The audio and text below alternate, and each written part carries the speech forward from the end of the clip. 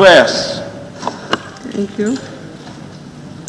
Almighty God, who in thy wisdom and goodness has appointed the offices of rulers and parliaments for the welfare of society and just government of men, we beseech thee to behold with thy abundant favor us thy servants, whom thou hast been pleased to call to the performance of important trusts in this land.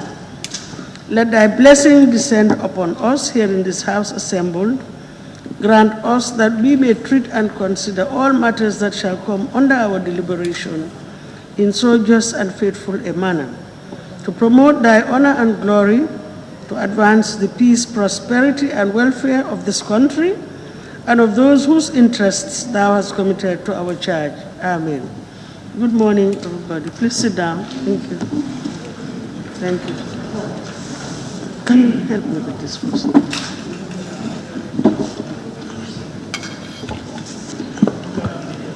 Collection and approval of records of votes and proceedings of the National Assembly sitting of Friday, 15th May 2020.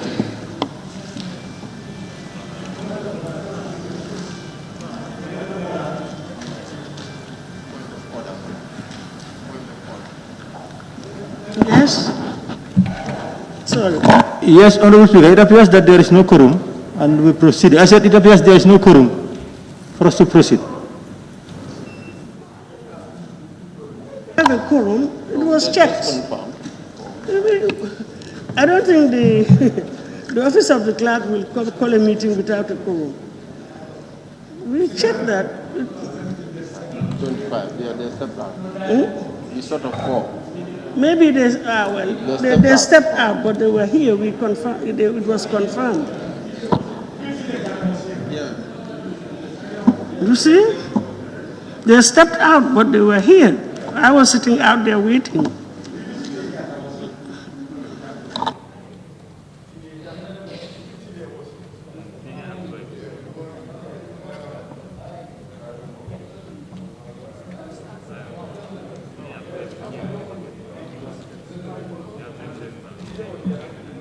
That there was a quorum, and immediately we came in, we stepped out. You see, they're still going.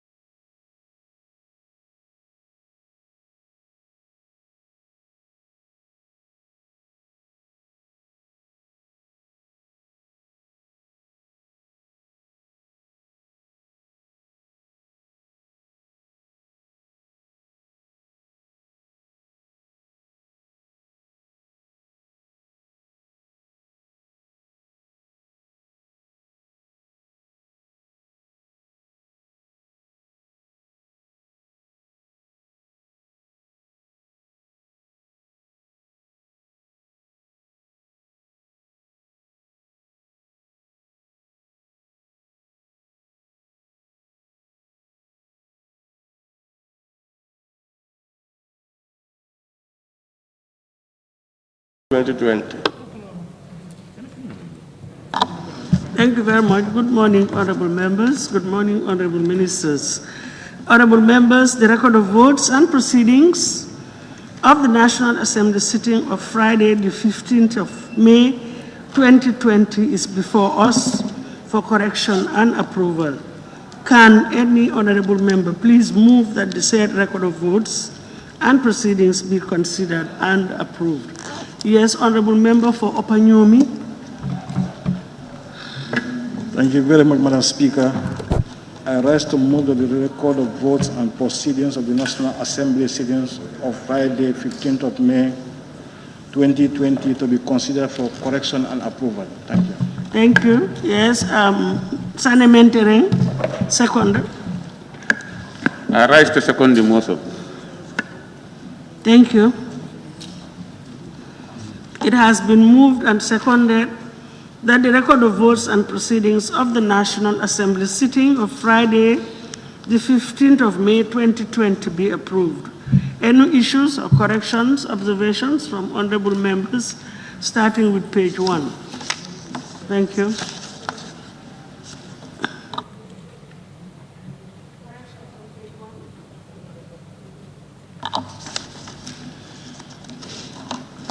Any correction on page 1?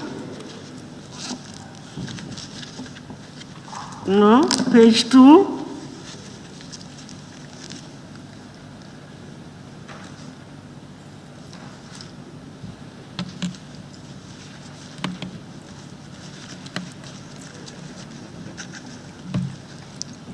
Page 2?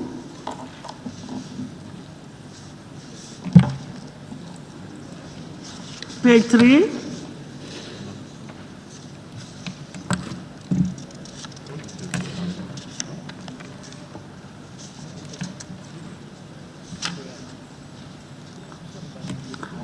Any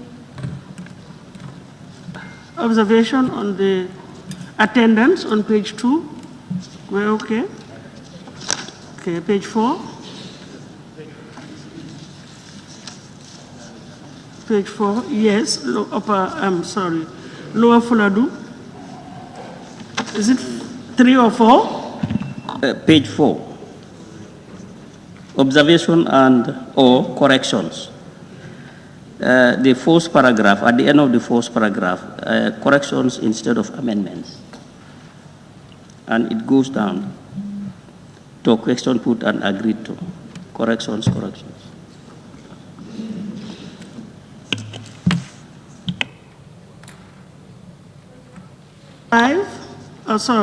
Sabasanja. Yes, page 4.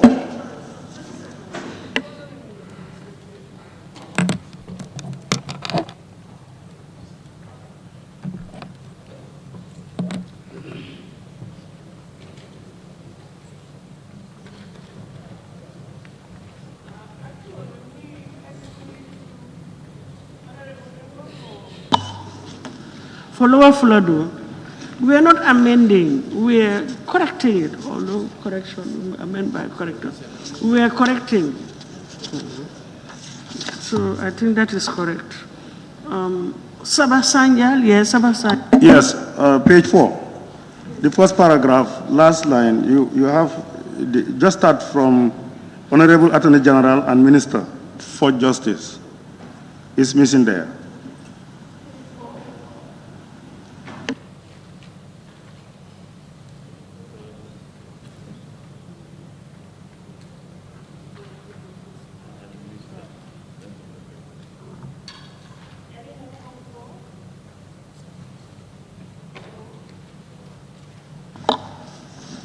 Any more corrections on 4?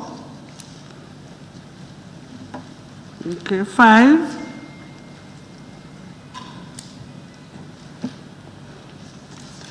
Six. Yes, honorable member for Basse. Honorable Speaker, thank you very much. Dear colleagues, can you all check together? And the first part of the paper, on the 22, you have a disjuncture. If you go down to the second part of the paper, under 28, you have a disjunction. So which one is correct?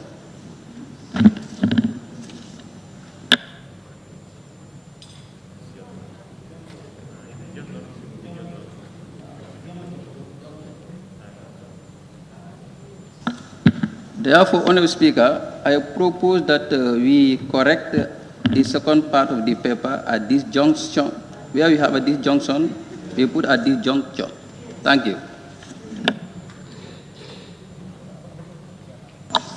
Any more on page 6?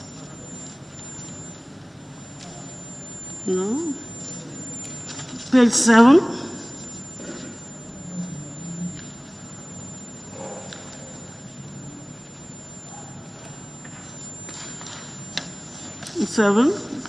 Good. I take it that we are all satisfied with the records. Thank you. It has been moved and seconded that the record of votes and proceedings of the National Assembly sitting of Friday, the 15th of May, 2020, be approved with the amendments. Those in favor, please say aye. Those not in favor, please say no. The ayes have it. Thank you. Clerk, can we continue? Continuation of the debate on the report of the Special Select Committee of the National Assembly on the implementation of the state of public emergency. Thank you. Honourable members, you recall that the debate on the report was adjourned yesterday through a motion without notice made in accordance with Standing Order 53C until for today. Therefore, we will now continue with the debate from where we stopped and thereafter proceed with the other businesses of the day. I think, as per the list, okay. May I call on the Honourable Member for Sami to make his intervention? Thank you. Thank you very much, Honorable Speaker, for giving me the floor. Honorable Speaker, I would also want to thank the Special Select Committee of the National Assembly on the implementation of the state of public emergency.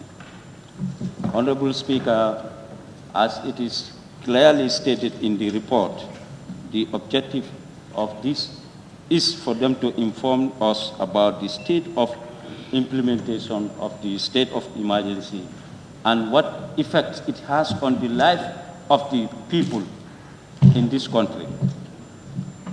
Honorable Speaker, much have been said yesterday, but notwithstanding, we also have to say our quarters. In the report, as it is stated, this committee have visited ministries or departments, health centers, markets, and borders.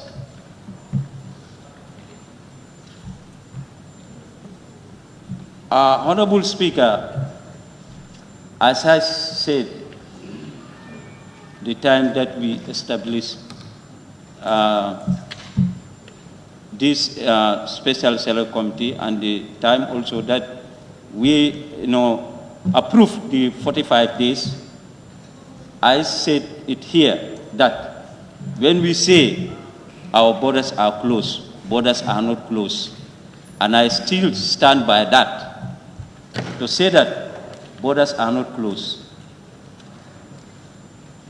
If you look at the Select Committee, the borders that they have visited, those are established borders.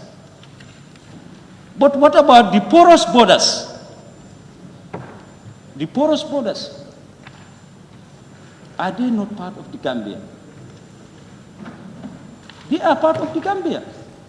And the time, the 45 days, if you look at the number of cases, then it was not up to that extent. We approved 45 days, we said we close our borders, and the cases has increased. So that should be a signal to all of us that we should not forget our porous borders. We should not forget them. No matter regulation, Honorable Speaker, we put it in place. If we don't look at these porous borders, we will not achieve what we want. We will never. I'm just making a suggestion. The time that the committee went out, even they cannot visit all the porous borders, but there are police stations at those locations. Let them go to those police stations, hear from them what their constraints are. There they will be able to know. Those, securities there also, they are doing their lot, but they have their constraint at their end. As you stated on the other side that they visited. Mobility is a constraint. Others complain they are not paid allowances. And you don't go to those people at the porous borders. You don't go to those securities and know their constraints. You only stop at those established borders. And they also have their constraint. They go.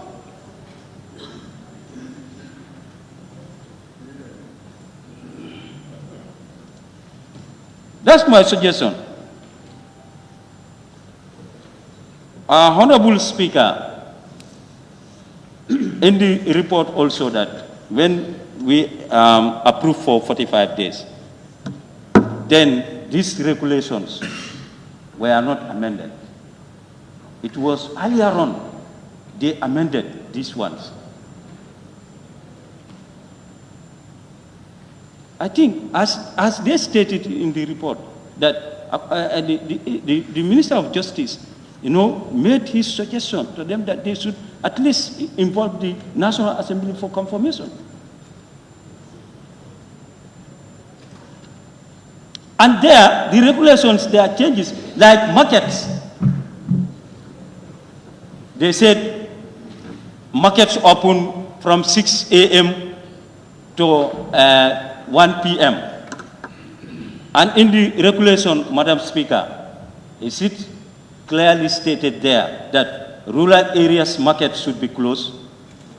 In that, is it clearly stated there in the regulation that the rural market should close? The Lumos, they are also markets.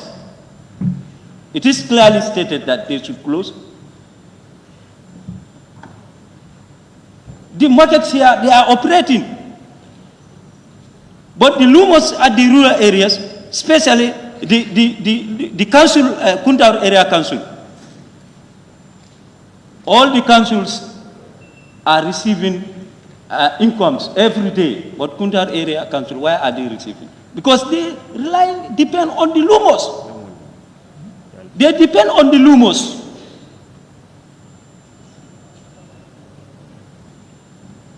And those areas, if they want to buy food or other things, they go to the Lumos. Now the Lumos are closed. I think the government should look at this. When the government open the markets here, they should also open the Lumos and strategize. And say, okay, now, they also open from 6 a.m. to 1 p.m. The others, they go, the others come, so that they can have something. Honorable Speaker, most of the people, they rely on these Lumos. Without Lumos, they will not survive. The Lumos should open, Honorable Speaker. The Lumos should open, and we look at it, how we are going to strategize it.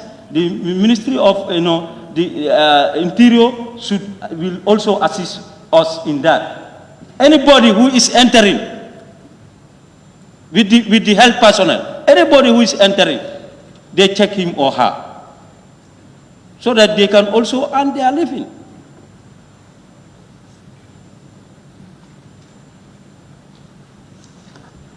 Honorable Speaker,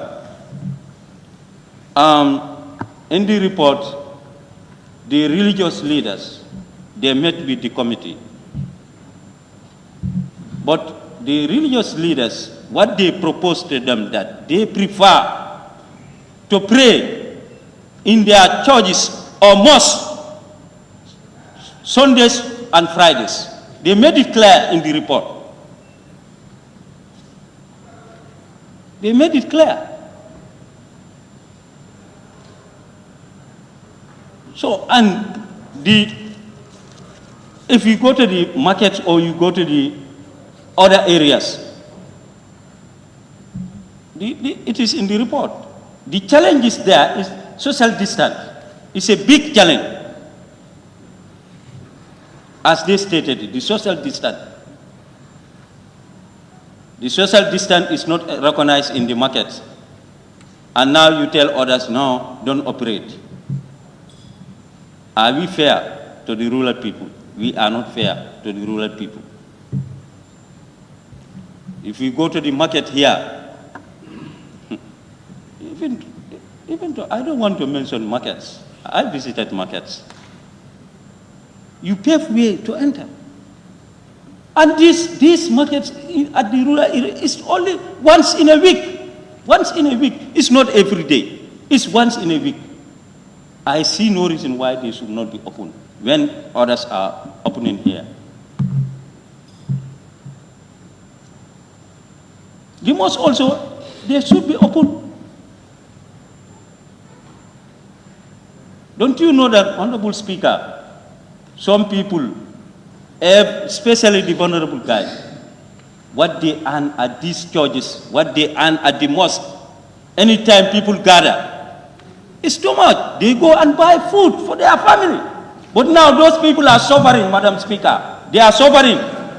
They are suffering because of churches are closed, mosques are closed. They are suffering. They are suffering. And we said we want everybody to, be comfortable. How can the vulnerable guys be comfortable? Let's try and strategize and open the lumos, open the mosques and the churches so that we can pray to God. This disease can go. Because that's the only solution. That's the only solution. It's an all-world, issue. Everybody is threatened with this deadly disease. So we must try and do something.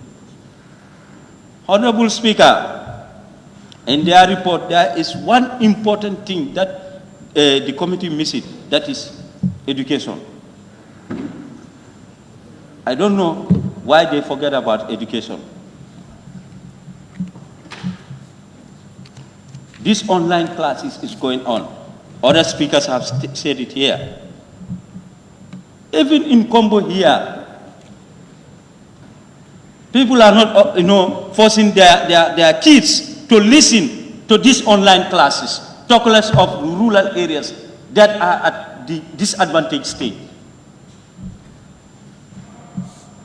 You go to other areas, electricity is a problem.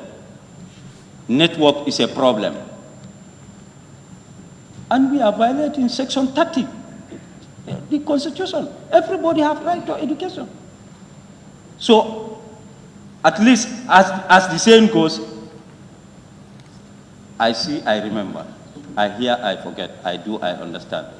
Those down there, they are not seeing anything. They are not seeing. And they are not hearing. Because other areas coverage is a problem. Honorable Speaker,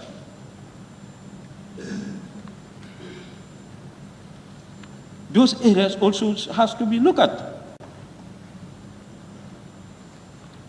Honorable Speaker, the food package, I said it here, that why should we give them 45 days? And they made it clear they have no package at that time for the people. They made it clear, yeah. The time we are approving 45 days, they said they don't have package for the people. They said they are going to look at it in their report. They said it.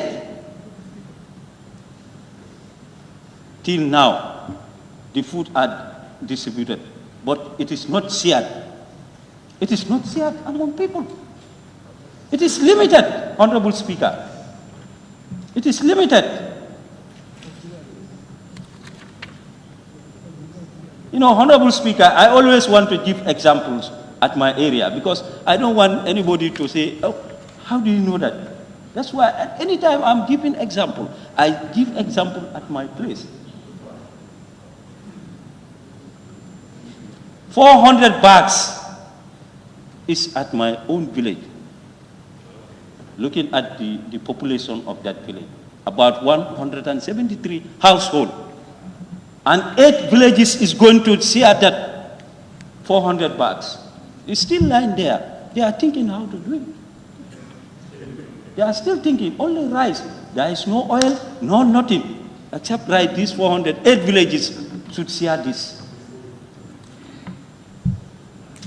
And we are here again today to say that we want to extend. At the detriment of our people.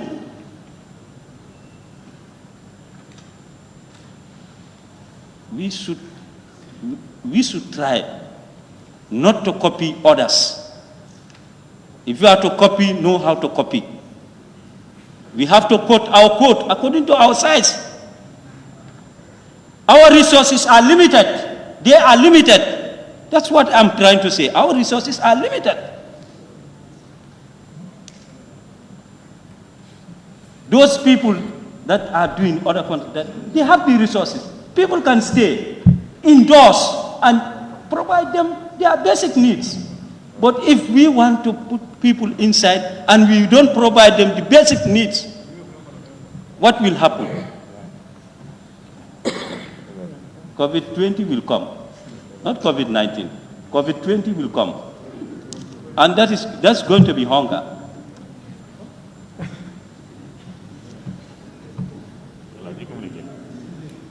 May God forbid that.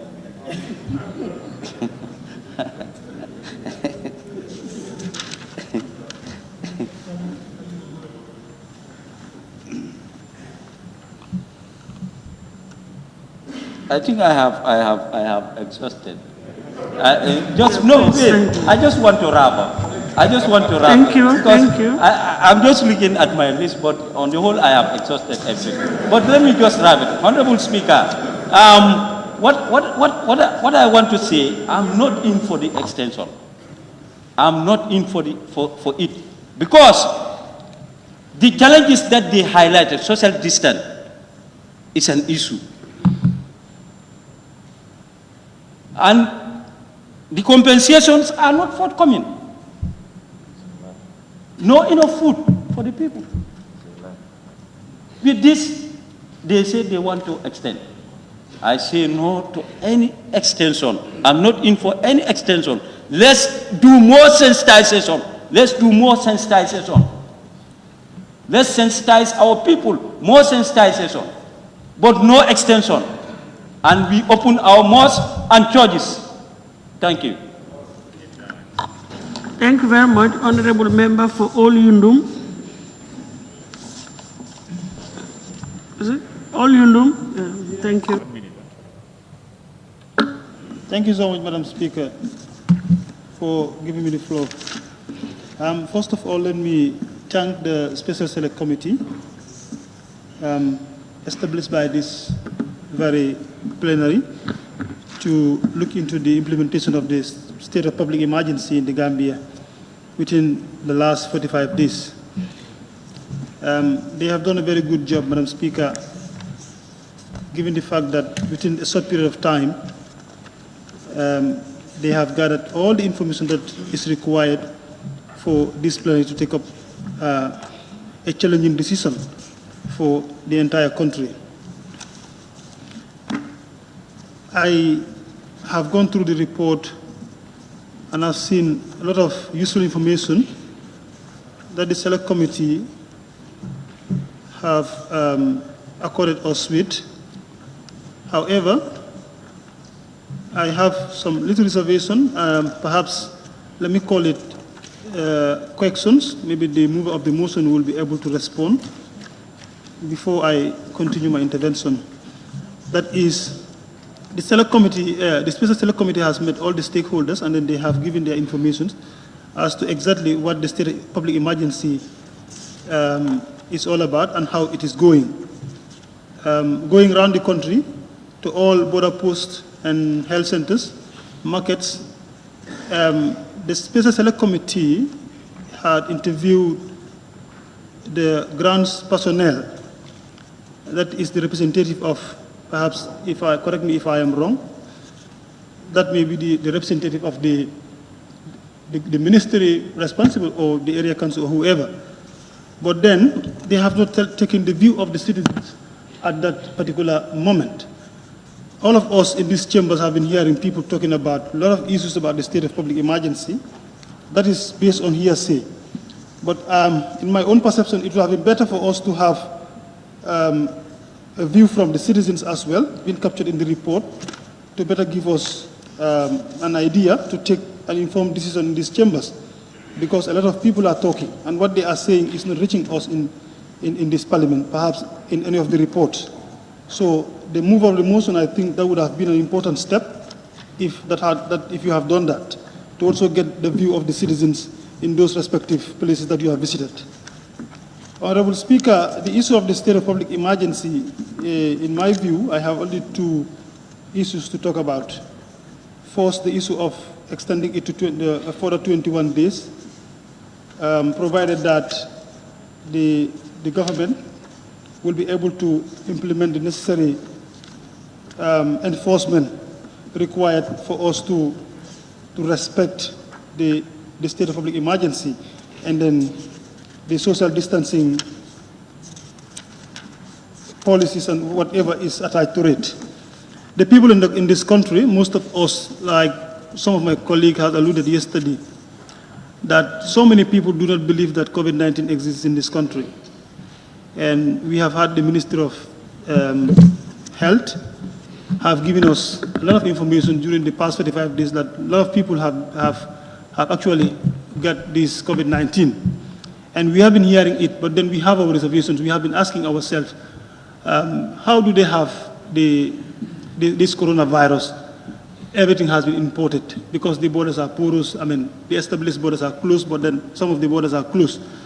So actually, I think what we need to do at the moment is to work on the porous borders and make sure that we station security officers to take care of those porous borders, and also implement, if the state of public emergency, in my view, is extended in the enforcement, to allow or to enforce that every citizen in this country will be able to put on a face mask, because this is important for us, whatever the case might be, because we don't want a further spread of the coronavirus.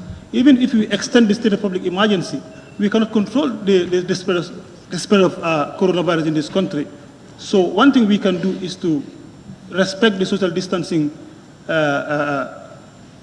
social distancing, and as well inform the citizens that they need to put on the face mask so that, all these things can go away. The other thing is, Madam Speaker, the issue of telling people to stay at home. Government has given a food package, and this has been going on. The distributions are going. As I am speaking right now, many people in our respective constituencies or villages have not received the food package. Perhaps some other things are supposed to be done, but I think it's important for them to fast track so that people can get the package as soon as possible. Even if the state of public emergency will be approved, people will have what they need to get from the government to be able to stay at home and contain this virus within their environment. Madam Speaker, these are some of the things, because I am very much content with the issue of the 21 days extension being recommended by the committee after going through, or after going around the country and have established a lot of facts about, the situation of the state of public emergency in the Gambia for the past 45 days. So having given this recommendation, I am with the perception that the 21 days extension for the state of public emergency in my view, is approved. I am going to support it. And then I think Gambia need to go with that for now. Honorable Speaker, with that short note, I beg to take my seat. Thank you. Very much. Honorable Member for Brikama North. You have the floor. Thank you very much, Madam Speaker. I want to begin by thanking the Select Committee for doing that wonderful work, as the earlier speakers lamented, within a very short time. Madam Speaker, the Special Select Committee is mandated by this August Assembly to carry out this function within this period as we fight the COVID-19. And they are expected to report to this August Assembly regarding their findings as stated in the motion that put in place this committee. However, I find it somehow contradictory. The caption of the report and the recommendation made by the committee.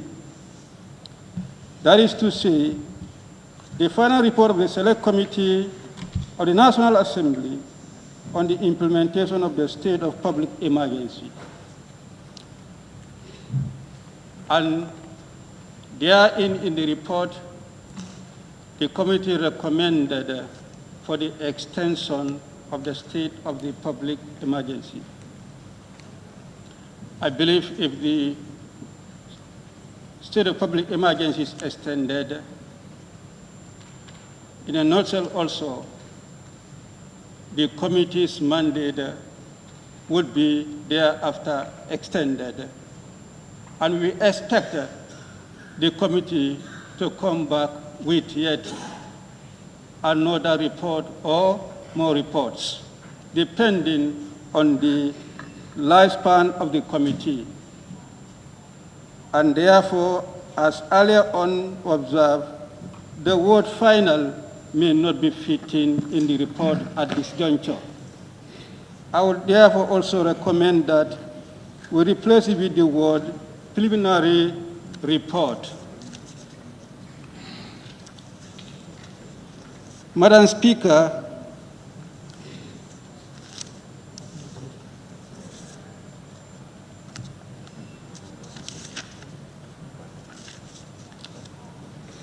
referring to the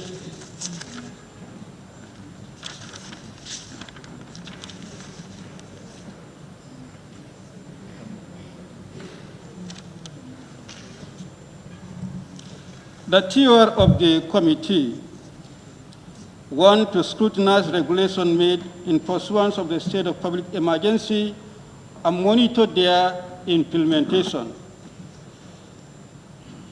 Holistically, at one point, the committee indicated that some amendments were made to the regulations. And I'm not sure whether actually those amendments actually captured all the recommendations that were made in this preliminary that are supposed to be amended.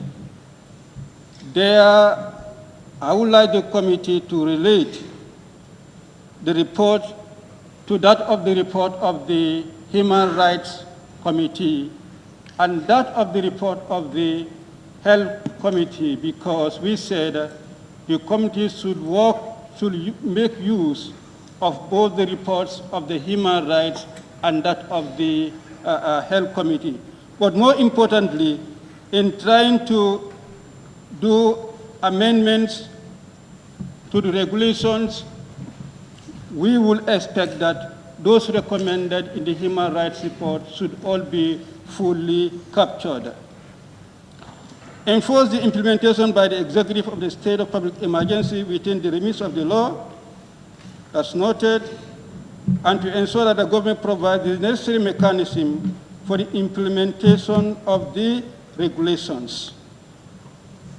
I would not actually see what is the take of the committee as far as this specific term of reference is concerned. What is the take of the committee to this effect? And today they are here, or yesterday, to advising us whether to revoke or extend the state of public emergency.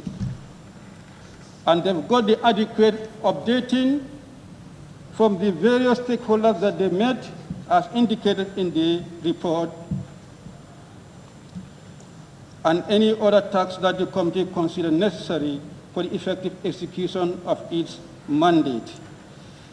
If there are other taxes that the committee has considered necessary, the committee should also inform this August Assembly that these were the other taxes that we have added to our mandate. Madam Speaker,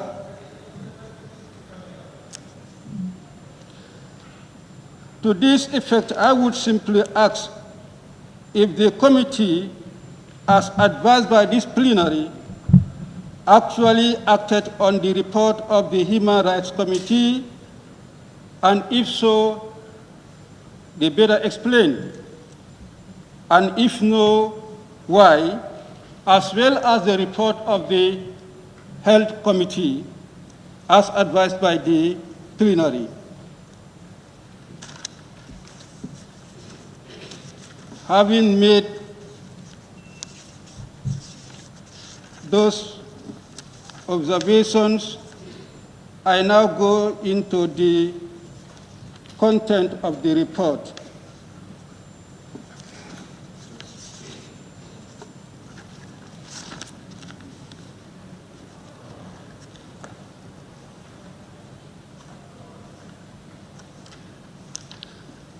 The objectives of the committee: one is to inform the NAMS about the state of the implementation of the regulation and their effect on the lives and livelihood of the people and institutions in the country. I think precisely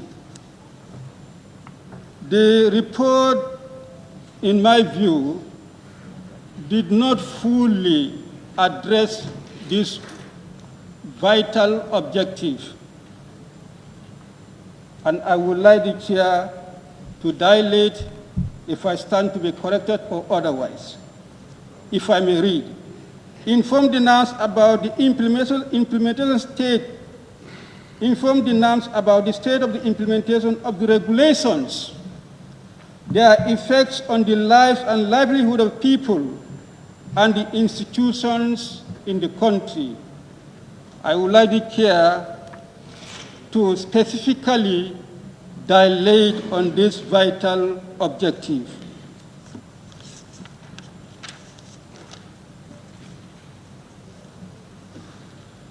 Under the Ministry of Interior,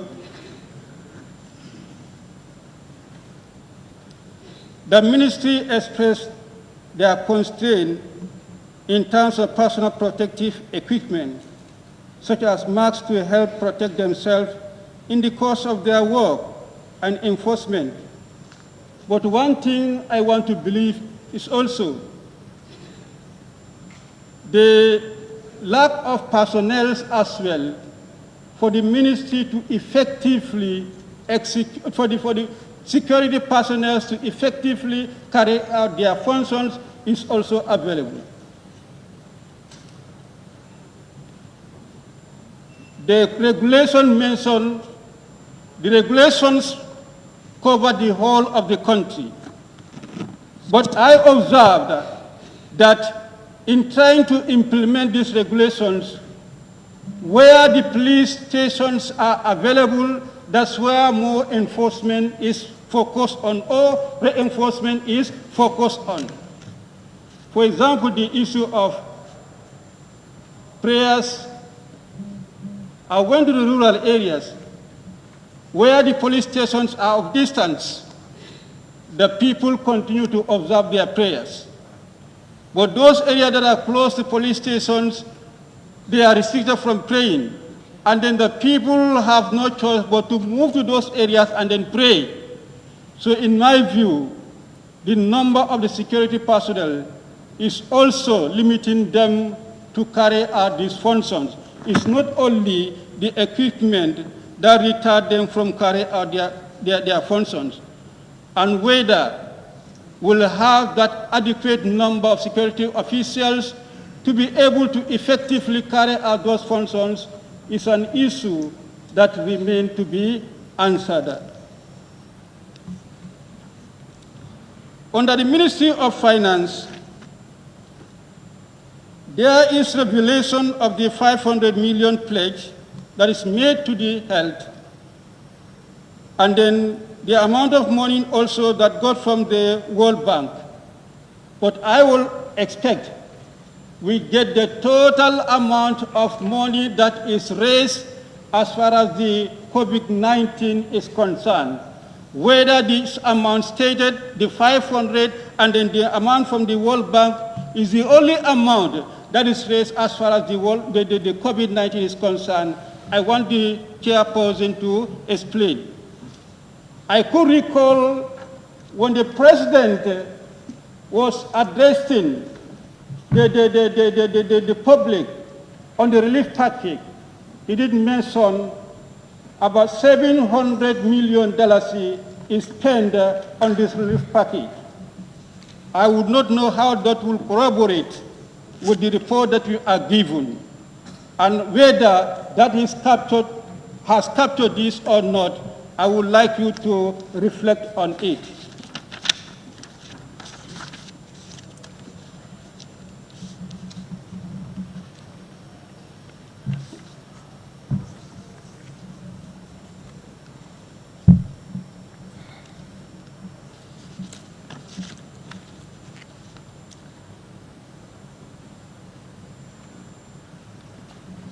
The concerns raised by the security services that they emphasize that in order to do their patrols quickly and to do interceptions effectively, they will need high-speed patrol boats.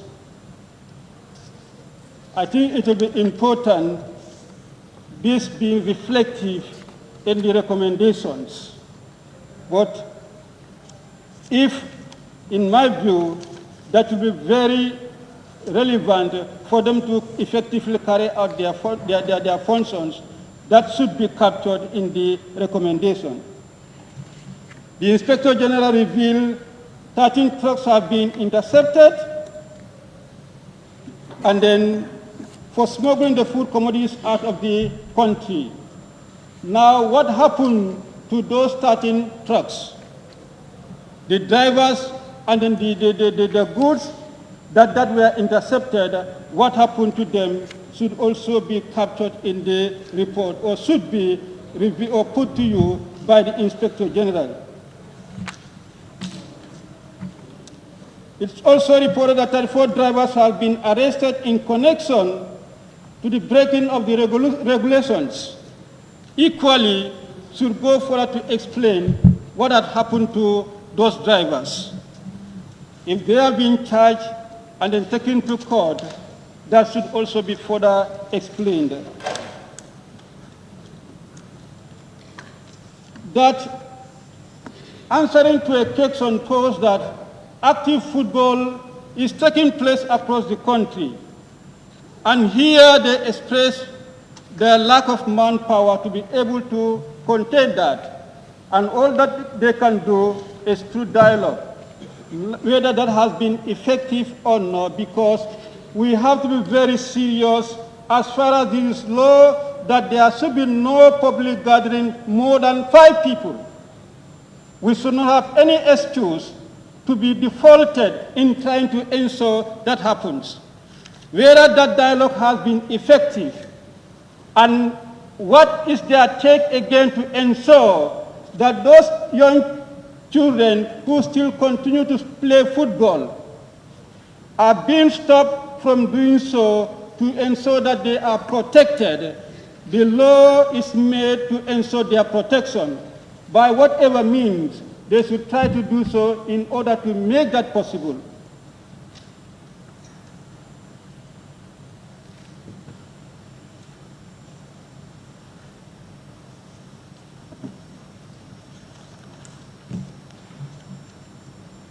Honorable member, please, can you, your interventions are a little bit, your intervals actually, sorry if I may use the word.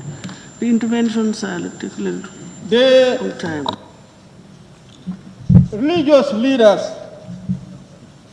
noted that if the vehicles of the security officers enforcing the regulations are always crowded, it will be difficult to convince ordinary citizens that social distancing must be observed. Here, the religious leaders were just trying to be reserved, but they were saying that there is somehow discrimination or injustice in trying to carry out the law. The law enforcement officers are at the same time trying to flout the law. While they are flouting, will that be an effective measure of trying to ensure the social distancing? If social distancing is not observed in the vehicles of the security officers, why should one be after for the social distancing to observe in the mosque? This is what they are saying. And then if the committee would rather advise for the religious leaders to appeal to their congregation to adhere to the laws, you fall short to otherwise advise the security officers not to congest their vehicles.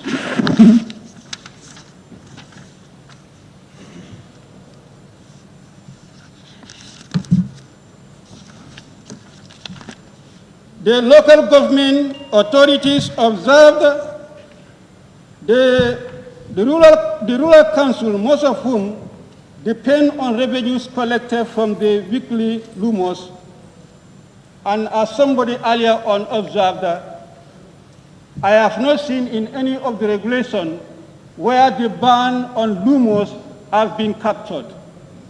If there is, the chairperson can better put that to us.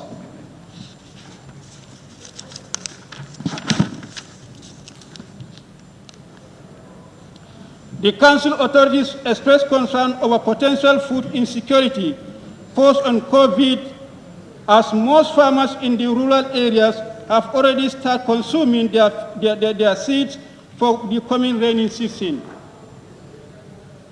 With this, I'm reminded that relief package has been supposed to be distributed, but the committee's report did not make mention of the relief package. The quantity of this package, the items that are involved, the mode of distribution of these items, the beneficiaries, and how those beneficiaries are identified. I would expect that the committee's report to dilate more on this relief package, but in my view, nothing has been addressed on this relief package. Observation. The amendments the committee observed that were effected by on the regulations, and it said that some of them include the amendments that were recommended at the plenary. But as I said earlier on, whether all the amendments that were recommended were captured, the committee should look into that. Banjul Ferry Terminal. The Banjul Ferry Terminal reported that they sized down the number of the passengers. But again at the terminal, from the gate to the ramp is always full to capacity. And this has been reported. I was attending a radio program at one time. Somebody called and corroborated this report, that from the gate to the ramp is always full to capacity. I see no rationale of reducing the capacity of the ferry, and yet still you allow people to be crowded at that area. What we are trying to realize is the social distancing, not in the ferry. Wherever it takes place should be a concern. I think this issue also should be adequately addressed by the ferry authorities.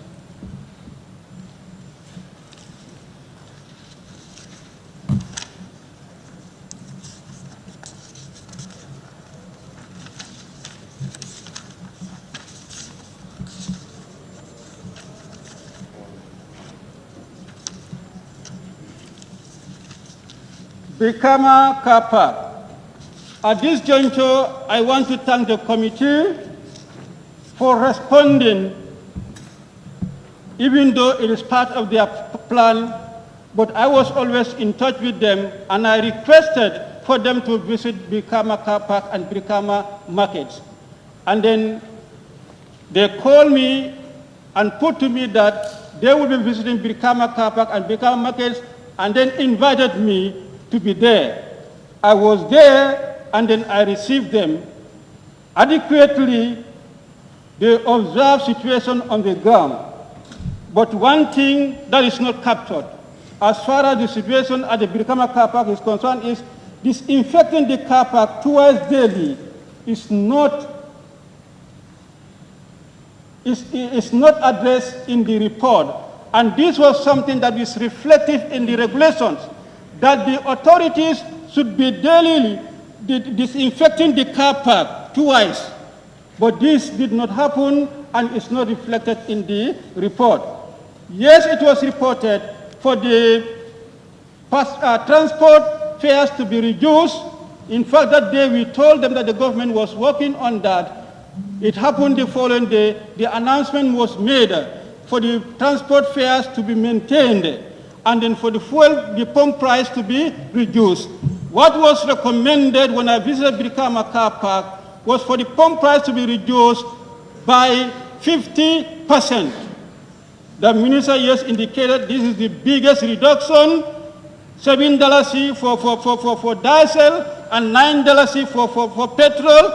But to the drivers, they expect 50% reduction of the pump price, simply because, and logically, if you are sizing down the capacity of the vehicle to 50% and maintaining the prices as they were, if you reduce the fuel pump only by $7 and $9, that does not commensurate with what the drivers are losing or what they are going to get.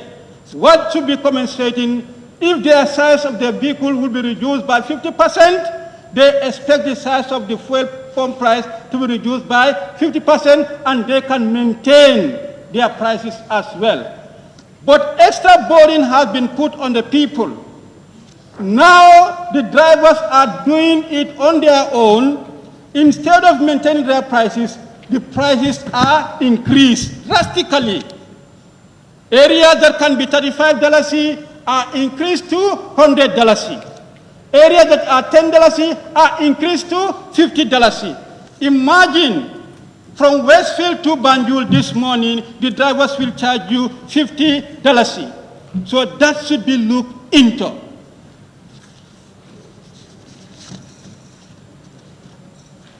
Brikama market, I don't know whether it is like other markets, but Brikama market is better we don't have this law at all, because this law has increased the burden at Brikama market. The laws are made to ensure social distancing. Go to Brikama market at this time, you'll see what is happening there. The market is full to capacity. Everybody is rushing to make sure they buy, but if at all things were as they used to be, perhaps you can wait at any time you go to the market and buy your things. But now when this time limitation comes, people rush to the market and then the place is jam full. There is no security measure that is taking place to ensure the social distancing. The situation is even worse by this regulation. It's better we leave as it is rather than trying to put these laws, the laws that are meant to make the situation worse, is better to be revisited.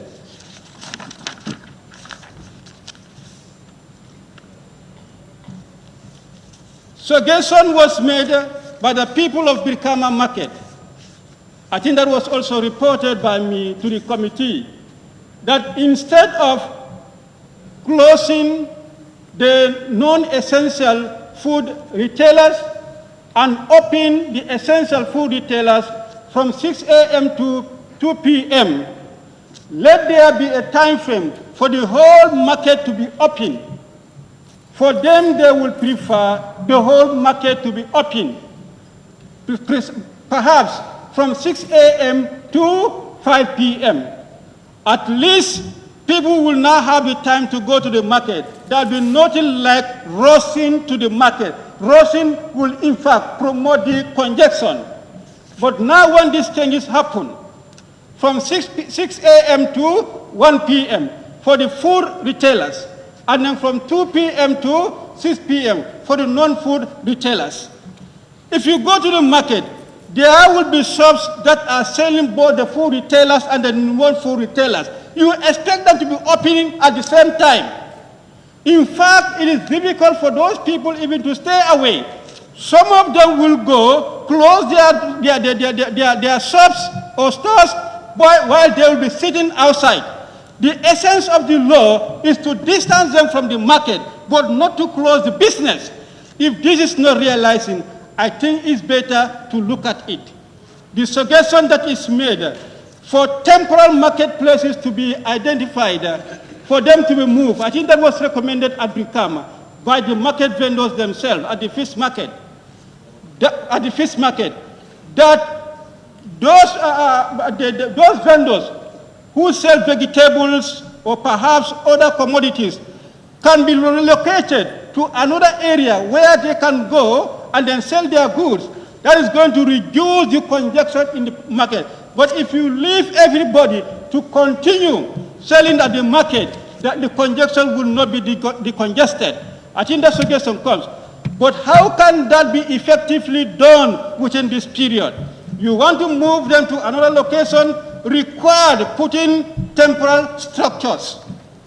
Are we in position to do that? Do we have the places to man those temporal places?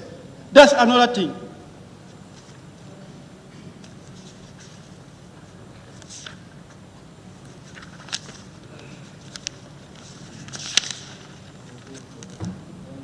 The Ministry of Finance, over the rapid credit facility, and then the central bank trying to defend that it is an autonomous monetary institution that has a quota at the IMF. If you look at the memorandum of understanding, it is the Ministry of Finance that is requesting the loan through the central bank, and the central bank is acting. And therefore, what the committee position is, I think, is in line. The central bank is being mandated by the Ministry of Finance to take the loan. The loan is taken on behalf of the Ministry of Finance. If the Ministry of Finance should be taking the central bank should be taking the loan on behalf of the Ministry of Finance, the minister is expected, as required by the Constitution, is expected to come to the National Assembly for approval. If that is not done, I did not see that being mentioned that this is what the minister should do.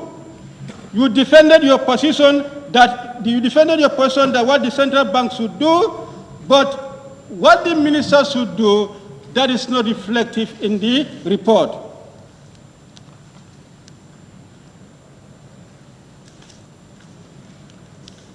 Tourism and culture.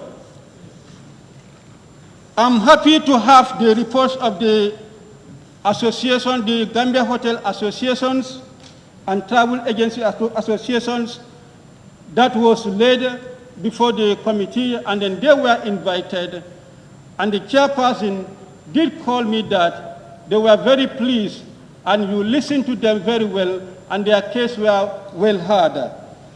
But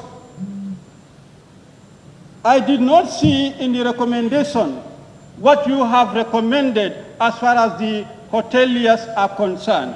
You noted the points that they raised and the points that the minister also raised. But what is your recommendation? To bail out the hotel industry.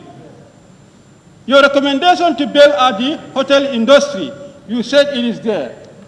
Yes, I would be very happy if you can go over and then further praise me about it.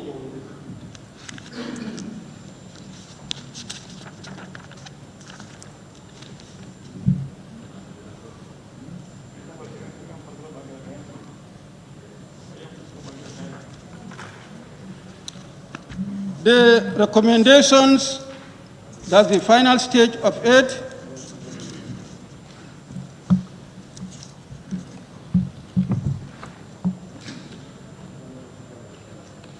The regulation to be in place to make it offensive for anyone, transport driver or compound owner who assists any authority or who authorize the traveler to enter the country or harbor any visitor or guest from the abroad or in his or her compound without notifying the health authorities can call 1025. When we talk of difficulty in enforcing regulations, and here I found in trying to enforce this regulation also to be problematic. The existing one that we are having are very difficult to be enforced. So in trying to create or introduce another regulation, that will be very difficult to be enforced. To me, any law that is not enforceable is equally no law. It's better we rethink.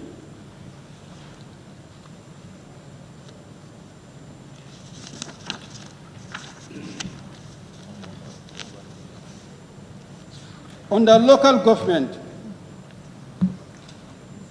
the local government has suggested the market opening time, all markets to be open from 6 a.m. to 4 p.m. daily. If they are to be open 6 a.m. to 4 p.m. daily, now in what way? Is it still the same for the non-food retailers to come at this time and then the food retailers also to come at this time? I think the report should be specific on it. The fumigating the markets is an issue. It is in the regulation, but it's not addressed. Mandatory face masks to be worn by everyone selling or entering the markets. If that is adhered to and there is social distancing in the market, can equally address the issue of trying to prevent the spread of the virus in the marketplace.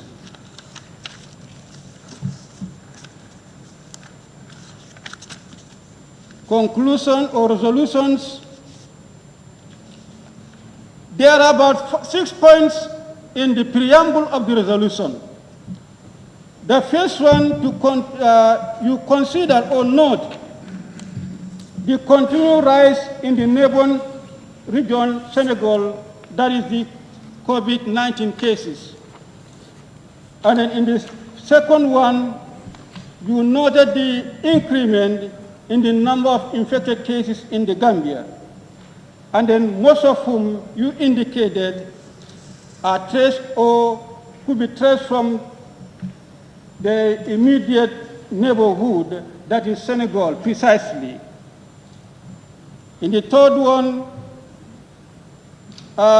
under-resourced medical facilities across the country. And in the fifth one, the fact that the Ministry of Health is yet to be received of the medical equipment that were procured for the fight against the coronavirus pandemic. That's also about the medical facilities as well. And then the fifth one, the ill-equipped and under-resourced of the state of the holding and isolation centers, as well as the lack of treatment centers across the country. That has to do with the medical side as well. And then the sixth one, the fact that a lot of people in the Gambia continue to live in denial of the existence of the COVID-19, as such grossly disregard social distancing or any protective measure at public places, publicly in the markets. That has to do with intensity of the sensitization program, sensitization activities for the people to accept the fact that the coronavirus is indeed real and then it is deadly. Now, looking into those preambles, I will note that two of them concern our restriction on the border. If we are to make mention Senegal, how to strictly control our border, the 2 points raised in the preamble concern about the border control. And then the other one, there are three of them concern about how do we provide more facilities at the health institution. That is our medical facilities. How do we enrich it in order to be in position technically to contain the virus? The last one, that is the issue of attitude to social distancing. How do we address the issue of attitude to social distancing? I believe that could be done in a better way in trying to intensify the sensitization to make sure the people fully understand the issue. Now, if these were the reasons advanced why we should do the extension to yet another 21 days, I would have expected we should go beyond that. What we should have done is to, as Honorable Member for Serekunda did, point by point, regulations by regulations, to see where this regulation that we have passed 43 days ago, whether they were effectively implemented or not, what were their consequences over the people. This is what you should do. The state of public emergency is nothing without the regulations. If the regulations are effectively addressed, if they are not, what should we do? I think what the committee should have done is to do us justice, to review the regulations one by one and make recommendations and amendments where possible for the state of public emergency to be extended. But if this is not done, we are still going in that dilemma, knowing fully what we are doing is not going to be attainable. I am suggesting to the committee, before any extension can be effected, and this is a very strong recommendation I'm making, before any extension can be effected, let us review and recommend to the Attorney General for the regulations to be amended. Where they are feasible to be enforced, we maintain. Where they are not feasible to be enforced, we do our with it. As a law that is not enforceable is equally no law.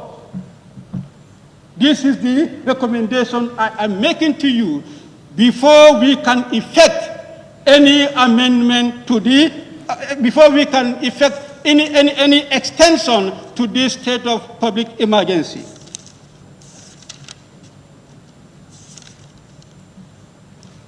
Finally, I will further recommend for intensive sensitization campaign to be mounted. Mass testing. We are living here. We are all living in uncertainty. We don't know who is infected or who is not infected. Can we continue to live like that? How can you fight an enemy that you don't see? We want to fight an enemy, we must see the enemy. And how do we see it? It is not about this restriction. We have to know those who are infected. Now, those who are infected, treat them. Those who are not infected, try to protect them. Now you want to protect, you don't know who is infected and who is not infected. Let there be mass testing. I understand very well that the MRC said they can extend from 100 to 400, but this is not adequate. We have to intensify the mass testing. And then strengthen the border monitoring and control. Since most of the cases that we said they are imported from Senegal, and provide lucrative incentives to medical officers in the front line, as well as the security officials. The Ministry of Health, it's high time define the containment zones and the non-containment zones and allow flexibility in the latter. Those in Wuli should not be treated the same way those in the greater Banjul, as we have not got any case being reported from that area. It's high time the ministry define the areas that are containment zones and the areas that are non-containment zones, and further indicate the red zones, the blue zones, and then the orange zone, and then the green zones as well. Madam Speaker, this one is very possible. We need to promote the use of masks, frequent hand washing, and avoidance of handshaking. These are simple preventive measures that are able to be conducted. And above all, at all levels, encourage social distancing. These are some of the things we are able to carry out on our own without any restriction. On that note, I thank you, Madam Speaker.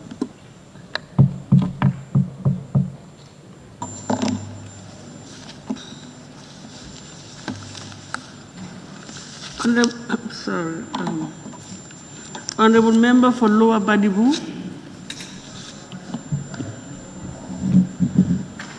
Thank you.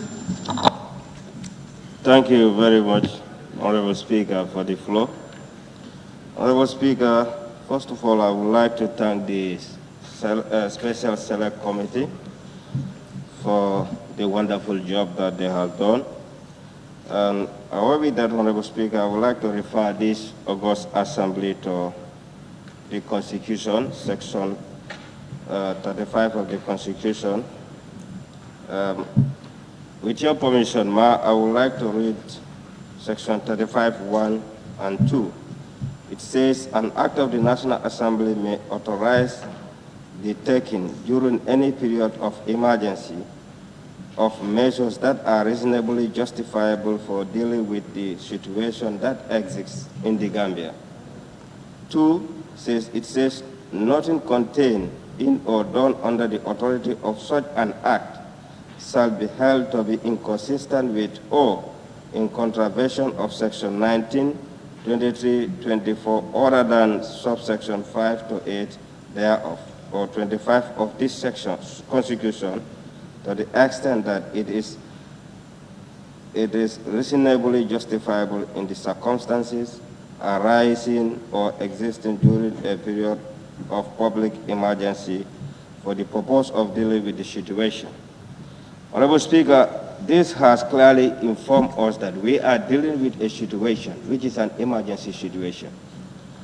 And we as parliamentarians, the Honorable Member for Woodley West normally says this here, if people are confused outside, we should relieve them here by giving them the information that is accurate. We should sensitize them about what is going on. And to do that, we should be factual. We should not be carried by people. we should know exactly what information to dismiss to the public. Honorable Speaker, having said that we as human beings, there are two things that control our activities. One is we all have faith that we belong to, and two is the laws that we make to guide our activities under the surface of this land. And one of which is this Constitution. And according to our faith, there is one thing that they call as Al-Dariyatul Amsa. These are 5 key things that we, the human beings, as Muslim faith, we should guide jealously. Number 1 of which, Honorable Speaker, is Islam. 2 is faith, is our lives, our lineage, our minds, and our wealth. So I've been saying that, Honorable Speaker, we know exactly that what is going on in this country. I feel so bad yesterday when I heard honorable members in this August Assembly saying that they don't believe that this COVID-19 is existing in this world. What message are they sending to the public? Honorable Speaker, we have just cited the Constitution, and the Quran has informed us that وَلَا تَقْتُلُوا أَنفُسَكُمْ إِنَّ اللَّهَ كَانَ بِكُمْ رَحِيمًا. What does this mean? It means that don't destroy yourself, because your Lord loves you and he has mercy for you.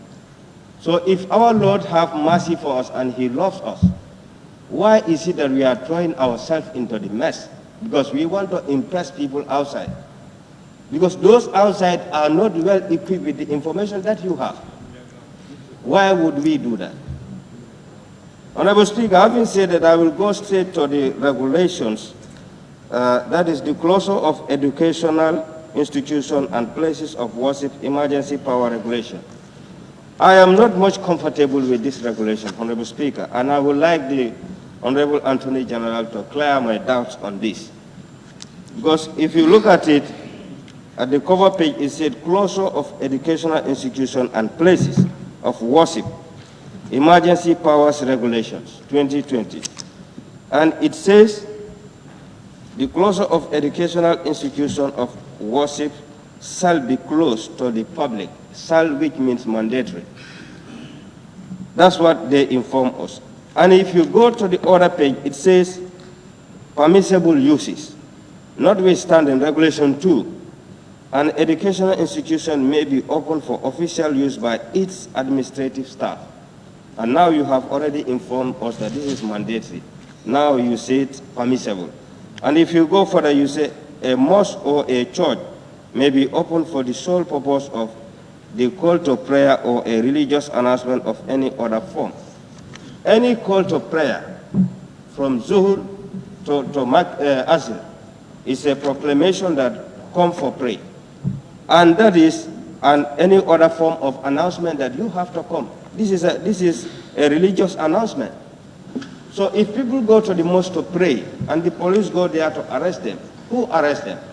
Honorable Speaker, I want to observe something. So I believe we would like the Honorable Attorney General. Can we take what he is? Yeah, I want to observe something. Pardon?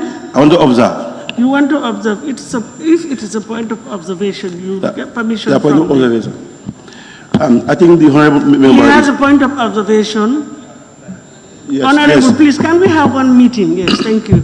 He has a point of observation. Okay, very well. Yeah, I think the Honorable member is going out of content because we are not dealing with the regulations. We are only dealing with the reports of the Select Committee, I think.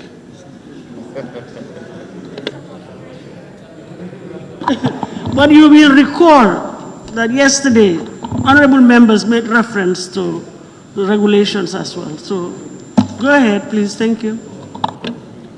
Thank you, Honorable Speaker. Thank you very much, my brother. But I think, as the Honorable Speaker said, I will not go to that. I will not go to that. Thank you so much. Thank you. Yeah. Honorable Speaker, so this regulation, closure of educational institutions and places, I would like the Honorable Attorney General to clear my doubts on this.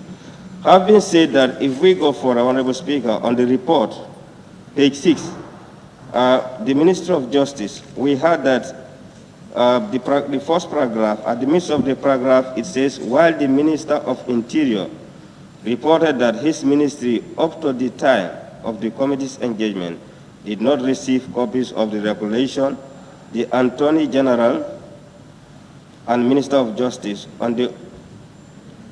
did not receive copies. Ministry, up to the time of the committee's engagement, did not receive copies of the regulation. The Attorney General and Minister of Justice, on the other hand, argued that he had handed over copies of the 4 regulations to the police. The Ministry of Lands, Regional Government and Religious Affairs also reported that it had not received copies of the regulation. Honorable Speaker, this has informed us that there is no communication between our ministries. Because if there is communication between our ministries, honestly speaking, lapses like this should not be. If we go for our Honorable Speaker, Ministry of Interior, we were informed that the Ministry of Interior reported that those who are to enforce the regulation, that is the security service, have no prior training on any of the regulations. So if they don't have any prior training to this regulation, how are they going to enforce this regulation, Honorable Speaker? Because if people have any other issues outside, the only enforcement agency that they reported to is the police. So if those police don't even know how to judge within these people, where are we? Honorable Speaker, if you go for it, the ministry indicated that it was further constrained by the lack of personal protective equipment, that is the PPE, such as masks to help protect themselves in the course of their work, as enforcement might sometimes require physically handling or coming into the contact with the individuals. We call the police or the soldiers, the armed forces, because they are equipped. They have something that they can fight with. And here people were saying that we have an enemy, that invisible enemy that we are fighting with. How can we tell our police to go and fight with things that they themselves are not secure? Whom are they going to fight with? So I think in all fairness, we need to be fair to them, to equip them in order for them to do their service the way we want, Honorable Speaker. Going for the Ministry of Finance and Economic Affairs, at the second paragraph, we were informed that the Justice Minister, in his expert opinion, was of the view that the law, as per Emergency Power Act 1965, does not specify a time frame as to when compensation that are to be made as a result of emergency situation should be made. But if my mind could recall, we were informed by the Finance Minister that this thing will be done soon. He did not give him this time frame as the Honorable Minister for Justice has indicated. But I would like the ministers to know that we are dealing with an emergency situation. And an emergency situation requires an emergency measures. So for them to give us an open statements like this, we don't know where we should go or where we should stop. I don't think this is helping us as a nation.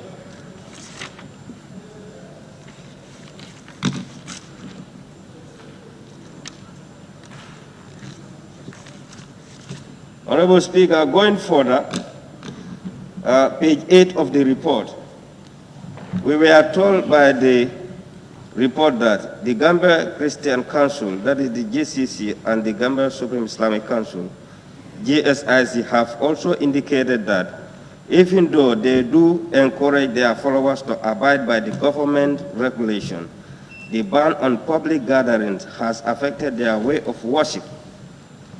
They said, I want to emphasize this point, Honorable Speaker. They said while it is acceptable for them to worship in their homes, coming together to form congregation in mosques and churches is what they would have preferred, particularly on Sundays and Fridays. They said this is what they would prefer, but they don't say that we are going to pray by and force. And the way some members talk here, it seems that the imams has told them that we want to open our mosque by and force. It might be my English language is not that much correct, but just let us read the statement and listen. They said they prefer But they don't say that we are going to open our mosques and churches. So people have to listen to the language very well before we go and mislead the public. Because the way some members talked here yesterday, I wonder what is going on.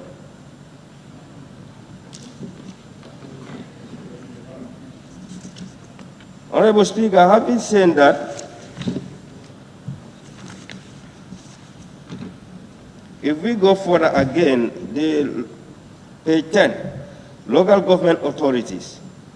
Honorable Speaker, the local government authorities indicated that the enforcement of the emergency powers regulation would continue to pose huge challenges as the council that are part of the key implementing authorities have neither been consulted nor served copies of the regulation to comprehend their content.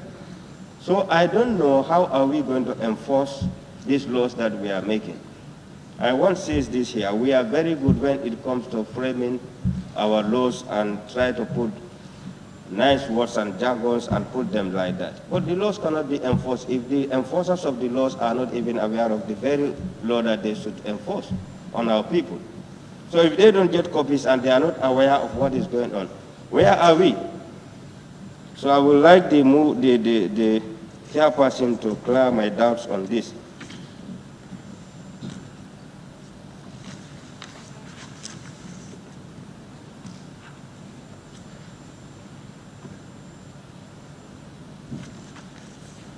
Honorable Speaker, page 14.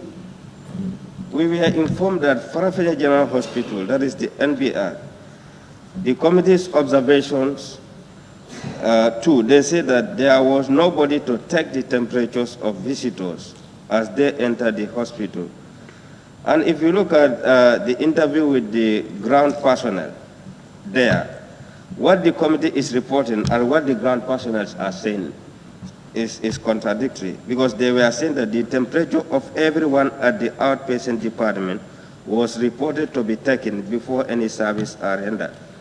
So I don't know which is which. I would like the mover of the report to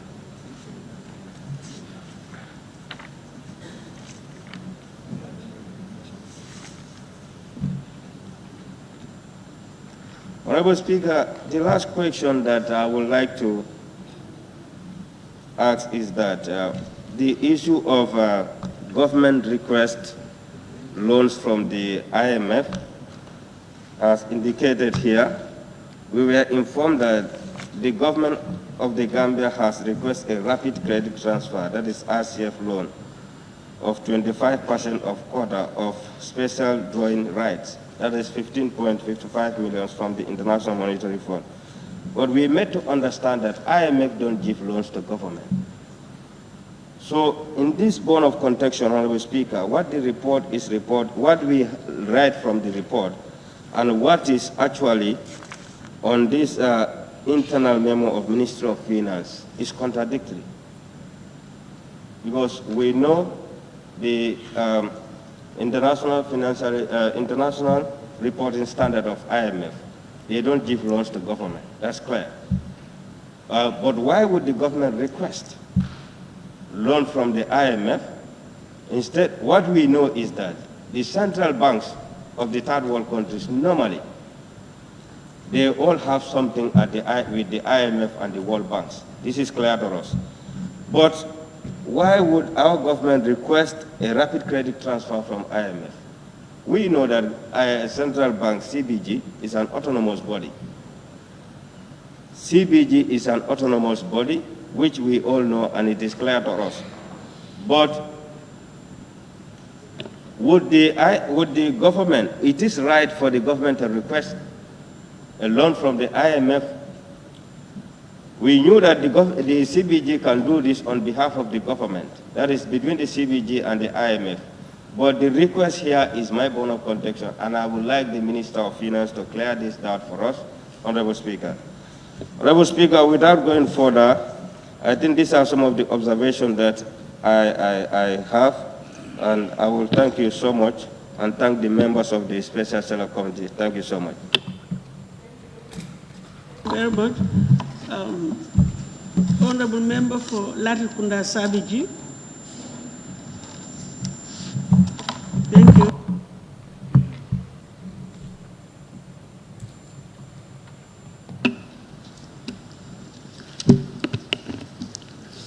Thank you, Honorable Speaker. Let me also join the rest of my colleague to recognize the job of the committee. That's the Special Select Committee.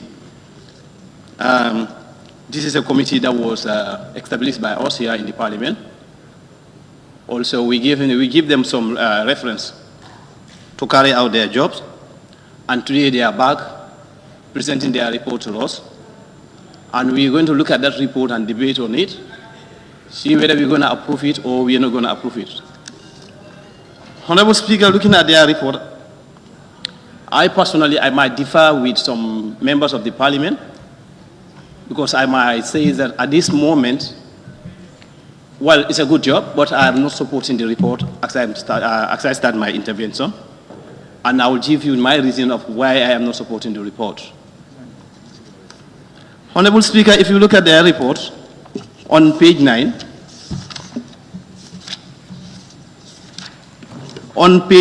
they've talked about the expertise analysis of COVID-19 in the country, telling us that yes, COVID-19 is real, and we should be mindful, we should know what to do, we should observe social distance and everything, because we are told in the report of experts at the Ministry of Health revealed that 181,000 people could be infected of coronavirus in this country.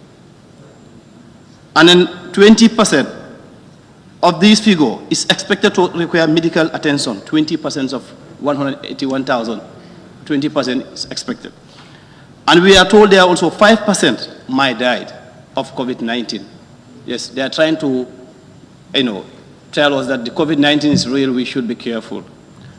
Honorable Speaker, and then if you look at the second to last paragraph of their report, where they take a resolution, where the committee hereby resolved that the state of public emergency be extended to further 21 days, subject to the strict adherence to the implementations of the state of public emergency regulations. Yes. Honorable Speaker, I was expecting this August Assembly to allow the Honorable Minister of Justice to table his report first. That is the 45 days of extensions of the state of public emergency. And then we refer that report to the committee so that the committee can inculcate that report in their final report, table it before us, so that we can have only one debate instead of debating on this one and also debating on the state of public emergency of 45 days. Because if we approve this right now, mean that we have agreed to the resolution, and the resolution says 21 days. So now let's think about it. Once we agree to this, the resolution is 21 days. That means that the Honorable Minister of Justice, we're just going to allow him to lay the report and then we adopt it once this is approved. So this is why I say that I am not in support of the report as of now, because what we want the expert analysis. We want the Minister of Health is here to go in deep and tell us the situation analysis of the COVID-19 in this country. Where are we at this moment?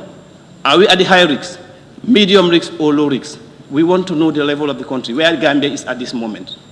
Honorable Speaker, during the interventions of some members here, we've observed a lot of issues in this country.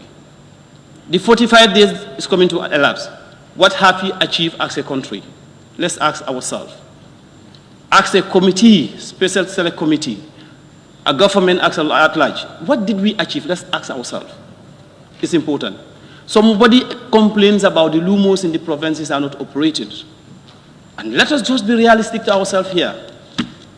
Honorable Sekumbalong asks a National Assembly member, end of every month I will receive my salary. Honorable Chair, can I observe the member?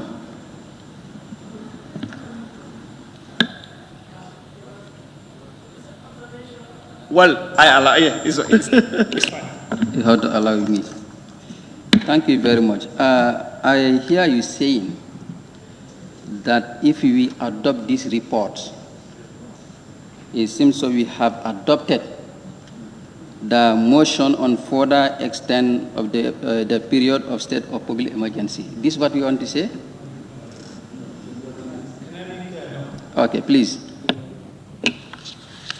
Honorable Speaker, what I mean here, if you read the committee recommendation on page 37, the committee hereby resolved that the state of public emergency be extended to a further 21 days, subject to the strict adherence to the implementations of all the states of public emergency regulations. Now, what I mean here is that if we adopt these results, this report from the committee, that means that the state of the 21 days is going to be adopted.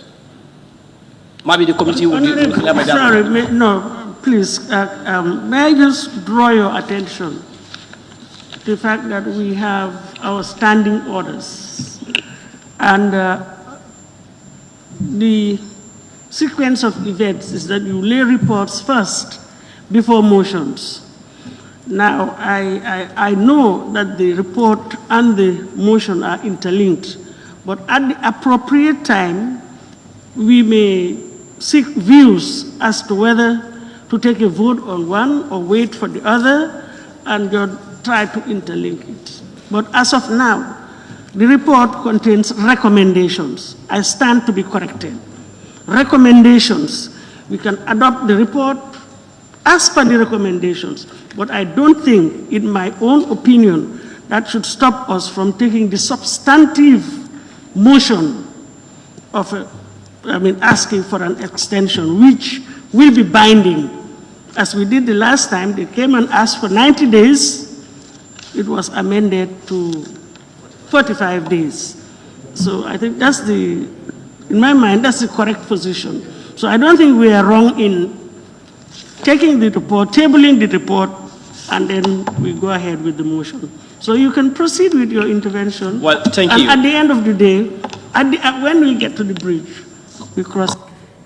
Thank you. What I'm trying to put across is that instead of spending almost 2 days on debating on this, I know the next debate also is going to take another period. So this is why I'm trying I'm sorry, but that's the procedure. Well, anyway, I think that is my observation. I'm sorry, but that's the procedure. Okay, thank you, ma'am. So please, can we leave that and proceed?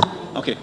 Okay, let me just continue from where I stopped. I stopped at each and every one of here, of this August Assembly here. End of every month, we will all go and receive our salaries.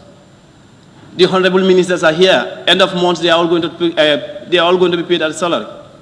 Now, someone complained of rumors that have been closed down at this moment, as I'm speaking to you. And we have our citizens, Gambians, that are going to Lumos at least to generate a revenue from those Lumos. And today, as I'm speaking to you, some of those Lumos are closed down. So those people sitting at home are not receiving anything from that Lumos. We are here, and every time, that's the language of a politician or a National Assembly member. We are going to protect these taxpayers' money. We are going to protect our voters, our electorates. Let's ask ourselves. These people going to the Lumos to earn their living, they are our electorates. Yes, they are, and they need to be protected as well. So let's look at it holistically. Before we go for any 21 days or before we go for any 45 days, I think we need a thorough expert analysis of the level of COVID-19 in this country, Madam Speaker. And then this August Assembly, and then the Select Committee as well, what I expect from them is that when they lay this report, they are going to tell us, these are the number of people that have been tested in this country. This is the number of cases that we have in this country. This is what is going to happen in this next 1 month or so. Because what we want the expert analysis before we can adopt that 21 days that they put in their report. It's not just a matter of 21 days and then we have to agree to that 21 days. No. You have to convince me to accept that 21 days. Talk less of the 45 days. Madam Speaker, if you go further also, they talked about the package, the food package, yes. And then let me use this opportunity to thank the government of the day for providing its citizens with the food relief package. But now, if you look at that food relief package and what we wanted to do, let's say the 21 days or the 45 days, we are either going to adopt either 21 days or the 45 days or none. But within that 21 days or 45 days, what we have as a food stock that the government is trying to share, let me just give you a short analysis of it. Honorable Speaker, the government is going to be giving us 229,845 bags of rice to be shared, to be distributed in the length and the breadth of the country. And then the total amount of oil of 10 liters is 147,494. The total bags of sugar in 50 kilograms also is 229,845. The grand total government is spending 700 million plus. That's around 731 million, $201,696.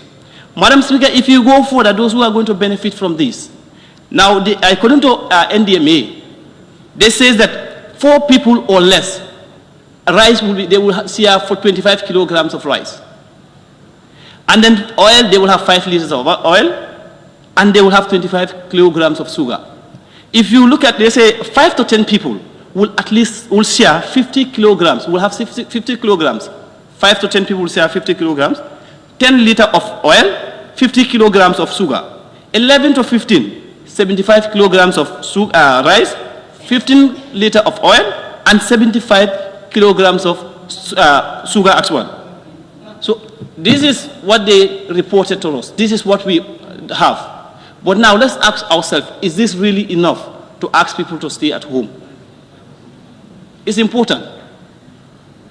Before we do any extensions of this, I think we have to have everything in place. It's not just we're going to extend for the sake of extending. We have a lot of lapses during the past 45 days. Most of the regulations we are not adhered to.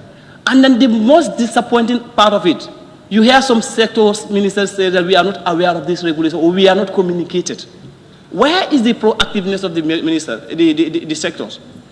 Once something is gazetted and it is debated in this August Assembly here, at the end of the day, you're telling us that we are not aware, or we did not have the copy of it.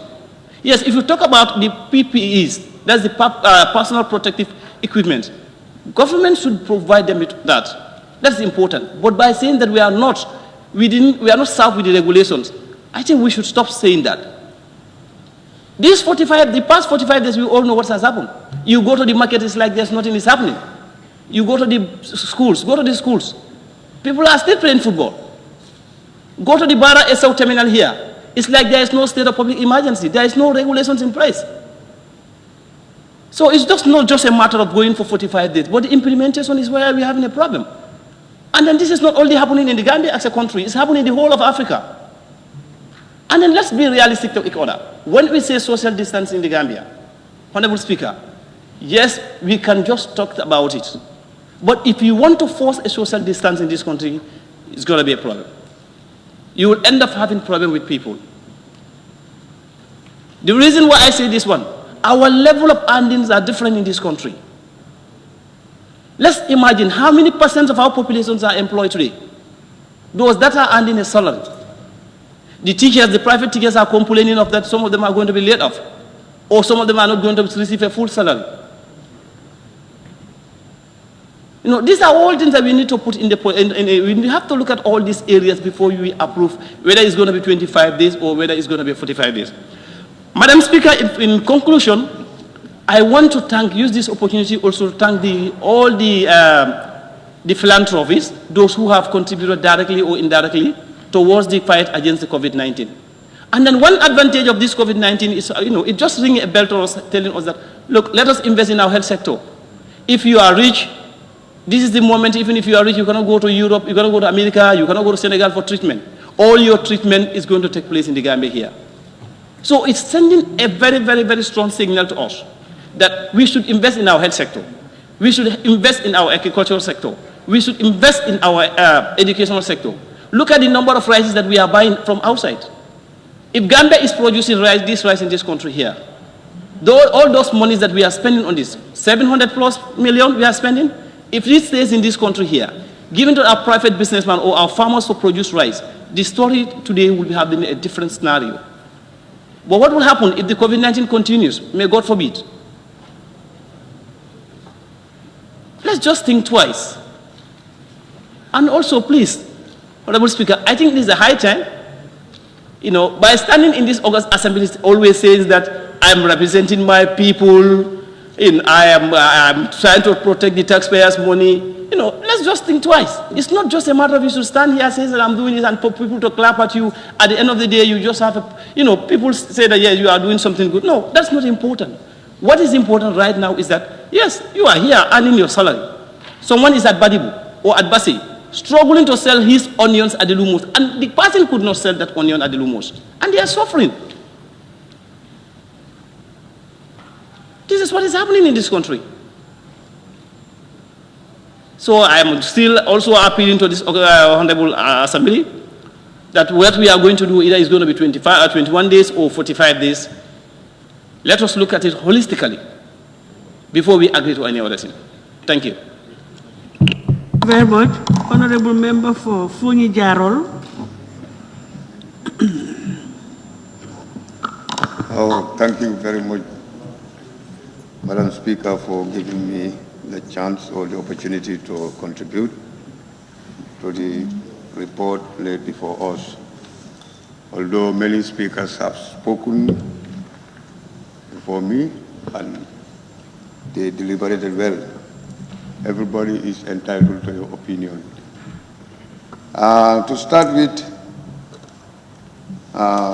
the report, I must also endorse the good work of the committee. In fact, to me, the report is all about helping us to know the level of implementation of the state of public emergency, so that whatever we would want to say, we'll say it in the right way or the way we are seeing it. This is true. COVID-19, coronavirus is a real thing, whether you accept it or not. The fact of the matter is that this is something true in the whole world. Therefore, it is incumbent on all of us to have a collective responsibility to fight this disease or this virus to go away from us. Otherwise, still now, we are going to suffer. So before that, I'm appealing to all of us here and outside this August House to together fight this pandemic for our own saving of our lives. Going by the report, we have two areas that I would want to talk, on the side of government and on our own side, because these two has to work hand in glove to make sure that at least we contain or we fight against it totally. Otherwise, it's a problem. Going by the report, you'll be very disappointed if you go by the report in certain areas where, according to your interviews with the ground personnel that you met, I cannot understand. Like, for example, when you go to this Kerawan, is it Farafenye General Hospital. Excuse me. Now, you said, my other colleague said it, but I just want to protest a little on it, that the committee's observation in Bled 2, there was nobody to take temperatures of visitors as they entered the hospital. That's a crime. And you are the people whom we trust to tell us the truth about this coronavirus. But if you are also very careless and you don't mind much about it, who are we to listen to you and to accept your ideas about this coronavirus? So it becomes confusing. I think the personnel there should be very vigilant to make sure that whosoever is entering inside the center is being, checked. Otherwise, you cannot come out again and tell people this corona is true, something real, when you are not practicing the reality of it. And again, with the interview with ground personnel is crazy. It says, now let's see here. Like, for example, here the temperature of everyone at the outpatient department was reported to be taken. Yes, maybe those are people whom they suspect to be maybe people affected or suspected to be contaminated. Well, fine. Those ones, they can be checked. But my problem is coming inside. Visitors, these are visitors, not people with it, or they suspect. People coming inside. That's why my worry is. So they should take very great care of that. And again, it says the Infection Prevention Control Unit, built for Ebola. You see, Ebola, built for Ebola, has been designated as isolated center. We have to be proactive. Since when this coronavirus was announced, I said it here, and I still maintain my stand. It is government that is not taking this thing seriously. Why? Because we are talking, saying all sorts of things. But the committee, if you go by your report, the people that you interviewed, they told you something. My worry is, did you make any findings of those things that they told you? If it is so, then well and good. But if you did not also follow those things that they told you that are in existence, then it means you have failed us. Because we all know nowadays people, I'm sorry to say that, but sometimes it's very hard to get a very straightforward person. I'll be telling you this when actually behind it is full of evils. I will say I built this when actually it is not on reality. But you can only know this when you make a follow-up. So I don't know whether those kind of things are, you have stepped in to do so. Like, okay, Kaur, is it Kuntaur Health Center, page 16? Your interview said a lot of porous borders, which unless managed will make the fight against COVID-19 difficult. So to me, this report is very good. It will help us and any other stakeholder to know what is happening in the Gambia as far as COVID-19 is concerned. And I'll also appeal to you, I don't know whether it's going to be possible, to make sure that this report is circulated to all relevant stakeholders to know that this is what we have observed as far as the tour and your trip on this COVID-19 is all about. So that now there will be no person left to say, I did not know or I am not informed. Because information is key. If we want to fight this coronavirus collectively, we have to be open to each other and then let each other to contribute in the fight against coronavirus. Otherwise, we'll just be at the same spot. And may God forbid, somebody said it here yesterday, that in China, another 2 cases different from this. So who knows? This is a reality, and I'll appeal to all of us here as colleagues. Let us go back to our people and tell them the reality. This is something true, and let's not take a joke with it.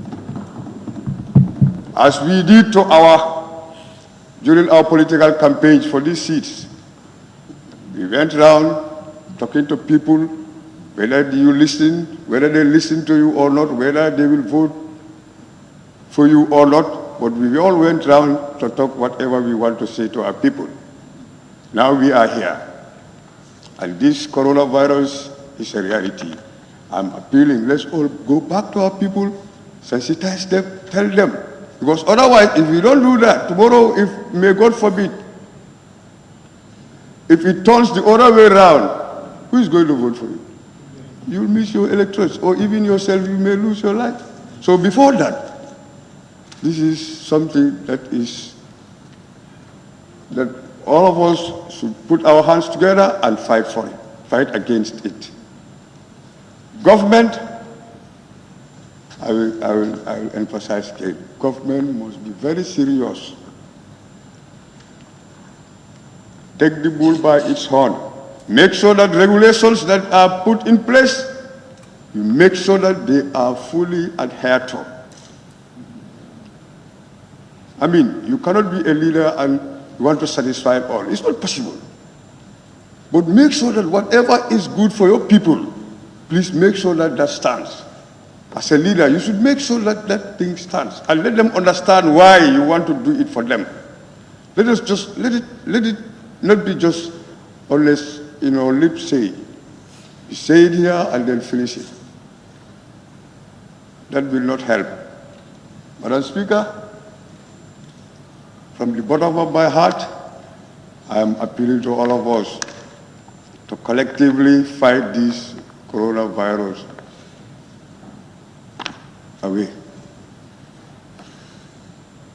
If not, it's not good for us. And also, in the report, I've seen like GCCI, is it? Yes, GCCI, what they did, what they have contributed. I know many people contributed towards the fight against this corona. I know many, because listening to radios and other philanthropists, like in my constituency, there are, agencies that came in to help my people, like the Synthetic Development Project, the Fonyi Dinding Bantaba, Child for the Gambia, FAD, all these agencies came in to help. They brought in the detergents, brought in, soaps, name it. Even food. Before this food package is even been seen. So that alone is a sign of what I'm advocating for, collective responsibility. Let's all come together and fight this coronavirus away. Going by the report again,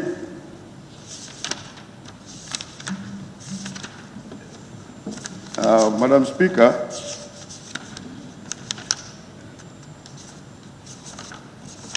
there is a portion which is saying something very important. Okay, like here in SO Health Center, it says some rice and cooking oil were available, but there was no money to buy other ingredients.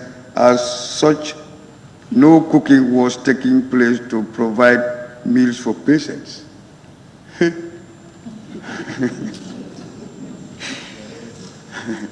Pardon? So, this report is terrifying. If there is no food for patients, what does that mean? Then they're going to die. Of course. If you don't cook for me for days, what do you expect to happen? I will die, of course. There is no living being here without food, you survive. Then you are not living. So that too should be taken very seriously by the government. I don't know who provided this rice and oil, cooking oil, but then if it is a philanthropist, then government should come. If it is government, then still now they have to complement. Because you cannot give me food, rice, oil, no ingredient. And we all know you cannot cook oil and rice like that and give it to a human being to eat. That's not practically possible. So we have to look into those things also. And again, like here at Amdalai, Kuntawar Health Center again said, Amdalai, a village near the border, does not have water. Does not have water. The villagers fetch water from villages in Senegal. Border closure would be very excruciating effects on their lives. And even know that, it's risky. We all know Senegal is an infected area. If our people should live here and go into that area, then what are we saying? They must come, they must be affected. So their government should come There is no water for them, and they cannot stay without water. They have to go and get water somewhere, wherever water is. Because we all know water is life. So, Health Minister, you are the one in charge of our health, our lives. So take note, a village in that area has no water. They cannot stay in the Gambia for days without water. So please take note of that too. And again, people, we should hear again the interview with Panchang, my colleague from Panchang, or all those MPs from Panchang. This is our side. He says, it is difficult to get people to cooperate and wash their hands. So again, your own safety, wash your hand. You say no. What do you want? So there are people we have to, ask ourselves, then why do we rely on? We have our preventive measures, do this, and you are safe from this, you are safe from that. You say, no, you will not do that. And when you are forced to do, you blame government or you blame the forces that are doing that. So that too, people also, we also have to be cooperative in the fight. If we are giving the preventive measures, please let's adhere to that and do it properly so that the life you save may be your own. Gambia is very small to control and to make sure things are stable. If I may quote, you know, people sometimes we joke with realities. If I may quote, during the impasse, though it's out of the topic, but then just to give you a sample, when state of emergency was imposed here, what happened? We all adhere to it. But now, why are we not adhering to this also? For our own safety, we said no.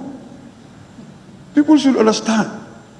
It's true, government should come and give us what they've said they will give it to us.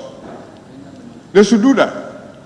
But now, if, like for example, maybe if government also is not doing what is expected of them, obviously there will be an uprising. Honorable Attorney General, Minister of Justice, I told you here one day that if things are not in the right way, people will uprise. And in that, you'll be the man who is going to be accountable for it. So let's all see how best both the government and people to come together to fight this coronavirus. If we do that, at least we are safe. On that note, I thank you for giving me the floor and I take my seat. Thank you very much. Honorable Member for Banjul Central.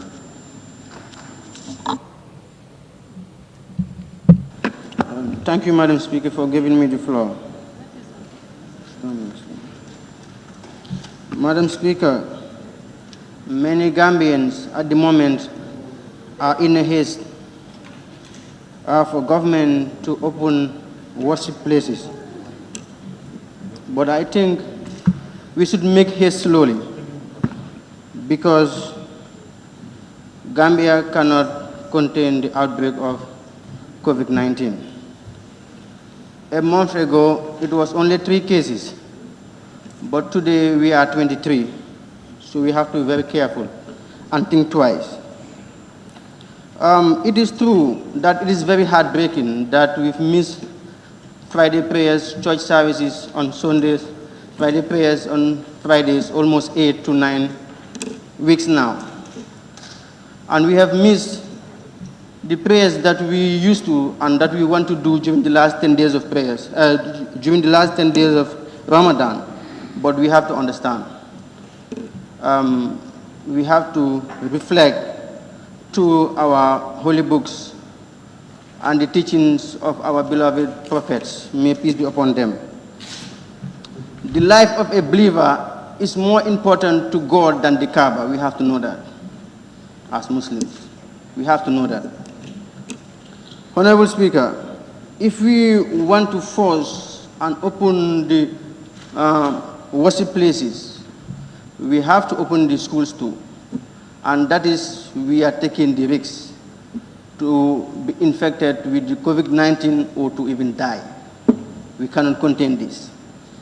We have, many people are saying that we have to be going to Friday prayers or church service on Sunday and to make social distances.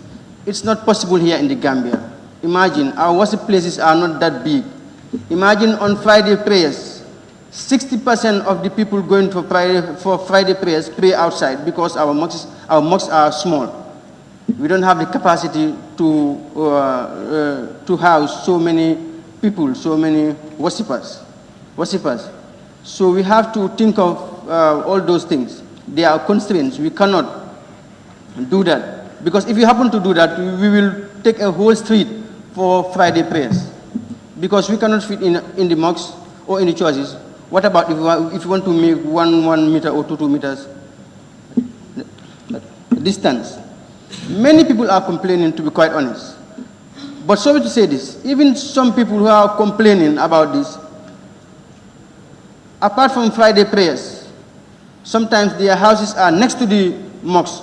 They always hear the azan, the call for prayers, and they never go to attend the 5 daily prayers. And many of them are complaining. We all know each other. We are all neighbors.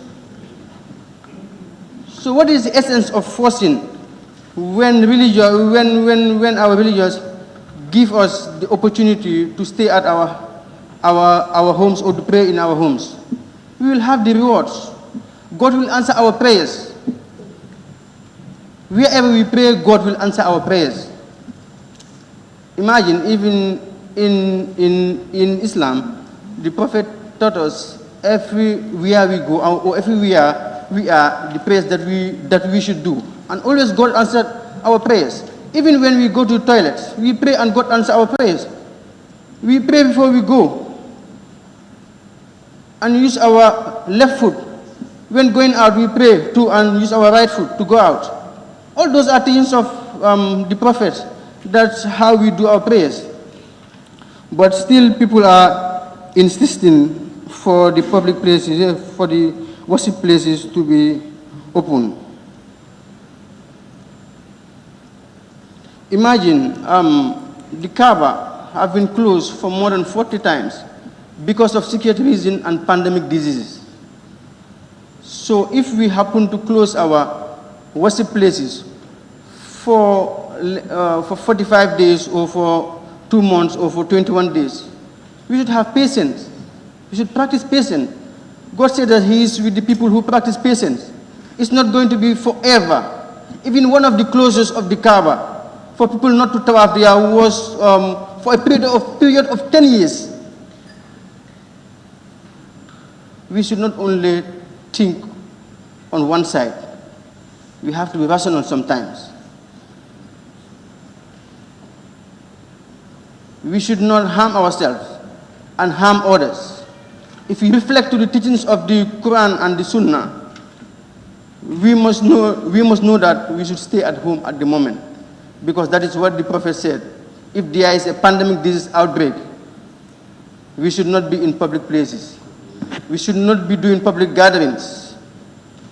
If we understand our religions properly, the teachings of our religions, if we understand it properly, there is no need for government to be giving us regulations, because we will practice it to the maximum according to the teachings of our religions. But no, we are not doing it. People are even forcing people to shake hands. People are still doing social gatherings, funerals, naming ceremonies, weddings.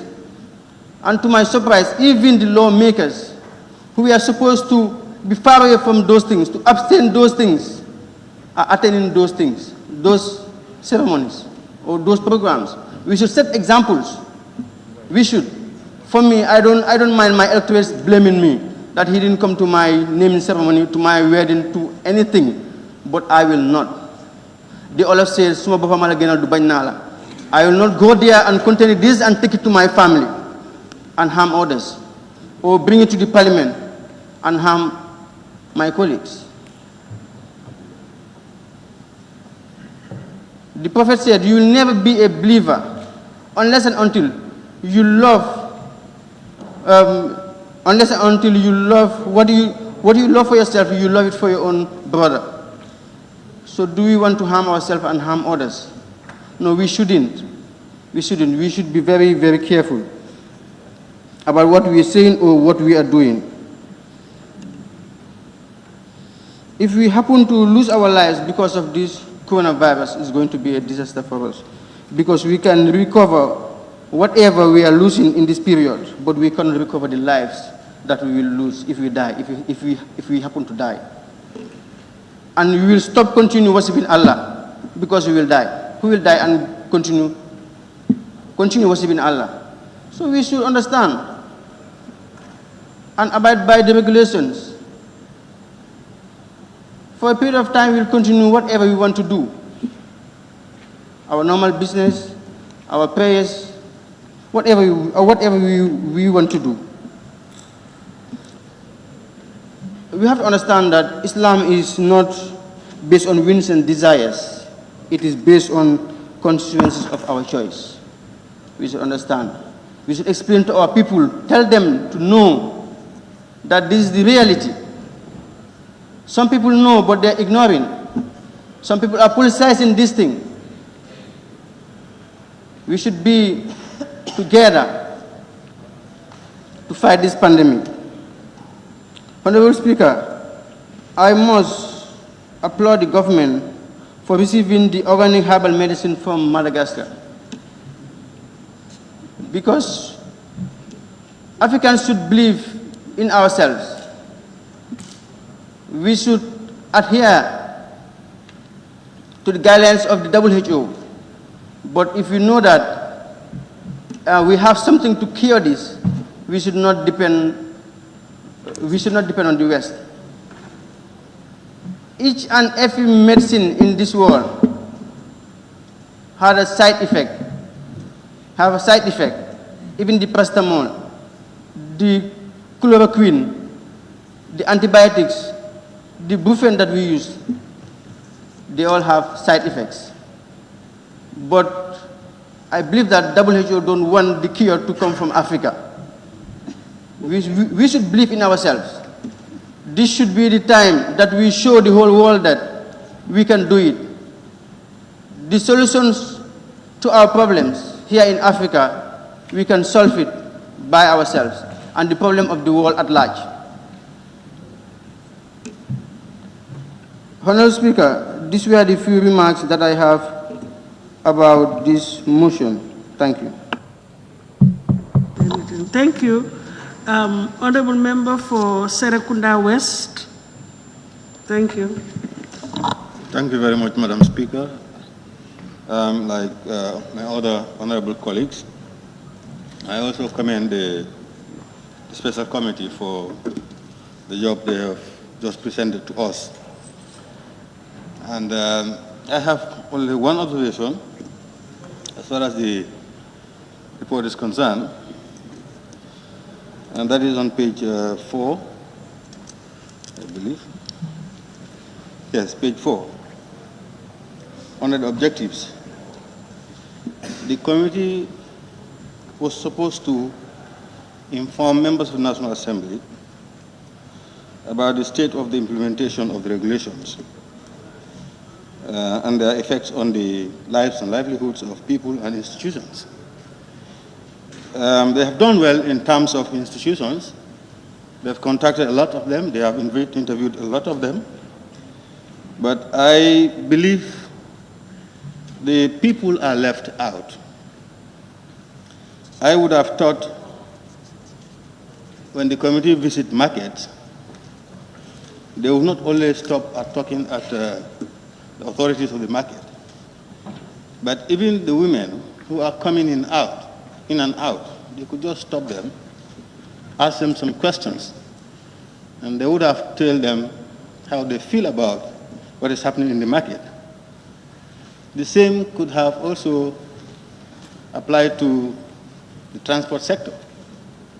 Not only the drivers, not only the unions, but the passengers themselves could have been asked a few questions.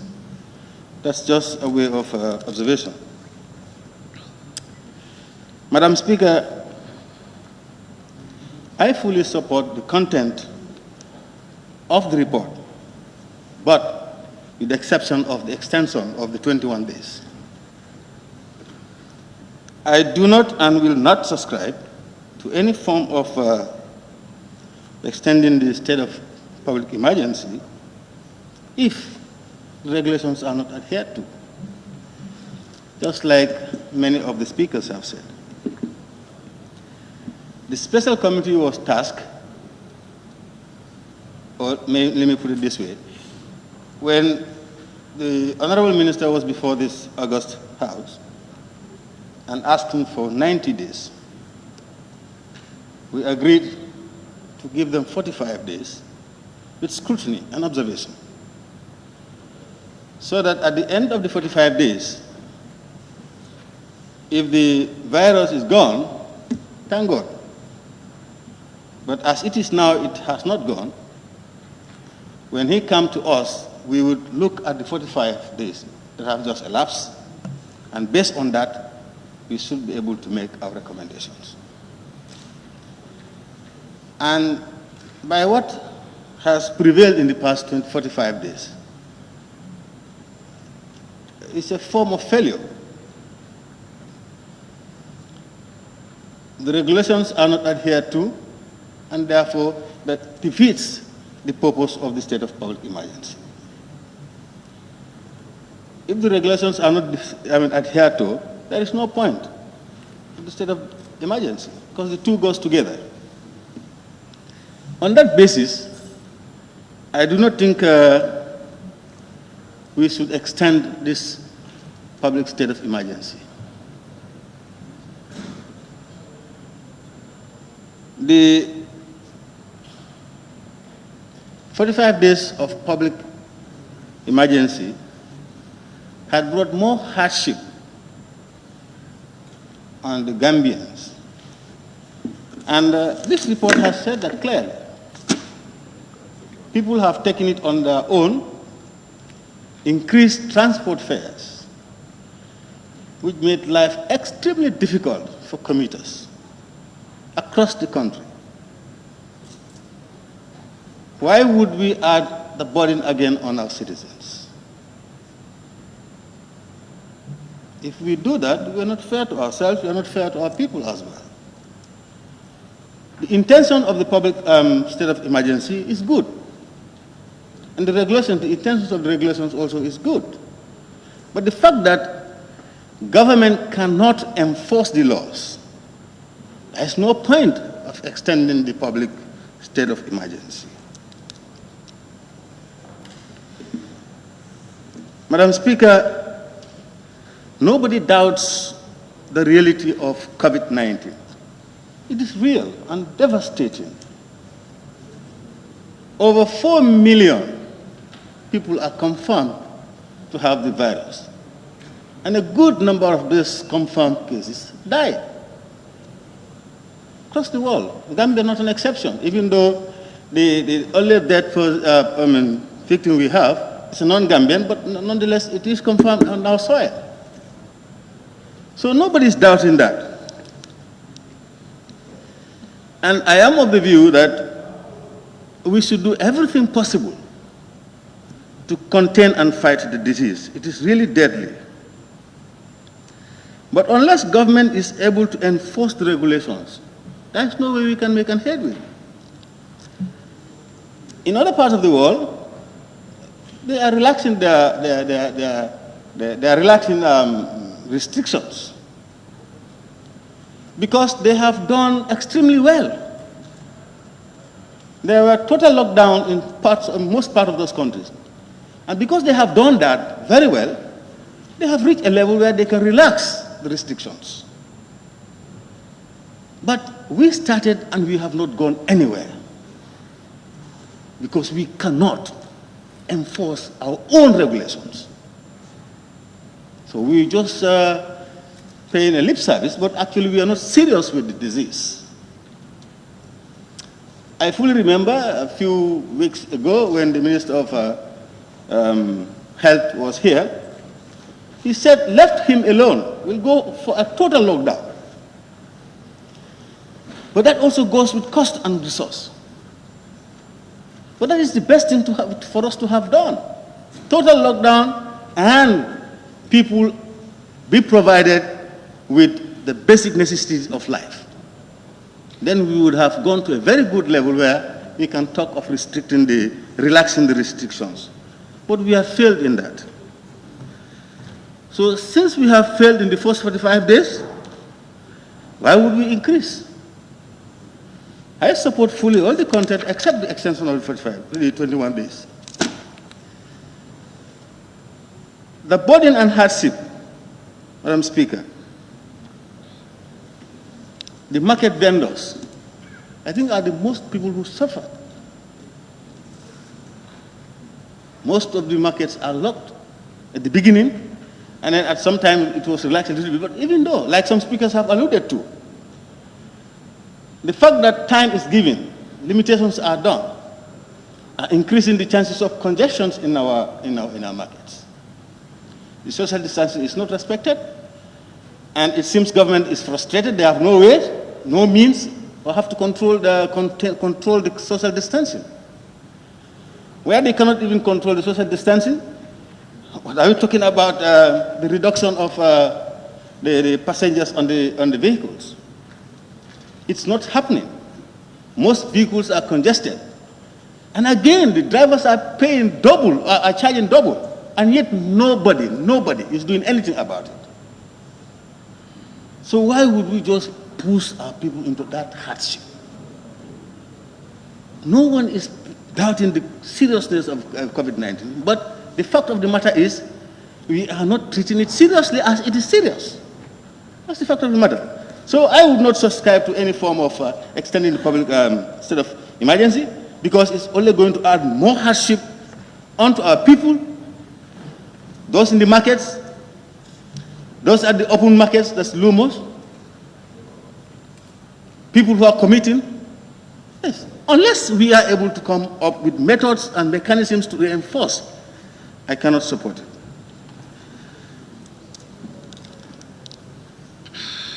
Madam Speaker, to conclude, because the substantial motion will come soon before us, to conclude on the report, I would say that the first 45 has given, which is given as opposed to government's demand of 90 days for scrutiny, has completely failed. The government has completely failed in that, and some of them are teased out by the report. And therefore, what we should do now is to say no to any form of extending the public state of emergency until we have something concrete from government. Thank you. Thank you very much, Honorable Member for Ilyasa. Hello, assalamu alaikum. Hello, thank you very much, Madam Speaker, for giving me the floor. Although I'll be very brief, and then I'll turn my comment until I hear from the Justice Minister. Madam Speaker, when I go through the report, the site they visited across the country, I think that there are certain health centers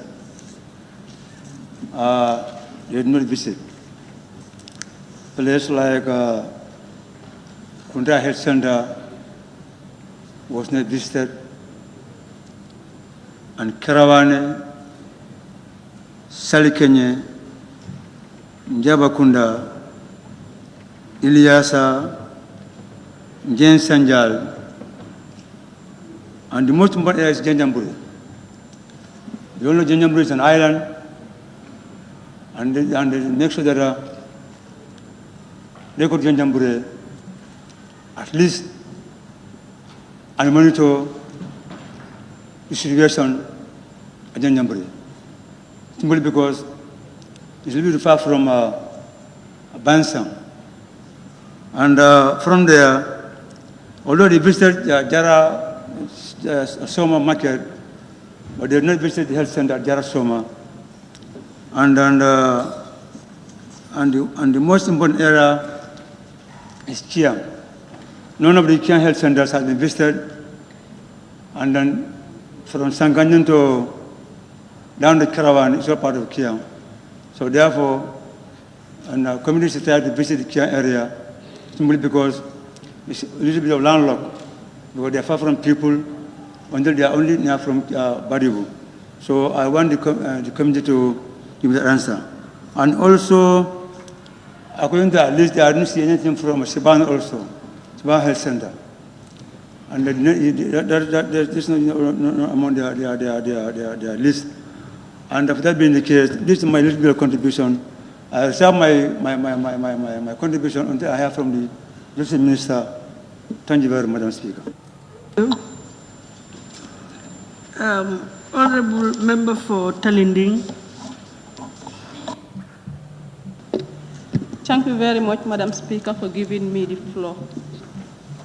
I would also like to join my colleagues to thank the Special Select Committee on COVID-19 for doing a tremendous job.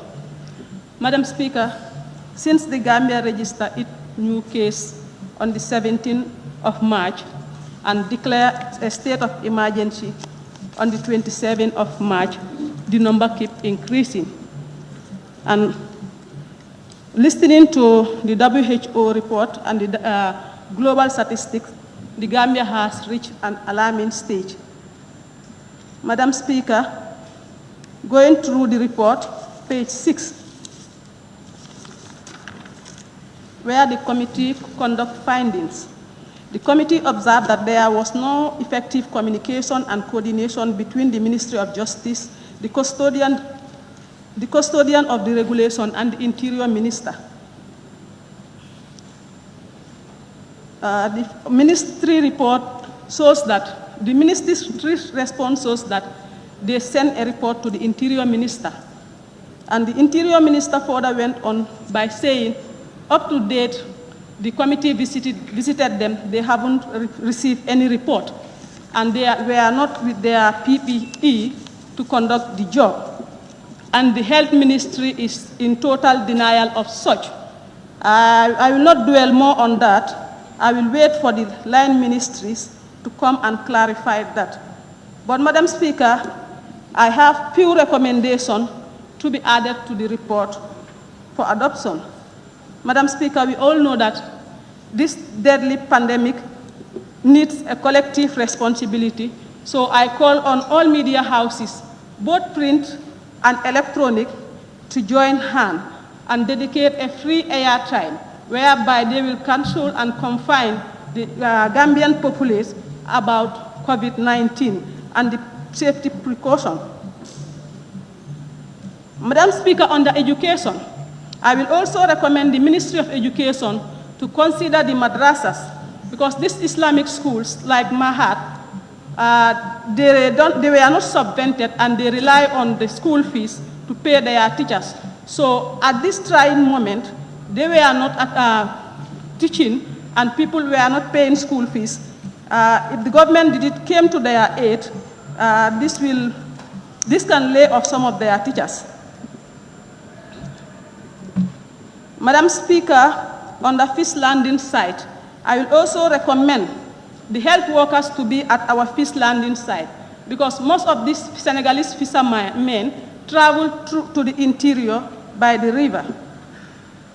Madam Speaker, I will also recommend the Honorable Minister to have a massive sensitization to dispel this rumor that Europe is working on vaccine trial to test in Africa, because this is stopping from many mothers to take their kids to the maternity. Madam Speaker, the food package, I want the NDMA and those responsible to watch out, because we don't want the politician to have a hand on this. If not, it will be driven by politics. The purpose will be defeated.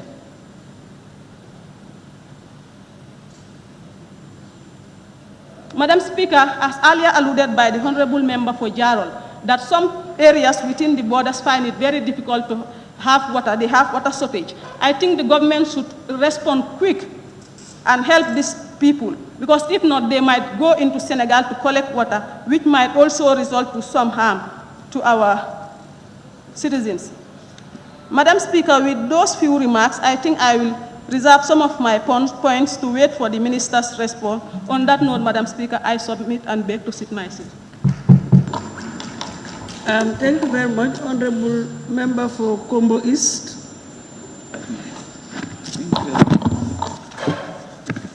Thank you very much, Honorable Speaker, for giving me the floor.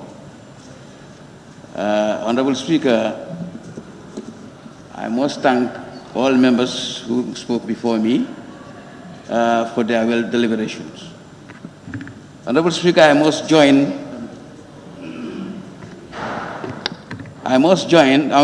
use this opportunity to thank the Special Committee on Implementation of the Emergency Power Regulations for a job well done. Honorable Speaker, I know because with a short space of time, they are able to crisscross all over the country. Actually, they need to be commended. Honorable Speaker, we should be able to have a situational analysis on the first 45 days of the resolutions, so that we should be able to take stock of what was done by the government. Because as I'm speaking to you at this point in time, there are certain target beneficiaries that are yet to receive their food relief package. I think the government should be able to be proactive to ensure that people receive their relief package as soon as possible. Because otherwise we will be adding insult to injury. Because if the other problem was not solved, if you want to add another problem, it would be a double negative. So therefore, it will be imperative for the government to do their best to ensure that the food package is being released. Honorable Speaker, the state of public emergency regulation for the first 45 days created a lot of challenges to the public, more so to the most vulnerable population in our society. Therefore, it is incumbent on all of us as people's representatives to ensure the protections and the protection of the social and the welfare of the people are adhered to. Honorable Speaker, we must also thank the MRC for their proactiveness and their commitment to response to this serious pandemic. They really need to be commended. Honorable Speaker, not only the government, but other philanthropics, like Direct Aid and other institutions and individuals who are also giving out food aid to the vulnerable community in this country, really need to be commended. We must thank them so sincerely, and we will also like them to continue to help the people of this country, to complement the efforts of the government. Honorable Speaker, in enforcing the regulations, we need to resource the police and the sister institutions in order to have an effective implementation of these regulations. Otherwise, they cannot do it. And according to the report, mobility is a case in point, and therefore they need to be given mobility for them to be patrolling and do their work as expected. Honorable Speaker, we should not be very much complacent of the limited number of cases that is reported in this country. If not properly managed, it will be blown out of proportion. And therefore, the government should be there to remedy the situation as soon as possible. Honorable Speaker, I'll be very much brief in my submission. The conventional schools at this point in time are on distant learning process, on radio and TV broadcast. However, how about the madrasas that are they not part of the curriculum? If the mover of the motion can clearly give us the doubt or indicate what would be their faith as far as the COVID-19 is concerned. Whether they have been made a consultation to that effect. In conclusion, Honorable Speaker, I'm also of the view that the mosque and the churches should definitely be open, so that people can conduct their normal and congregational prayers and pray to the Almighty Allah with His infinite mercy to protect the life of the people of this country. On that note, Honorable Speaker, I thank you so very much, and I wish to take my seat. Thank you. Thank you. Honorable Member for Sani Mentere. Excuse me. Thank you very much, Ma, for giving me the floor. Let me also join my colleagues to thank the Special Committee on the COVID-19. Madam Speaker, I'll be very brief with my intervention because most of my colleagues have already said all. Madam Speaker, what we should all know today or realize is the government is not trying to punish its citizens, but trying to protect them. We all know or hear about this COVID-19. In fact, it could be even better here with the Africans, but when you go to Europe, places like America, how many casualties every day? We pray to Allah that we are not at that stage here. Madam Speaker,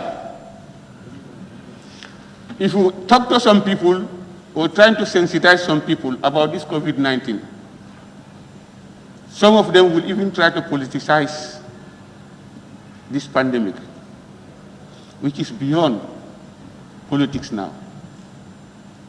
Some of them will tell you that there's no COVID-19, it's not existing, government is just trying to look for money. But do we know how much governments are losing every day? There is no government, no institution, no business or individual who is gaining at this right moment. We are all losing. So for that being the case, we need to sensitize our people, for them to know. Because if you look at the Ministry of Experts report here, it is saying 181 could be infected, and that's the peak period could be in June or July. 181,000. 20% of that could have treatment. What about the other 80%? And 5% would die. What is the 5% of 181? 9,050. Would we allow to see our people go like that? Madam Speaker, life is very much vital. We are Muslims, and if they are even telling you that if you are going to Mecca, one of the pillars of Islam, if there is war on that way, please leave. Don't go. Because life works a lot. Madam Speaker, it's high time for us to sensitize our people, for them to know that this pandemic is serious in some areas, and we don't pray for it to come to the Gambia because we cannot contain it. So as the English say, prevention is better than cure. Let's try to prevent our country before it is too late. And the other aspect is the committee's site visitings, like the fish landing areas. They've been to Katong, Gunjur, Tanje, but I have not seen a report from Burfoot where you have almost more than 200 canoes, all coming from Senegal. And we are told that now this disease, this latter part, the disease, all cases are coming from Senegal. And these people are traveling through the sea. There is no security there. I went there to check up. Only what I found there was the sea rescue. Very few people who are not able to contain and control that area. So I am appealing to the security, particularly the Minister of Interior, to deploy some security there so that they can take care of that area, because the Senegalese are using the sea route to travel in and out. Madam Speaker, the other thing is the councils are complaining that they were not consulted. They don't know anything about the regulations. How can you enforce something that you don't know? I am appealing to the local government also to please sensitize the councils, because they are the ones on the ground, so that they can take care of the community. And then the other thing is, we have to empower the security forces. You can all see now the way Gambians behave with the security. We are not afraid of the security. If the security wants to enforce, we deny them. And the only thing they can do is to use force. When they use excess force, people use public outcry. So we should respect our securities. They are working for us. We pay them to work for us. So if they are doing their duties, please let us respect them and know that this disease doesn't leave anyone. It can be me today and you tomorrow. Madam, for that being the case, I raise my case here. Thank you very much. Honorable Deputy Speaker.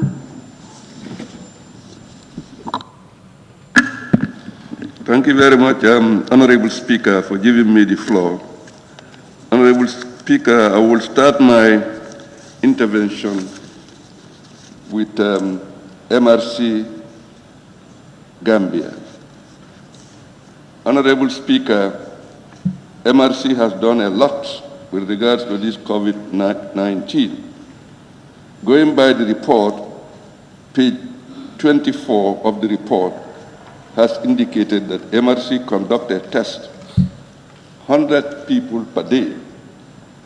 And they intend to carry out these tests outside Greater Banjul area, and the total number they are likely to test will be about 400 per day.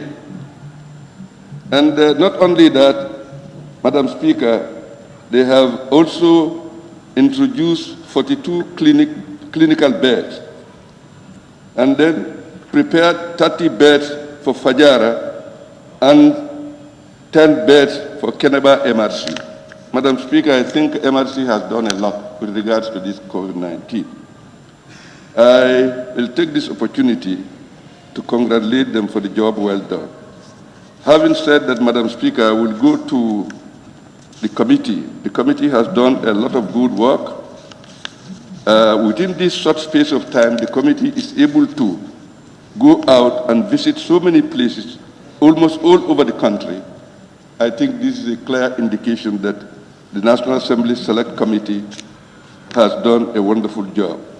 Now, coming on to page 6, Madam Speaker, that is about the famous $500 million, which explained by the Minister of Finance. $500 million pledge was paid to $500 million pledge to the Ministry of Health. 172 million has already been paid. It indicates that 100 million for 172 million was added to the grant approved for the World Bank towards the procurement of the ambulances. Honorable Speaker, this explanation really, I want to know the total number of ambulances purchased out of the grant. Madam Speaker, having said that, I will go to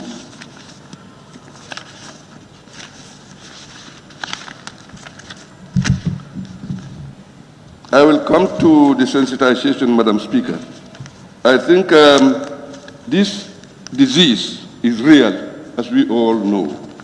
All over the world, every day, news are coming, people are dying like nobody's business. Gambia is no exception. So as a result, Madam Speaker, I think we need sensitization. And sensitization, Madam Speaker, I think all the radio stations, all media houses should make sure that this program is announced in local languages, the languages that people will hear. Sensitization should not only stop there, Madam Speaker. I think this very institution also had a very important role to play as people's representative. We have to make sure that we talk to our people and tell them that COVID-19 is real and we have to be very careful. According to the report, Madam Speaker, in the month of June, July will be a peak period in West Africa. We don't know, God forbid it, but we don't know if it happens. And we are not prepared. Our people don't believe in this. It's going to be a serious thing. Now, social distancing is another problem. The only regulation that was properly enforced in this country is hand washing. Anywhere you go in this country, even in the provinces, you find hand washing. That was excellent. But apart from that, these other regulations are not enforced. We are lawmakers, Madam Speaker. The enforcers are there, and they should make sure that they enforce the regulations. With these few remarks, I thank you very much for giving me the floor. Thank you very much. Honorable Member for Foni is not here. Okay, then. Lopa Fuladu is also not here. Then, nominated member. Thank you.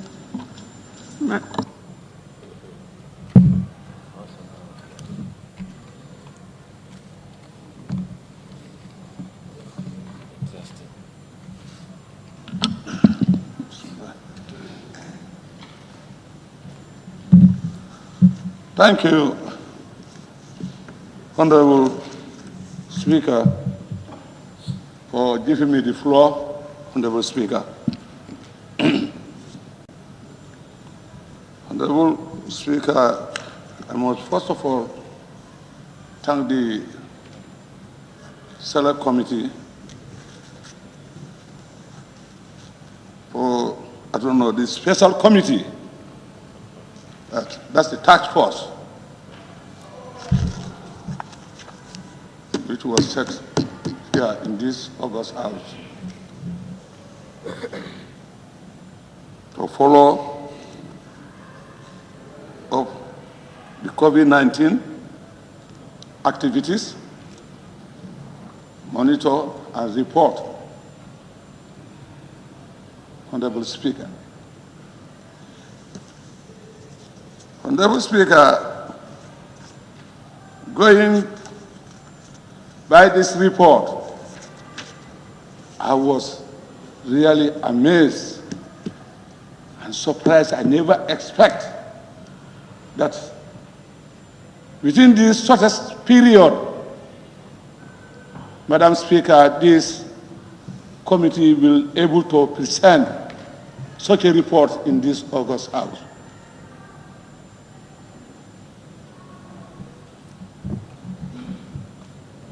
Madam Speaker, going through this report, you can see tirelessly these people all over the country. Only few places that maybe the members make their observation, they do not reach. But otherwise, one can say 85% or 90%. Entire country and sectors have been visited by these people. This is what we expect. This is what thing of this kind, you can see how loyal people are to their country, to their nations. When a responsibility is given to you, you have to be very willing to see that the country is bigger than anybody. You execute it the best of your ability.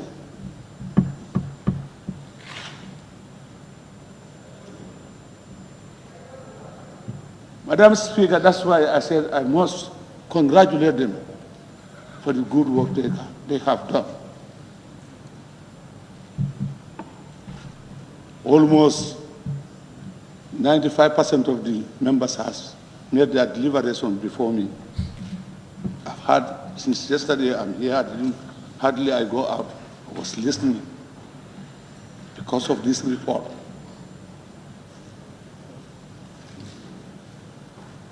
Madam Speaker, I still stand by what I have said.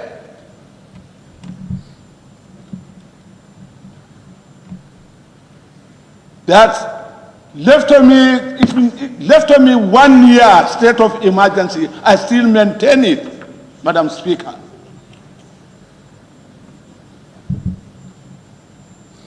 Yes, because we are still seeing what is happening. We are seeing what is happening outside Gambia every day. If you don't look at the radio, but if you go to Google, you are always informed globally. Madam Speaker, I said, politics and death, they are different.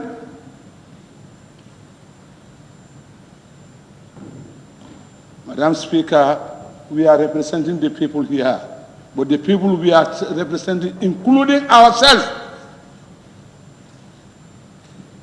I said before, I said this is life.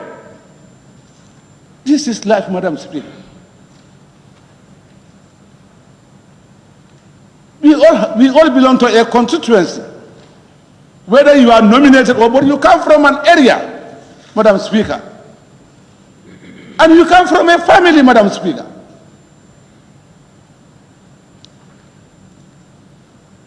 Nobody wants to lose your life, neither your family.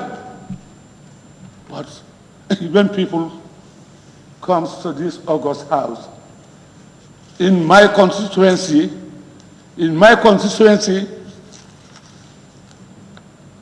restriction, yes. Some are talking about the mosque, churches. No. If you want to criticize, complainly, don't use that as an excuse. Don't use that as an excuse. We are all Muslims and Christians. Either you belong to the church or the mosque, Honorable Speaker.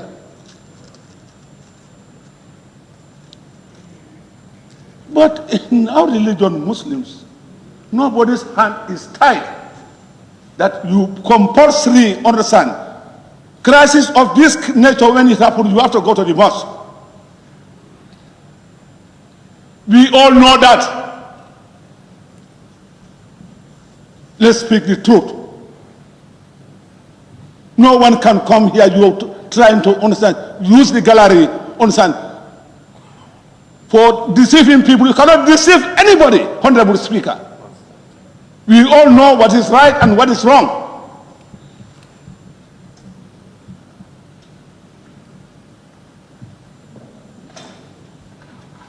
This is life and death, Madam Speaker. I said, if this thing is somewhere in Mauritania here or Mali, honestly, if you say even in 10 years, we will accept it. But thank God, alhamdulillah, Rabbil Alameen. Up to today, the Gambia has realized only one death. Which actually is not an indigenous of this country, a foreigner. So still Gambia is saying thank God. Let's continue praying, Madam Speaker. Woe betide. You go to Sierra Leone, how many deaths? You go to Google, you'll get the information. You go to Senegal, they have more deaths than us.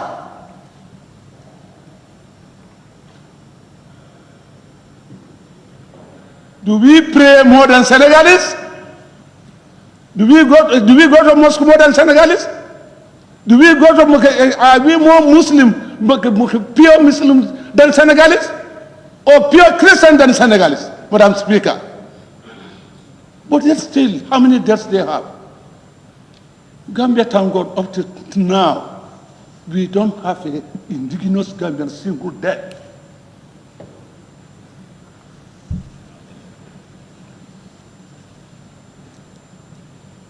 Let people not come to the governor's house. We are representing a majority. Don't create confusion. This is not politics. This is a matter that belongs to all of us. It's our concern. It should be our concern, Madam Speaker. You will not sensitize. You are only saying, let's go for sensitization. You stop here. You come here, you say, let's sensitize. All of you are sitting here, you don't go and stay in there for permanent. How many meetings? Go there and call someone a meeting. Or you go house to house. They voted for you. Sensitize them. If you want sensitization, the whole population is here. The whole population of Gambia is here. We represent them. Who should do sensitization better than us? When you want their vote. Point of order, ma. Madam Speaker, point of order. 1 week, 2 weeks, 14 days campaign. Point of order. To candidates. Madam Speaker. Under section 29, clause 29, subsection 5, no member shall impute improper motives to any other member. The honorable member, nominated member, is accusing members of staying here and they did not go for sensitization. It's untrue.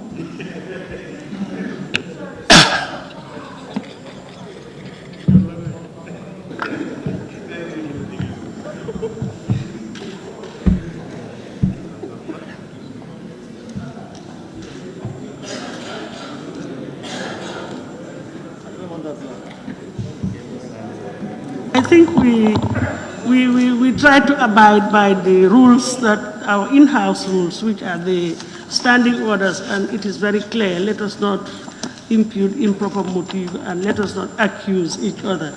Let's try to be very restrictive in our conversation, please. Thank you. Thank you, Honorable Speaker. Thank you, Honorable Speaker, for, yes. If it offended them, I withdraw my statement. Yes, Madam Speaker. Sorry. I think that is most honorable. Thank you. Go ahead. Madam Speaker, as I was saying, we all know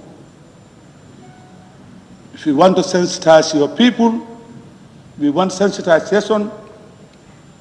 There is no group better or more than these members of this August House.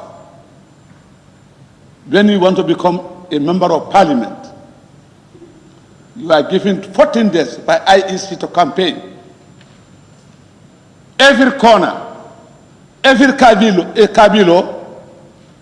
every compound, every house, you went in and out to get their vote.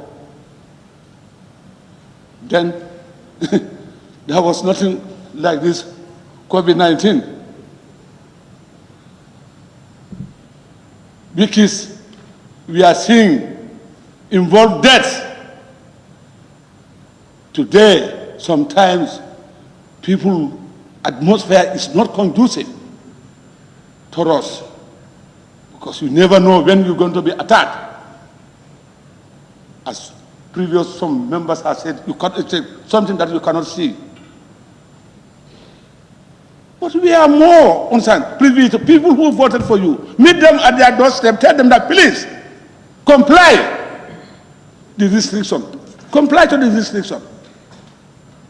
Nobody is more than understand, better than members of this National Assembly to sensitize. They can do it better than health, justice, finance, local government also, and so on. They can do it.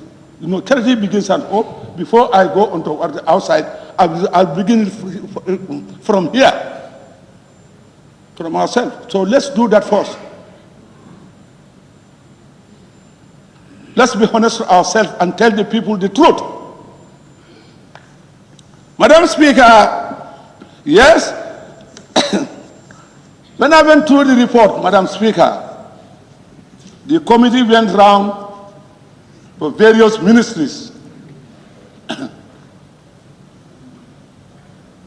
and then hear from them their concerns. That's true. Madam Speaker, well, you see, Madam Speaker, people have to be honest with themselves. People should be honest. I am through this report, I have seen here when people talk about local government, what are the area council, police, you know, lack of transports and other things. Madam Speaker, some are saying that understand they are not aware. Well, since this thing was a state minister. Madam Speaker, attention here, Madam Speaker. I don't know whether you are listening to me. Madam Speaker. Yeah.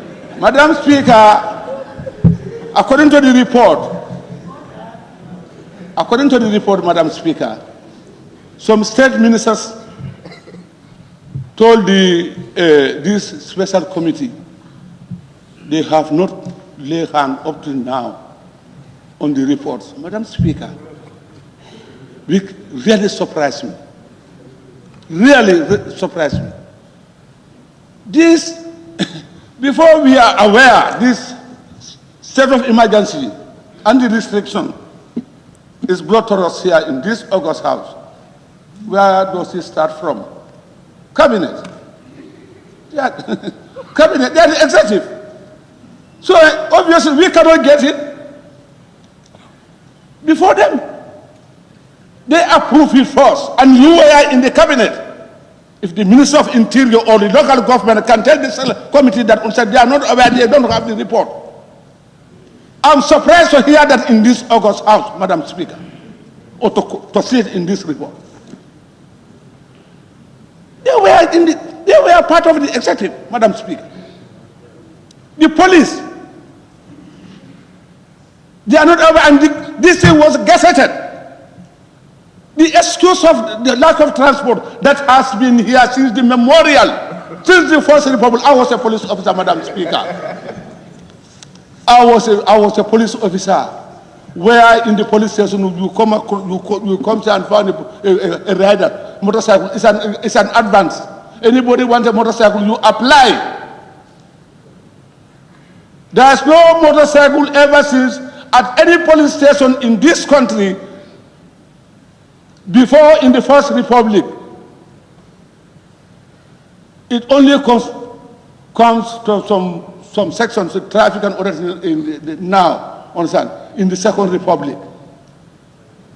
But the question of mobility has always been something, a constraint, as far as this government is concerned, since the First Republic. But I'm surprised when the committee is saying that the minister said they have not seen. How can that be possible? And you are the executive. This thing was approved there. Let people not have two tongues. Because, no, let's call a spade a spade. It is gazetted when the moment it comes to you, understand, it is your duty to call your permanent secretary or your people concerned.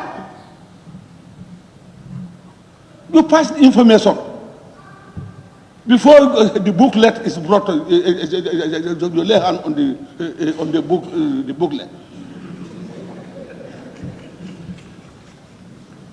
That's your responsibility. People cannot just be sitting and you want to work and you will wait until after the cabinet. You have seen the gazette. All right, they have to circulate and then this income. That's the time you're going to call. How long? And we are in the state of emergency. That's why I said I'm commending this committee, Honorable Speaker. With this limited time, if these people can do this, with this limited time, and Madam Speaker, I'm proposing that we maintain this committee. This will be a committee of not only committee, we don't pay the committee, but other issues, other things that we can ask this committee to make an as our investigators.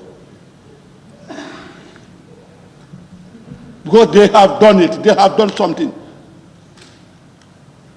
within this sort of time. So definitely that cannot convince me, that point, that the ministers are saying that they have not seen it. Here's the order, the concern of the mobility at the border. Yes, that has been here since the memorial. It's not this transition. This has been here. Lack of transport. You go to the ambulance, you go to the hospital, you go to the health centers.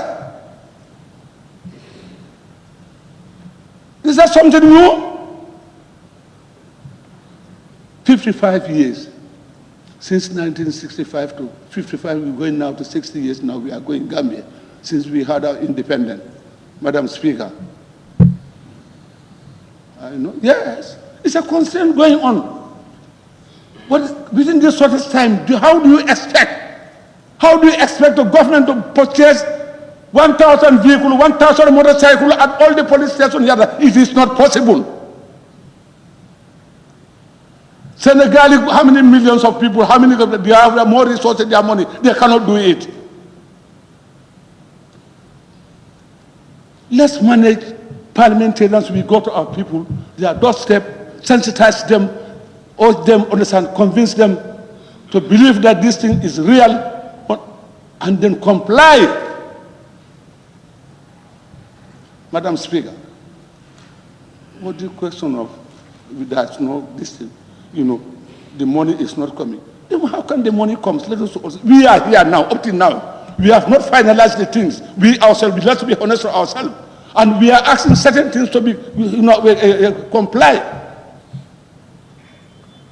Before the money comes out, before certain disbursement is done. Let's not misinform our electorate.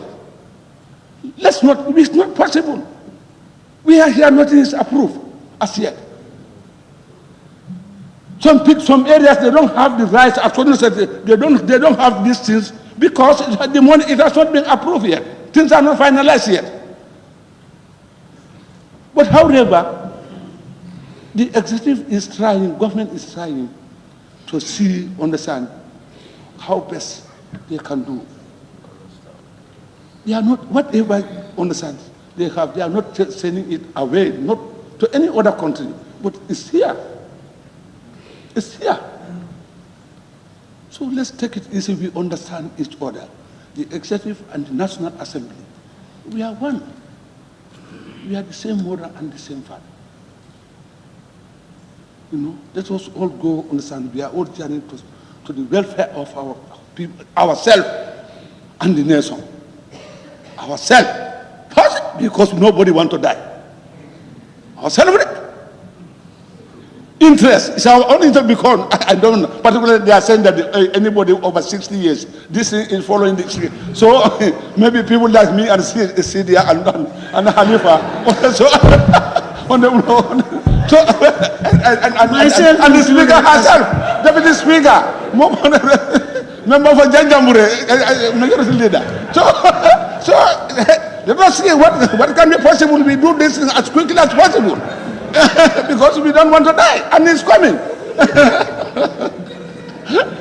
Madam Speaker, well, I think on that note, Madam Speaker, well, I will thank the whole House. Since yesterday we are here discussing, although we don't expect that it will take so long, but however, people have their own views, so it's part of the game. So, but I commend everybody, I thank everybody. If I offended anybody, please understand. It's a parliamentary law, it's a parliament. So, it's a bandaber. So, if I say something you don't want to say, yes, I don't want it, that's nothing. Also, people understand who don't have blessing can tell their father that understand is what you have said is not true. It's also possible. Okay, on that note, Madam Speaker, thank you. Thank you. Order. Maybe once in a while it's good to release the tension and let people laugh, the stress. Thank you very much.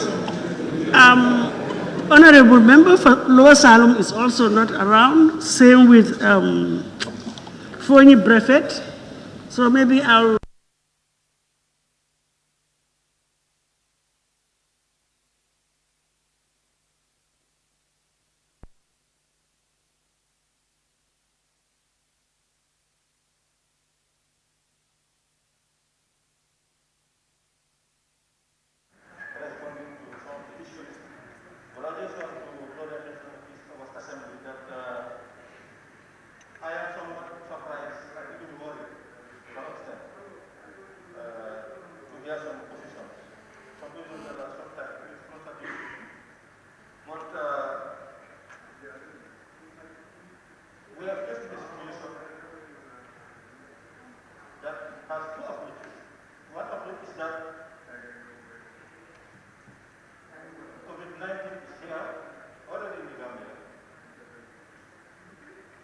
numbers are negligible there, significant compared to what is happening next to Senegal.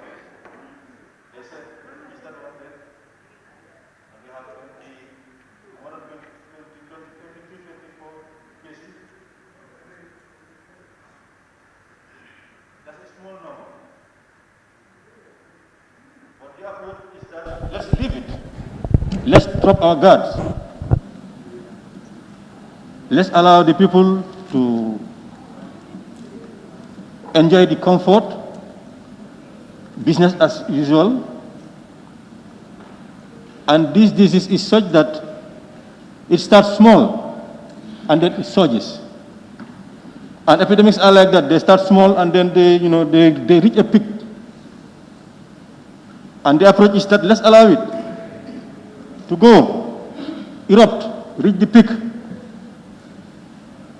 And we are being given prognosis by health officials that the peak period might be around June, July, August. And if things get worse, we might have 181,000 people infected, and out of this 20% would require hospitalization. This number, 181,000, and then 5% of 181,000 might die. And I think somebody has given the calculation 9,000 plus, even 5,000. We don't know who is going to be part of it. Even one person is life. But I mean, if it's 5,000, you don't know whether you're going to be part of it. So we can allow that to happen, so that it will come up with the casualties. If you are part of it, then you are part of it. This is one approach. Is this a responsible approach? Well, that's up to us to decide. The other approach is that COVID is here, but we have heard from the scientists, the medical workers, that this is a science. It is a virus that does not travel. It's transmitted through people. It's unlike the mosquito, the malaria. That is the mosquito taking plasmodium, injecting one person, and then you are infected. This is transmitted through our interaction, close contacts.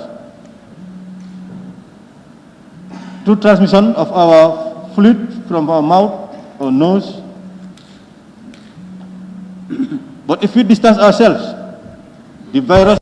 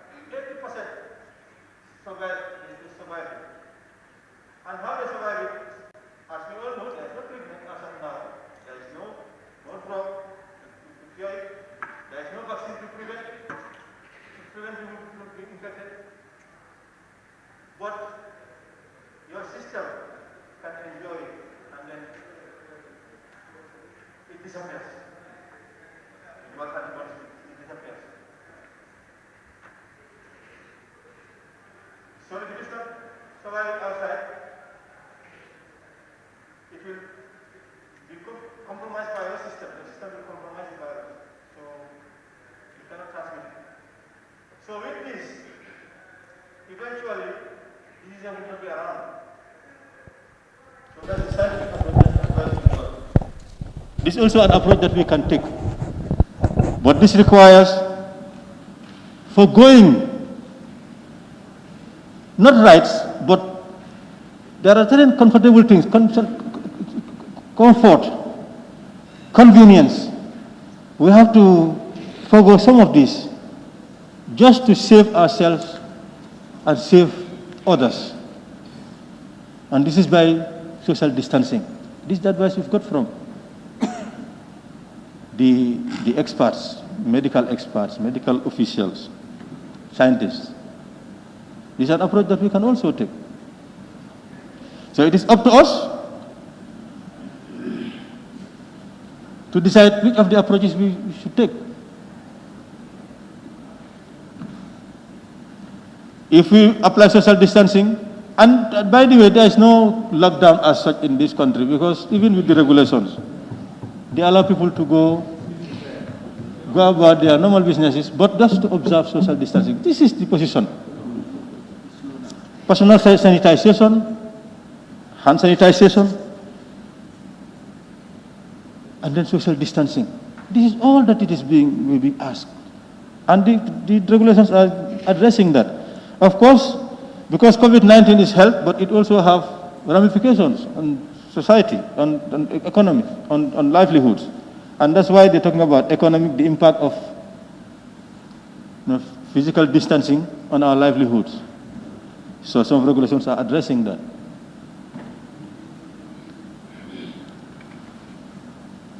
I think it is important for us to hear from the health workers. The Minister of Health should tell us, in addition to whatever information, as to how to go about this thing from this stage. They're talking about, the committee is recommending for an extension, but for a shorter period than what the executive is asking. So the Minister of Health, you can get information from the Minister of Health to tell us why we need an extension, because they are the experts. Let's not relegate them. They are key in this.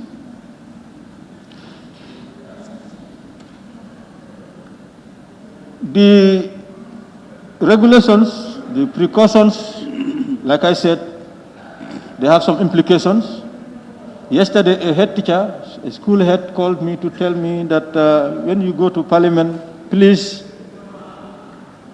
encourage your colleagues to open up the schools, because the children are safer in the schools than in their homes, in the neighborhoods. Because for her, the objective of closing the schools is to avoid interaction, close contact. But that's what is happening in their neighborhoods, in their homes, households. So that is our suggestion. So these are issues that we can talk about. Is it safe to allow us kids to go back to school? Is it possible to maintain social distancing in the schools? A school, you can see overcrowded classrooms, more than 50 pupils in a classroom. 70. Is it possible to do it? So we have to be realistic. How can we apply social distancing and allow some of these things to proceed? So these are the things that should really exercise our minds. But we must not drop our guards. COVID-19 is real. It kills. Even if it is one life, it's a life that's worth living. Even if it is a non-Gambian, it is a life that is worth living. It's a life. Life is life. It does not record nationality. It's life. And it's within our territory. It's our duty to protect every life in this country, Gambian, non-Gambian. So Gambia is not spared. We have lost one life.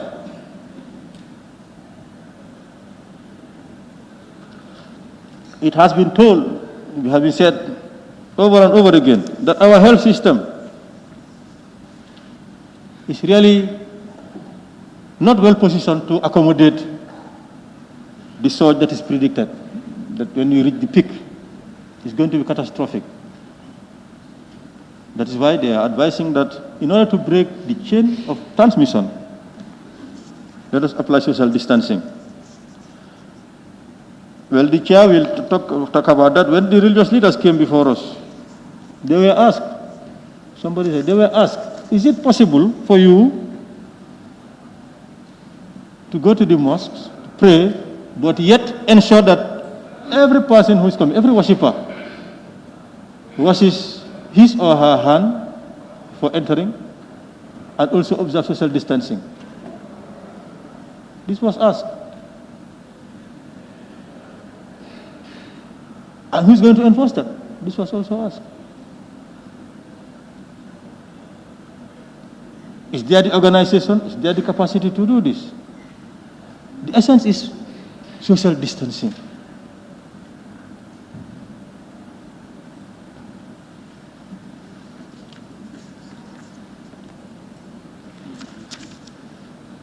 The lack of enforcement of the regulations due to the lack of capacity of the enforcement agencies, the lack of enforcement adherence to the regulations by the population due to either defiance or unawareness does not mean that social distancing cannot save us. Social distancing is the key, and it's our duty as representatives of the people to be promoting it.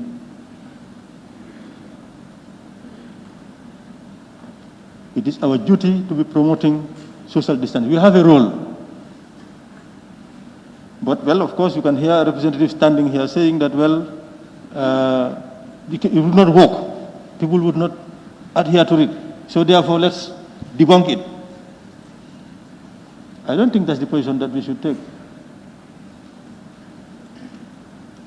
It's important to highlight challenges, that if we do this, these are the challenges. So what are we going to do to address challenges? That's fine.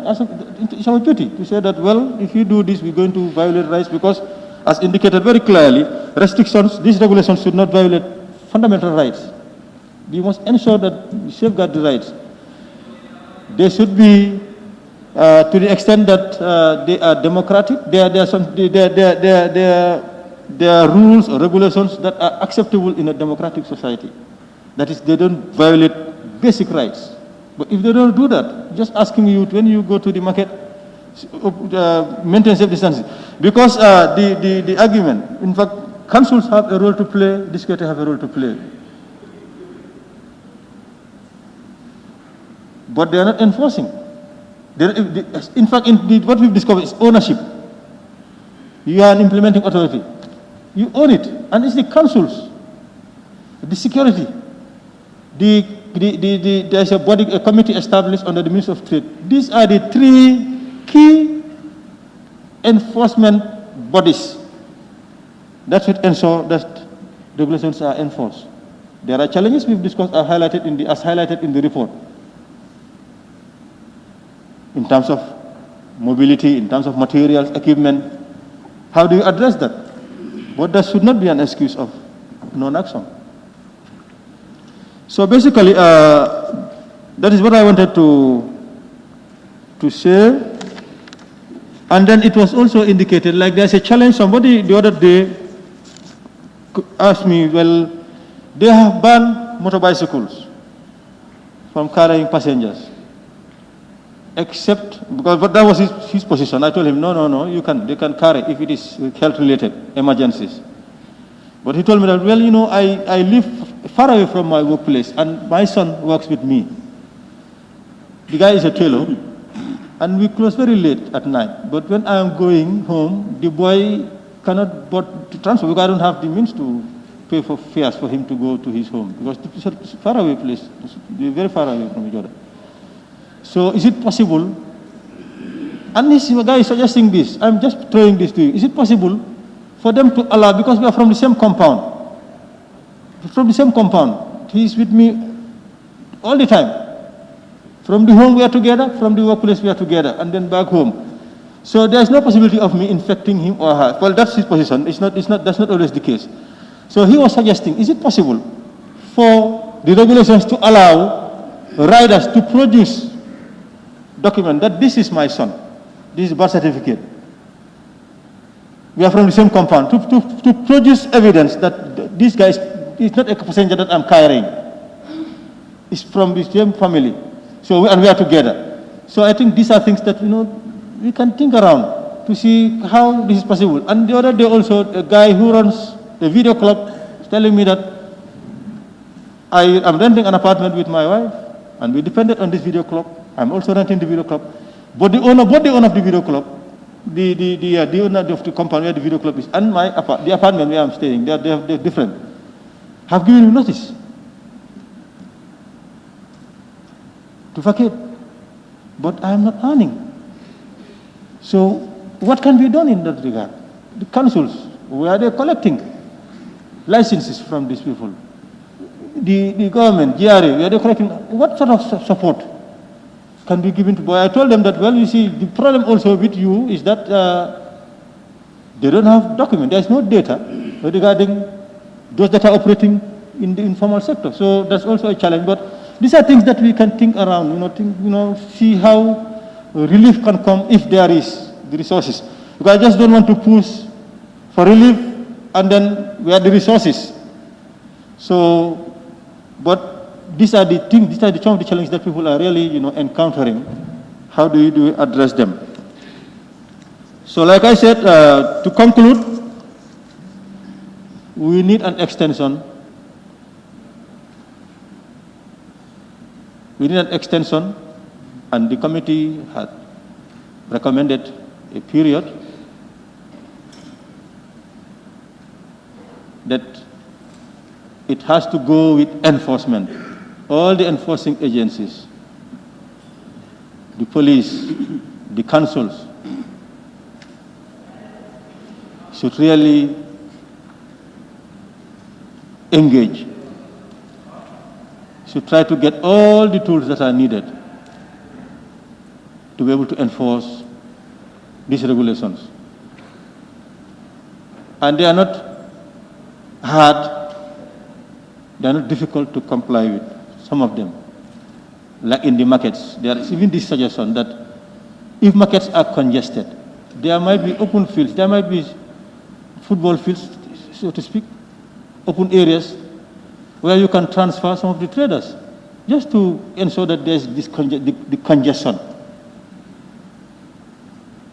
Wherever there is the will, there is a way. And I want us to master the will. If we master the will, we will find a way. Honorable Speaker, that's what I'm telling my colleagues, that we have a key role to play in this.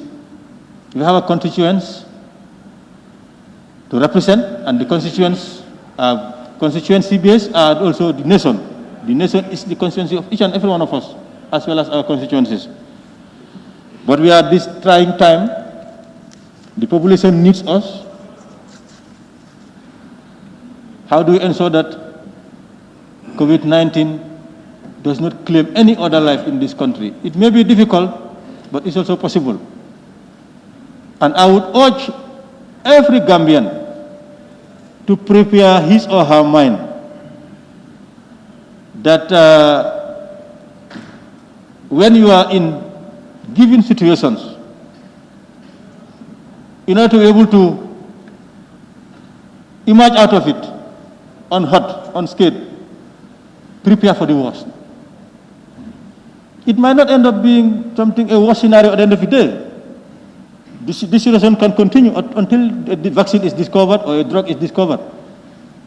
This situation, I mean, the present situation, with one case, one casualty, and then these cases, it's highly unlikely, but it's also possible. But let us prepare for the worst. Ensure that our healthcare system after this, the healthcare system in the country after this, becomes fit for purpose. It's robust, it's efficient, it's effective, and it's resilient. That is why when we supported the commitment of those resources, 500 million, into the health system, to ensure that after COVID-19, somebody had said it here, those who, because a huge chunk of our budget goes for treatment of civil servants abroad, foreign treatment, Minister of Health. We want that to stop. And we believe that this amount that we are pumping is going to address that. That after this, no Gambian, particularly, of course, private Gambians can go out if they have the resources. But those that are serving government would not have the cost to go for treatment abroad. Our system, our infrastructure, the healthcare delivery system is in such a state that you will get all that you need in terms of treatment. It will be accessible, it will be of quality, and it will be affordable. That is our wish, and this is an opportunity. This is the window of opportunity for us. It's an opportunity that we can realize this. But we must be focused as a nation, work as a nation, work as a team to save our nation. COVID-19 can be defeated We are at war. We are technically at war. But we are fighting an enemy that is invincible. But it's an enemy that we know, we don't know much about, but we know how to defeat it. And it is through social distancing, through, like they say, hand sanitization, cleanliness, generally, basic hygiene. Thank you. And of course, the relief can come wherever it is biting hard. The government can come up with that. Of course, National Assembly can assist in that. But if we go by the precautions given by the WHO and the Ministry of Health of the Gambia, we will be able to save our population from this. Thank you. On that, Honorable Speaker, I want to assume myself. Thank you. Yeah, Honorable Member for Upper Fuladu West. Just to remind, time is of the essence. It's getting to 2 o'clock, and we want to allow your chairperson to respond before we go for a short break. Thank you. Thank you, Madam Speaker. I would just like to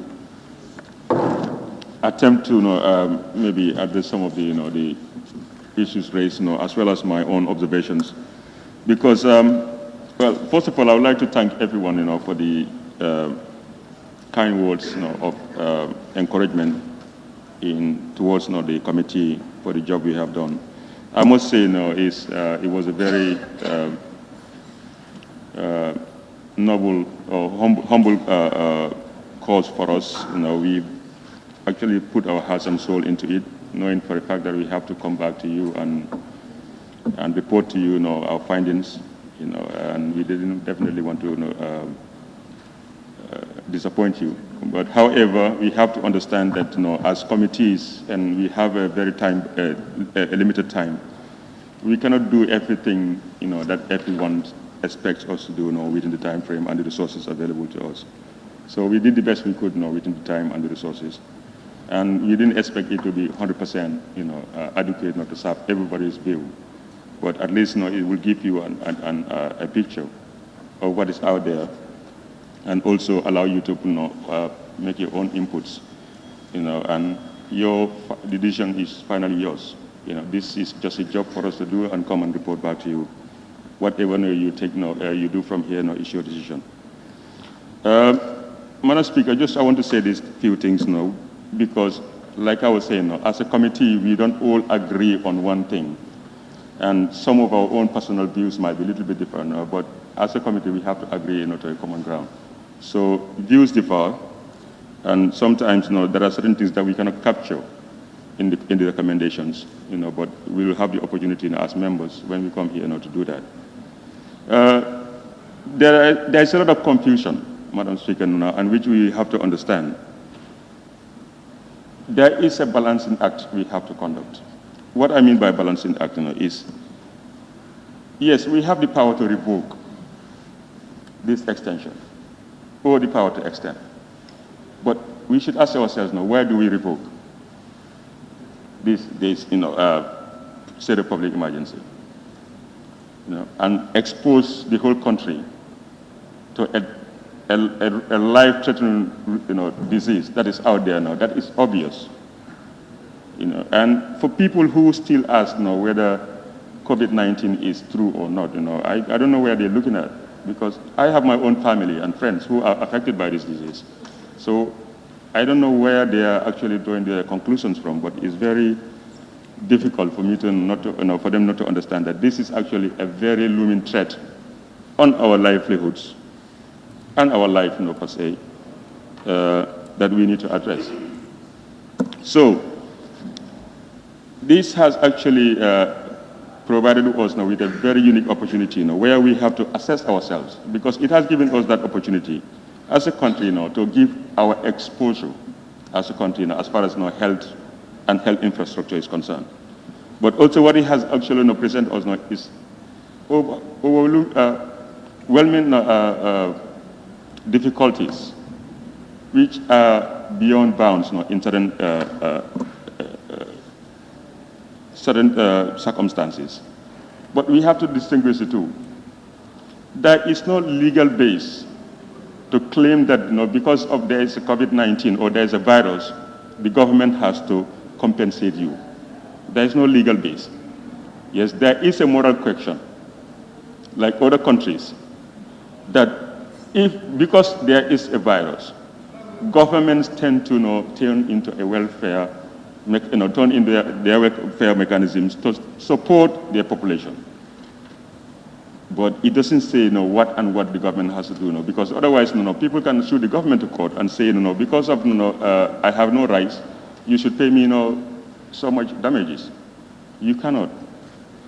But what kind of government would also turn their backs on the people in this time of need is another kind of question. Is another question that we have to ask ourselves. So we are not saying that the government should not come to the aid of the people. What we are saying is there are two issues. COVID-19 came and hit the Gambia, of which the government has responded. It responded in preparedness, in sensitization, and other measures that is not related to the state of public emergency.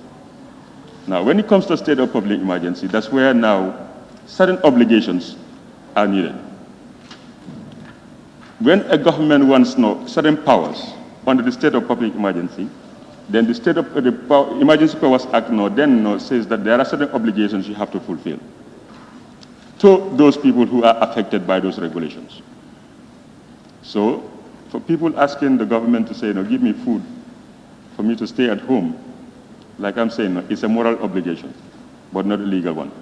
But for a shopkeeper or a commercial vehicle driver who is restricted to open in certain times and close on certain times or reduce their capacities, they have every legal right to claim for compensation. That's the two we have to distinguish. The other thing, Madam Speaker, is what's the rationale behind the whole SOPE, the state of a public emergency? As mentioned earlier by other speakers, is to adhere to social distancing, restrict movements, conduct surveillances, isolate people who are affected, and contain the whole issue as quick as possible so that we can go back to our normal lives. And to do that, it has to be done effectively. Because if it's done at the way, at the rate it is going right now, we might be here for another 2 years, and we will still be extending the state of public emergency without any fruitful intervention. And the question is whether we can even sustain it. How many times has the government have to come up with so much millions to buy food for people to stay at home, to entice them to stay at home? We do it once or twice, maybe we might not be able to do it again. So it's a matter of urgency that we contain this virus as soon as possible, quickly as possible, so that we can go back to our normal lives. And to do that, the responsibility is two. Yes, the executive is blaming the citizens of non-complying to these regulations. But I ask you, where have you seen in the world where you pass regulations and expect people to comply without enforcement? You have to put your money where your mouth is. You come here now, get these permissions, make sure there is coordination. There is a plan, a strategic plan of how you're going to conduct this, and with time frames, to make sure that it's done. And in our monitoring, Madam Speaker, this is what we found to be not available. We have found that the government has no comprehensive strategy. They haven't done the necessary impact assessments. They cannot tell you what financial needs or physical needs or human resources capacity that is necessary to do this job effectively so that the task will be done as soon as possible. There was no proper coordination within the ministries, let alone their, along the line institutions that are supposed to conduct or execute the implementation of these regulations. We have also seen the lack of accountability, the lack of transparencies, and the disrespect for the rule of law in certain circumstances, which we think it should not be only an issue of observing, but we should actually follow the letter of the law to see that if these are true, we should actually take an action again, upon it, so that we don't allow the reoccurrence. There is still a need of sensitization. No? We will all agree, no? In the beginning, we have seen everybody were washing their hands. Everywhere you go, you'll see buckets of some sort, with some kind of soap and water. Lately, that has not been observed. So we are going back onto not effectively implementing these strategies. And yes, the case where people are asking why mosques are closed when we are allowing other public places not to be open, there is a case. I don't believe that we should allow mosques to open. But there is a case, because what's the rationale? That you asking people not to go to a mosque, which sometimes the numbers can be as few as one line, about 10, 12 people, when you are opening fish factories, allowing even foreign countries to come in, not only Gambians. So what's the rationale there? If at all we are talking about physical restrictions of people coming into contact, then we should not create such that doesn't even exist in the first place. So the advice from the Ministry of Justice and the Ministry of Health to the Ministry of Fisheries, I think should be reviewed. In fact, it's captured in our recommendation that these fish meal factories should be closed ASAP, to avoid any further risk of contaminations or transmission of this virus. There are instances of allowance claims. And Madam Speaker, the Honourable Minister of the Health did affirm to this during our consultations, that yes, if at all some of our monitoring were not exercised, and their part as well, to make sure that they follow the every single policy. There are people ready to abuse public funds during this time of emergency. Yes, because he was giving us an example of people claiming allowances in almost every region of the country. You go, you see, Madam Jack Denton, Madam Jack Denton, Madam Jack Denton, in every region. Are you in every region conducting being the front line? No. It's only when they collected this information and put it together, they can see that your name is from every region. You have four Madam Jack Dentons. So there are people who don't mean well and want to actually abuse this opportunity. Why not Honorable Sanaja? Yes, okay. sorry.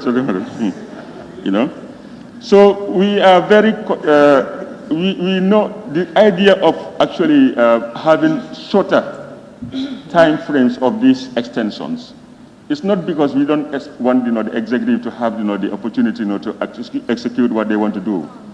It's basically to have this kind of opportunities so that we can reassess what is going on.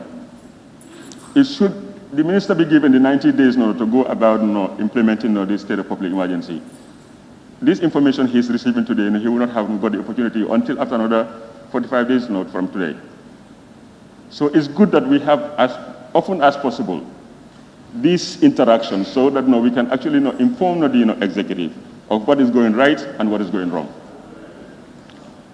Last but not least, Madam Speaker, like other countries, this virus, this pandemic has presented countries the opportunity to go back and reassess their economic postures. And a country like the Gambia, who depend entirely, I would say 95% of all the rice we need on imported rice.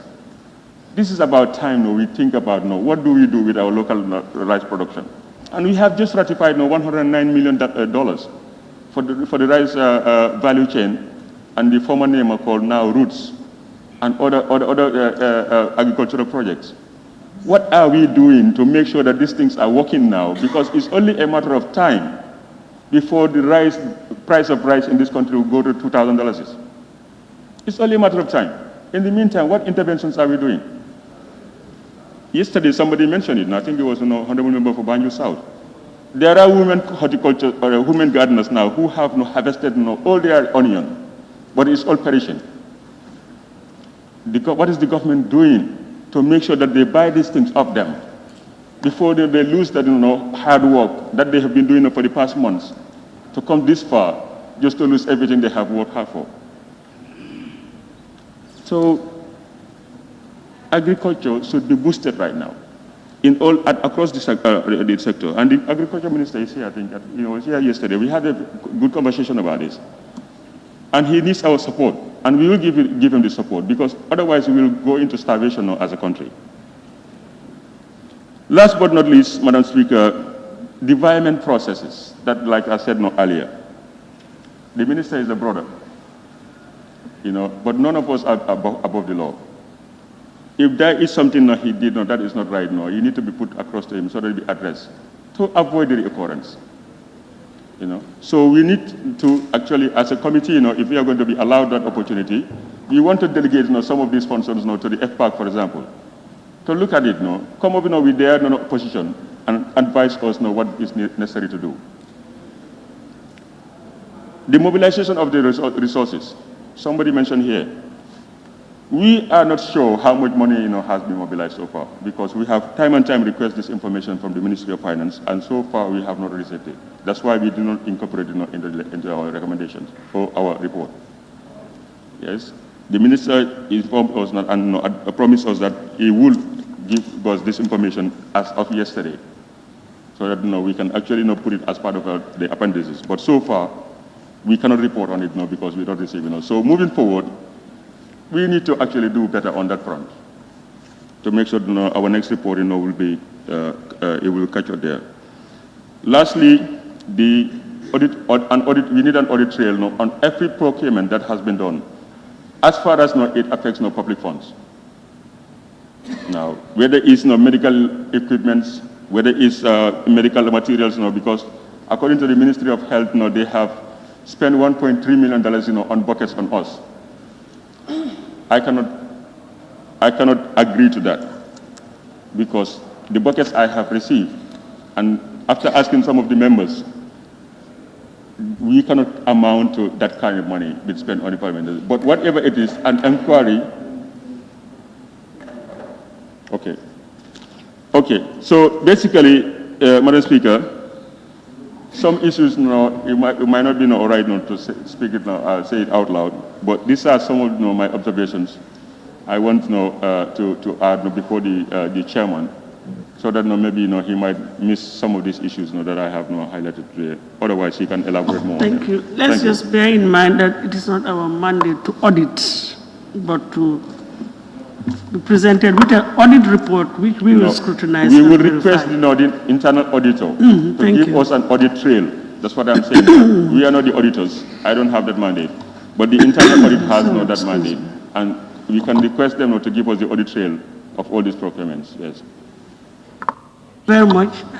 Thank you very much, honorable members. May I now call on the chair of the committee to respond to the issues that have been raised and wind up the debate. Thank you. Thank you very much, Honorable Speaker. I have to temporarily remove my mask because I don't understand myself today, this Ramadan.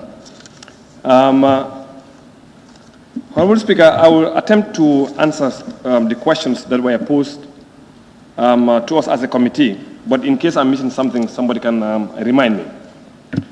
First, I would like to start with the notion where people actually are saying, I would say no to no extension. What we are saying, or what you are actually saying, if you say, I'm saying no to any extension, essentially what you are saying is there is no need for a state of public emergency. We have to understand that. If there is no extension for the state of public emergency, what that means is all the regulations we are talking about and all the recommendations some of you actually are talking about right now is null and void. We need to understand. Because you cannot ask somebody to do social distancing. You cannot ask somebody to go wash your hands when we are not in that particular state. We are in a state where it's no longer business as usual. We must understand that. So no extension actually means no regulations. And we have to understand that. And I'll attempt to explain why we made the recommendation. I said it yesterday, and I'll try to do it again today to explicitly explain why we say there's a need for an extension. Honorable Speaker, if we say no, based on our recommendation, essentially you are saying open the airspace. You are actually also saying open the borders. You are actually saying no social distancing, and in essence, open the seaports. That's exactly what we are saying, if there is no extension. In this situation, in this country, there cannot be any gain, and some people are bound to be affected in some kind of way. The member for Serekunda has mentioned it yesterday, in fact, linking it to what people used to say about the AIDS, be infected or be affected. So we are almost around that end. But people will be affected in some kind of way. That's inevitable. But what we try to do is to see how best we can minimize that situation. Honorable Speaker, to go right along, the first one I want to deal with is about the education. I think there was a lot of questions being asked about the education. And I did mention here yesterday that our intent was to meet with the MOPSI, Minister of Higher Education, NACA, NDMA, but because of time, in fact, they were scheduled to meet with us on Thursday and Friday. The director of committees can confirm. But because of this session we had yesterday, we could not have done that. But otherwise, we were going to tell you exactly what the education sector is going to do about. However, as the vice chair of the education committee, I'm privy to certain information. But I wanted to be fair to my committee because they do not have it. That's why I did not give it to them. Because we wanted the minister to come and explain to us so that we can, together as a team, because we will really work very hard as a team to ensure we present this parliament. But because of the fact that I'm privy to the information, as the vice chair of the education, I will tell you exactly what we have as far as education is concerned. Honorable Speaker, we are all aware that the nationwide school closure that affects about more than 670,000 students in this country. Now, the ministry actually has estimated, these are words from the ministry, from MOPSI, they've estimated that the first 21 days, the country will lose 72 contact hours, the first 21 days of this state of public emergency. Now, the ministry was confronted with unprecedented choice between doing something or doing nothing. That's the option they have. That's MOPSI. Either let them do something or let them not do anything. And in any case, where do we stand? I just want to understand you. Yes. Are you bringing something new, or are you responding to issues raised by, was this one of the issues raised by honorable members? Thank you. All right. Thank you very much, Honorable. Now, the ministry opted for the alternative, which is to do something. But let's also remember, in the education policy 2016 to 2030, the ministry has already started the implementation process of the plan to digitize or to use ICT as a medium of lessons. In fact, we were told in our meeting that the ministry already has its own TV station and is currently working on having community radios in all the regions, and the purpose is to use TV, radio, and other platforms to strengthen teaching and learning in all the educational sector. So in fact, the COVID-19, in fact, accelerated this process because it's already in the policy. But when the COVID-19 came, then they took it upon themselves to actually just go ahead and do it because of there were things that were available. Now, in terms of the cost, just to make that area very short, the total amount that they spent is about 8 million, of which they were able to get 2.2 million from UNICEF, 250,000 from WFP, and 200,000 from ISECO through NATCOM. What that means is it leaves them a funding gap of 6 million that they have not paid yet, and they are trying to contact the Minister of Finance to help them. So essentially, that 35 million that people were talking about, it doesn't exist as far as the ministry is concerned. They, in fact, right now, they have a shortfall of 6 million, and they're trying to get help from the Minister of Finance. So I think that one about education is clear. Now, with the issue of compensation, I'm going to skip that because my honorable colleague, the vice chair of the committee, actually did mention it. But again, if you go to the information. Yes. Honorable Speaker, does he really want us to put that on record? Because one would have thought that. I'm saying, Honorable Speaker, that does he want us to take that on record? Because it seems that this is not a report from the committee. and is from another committee. And we are really gathering information from the report of the committee.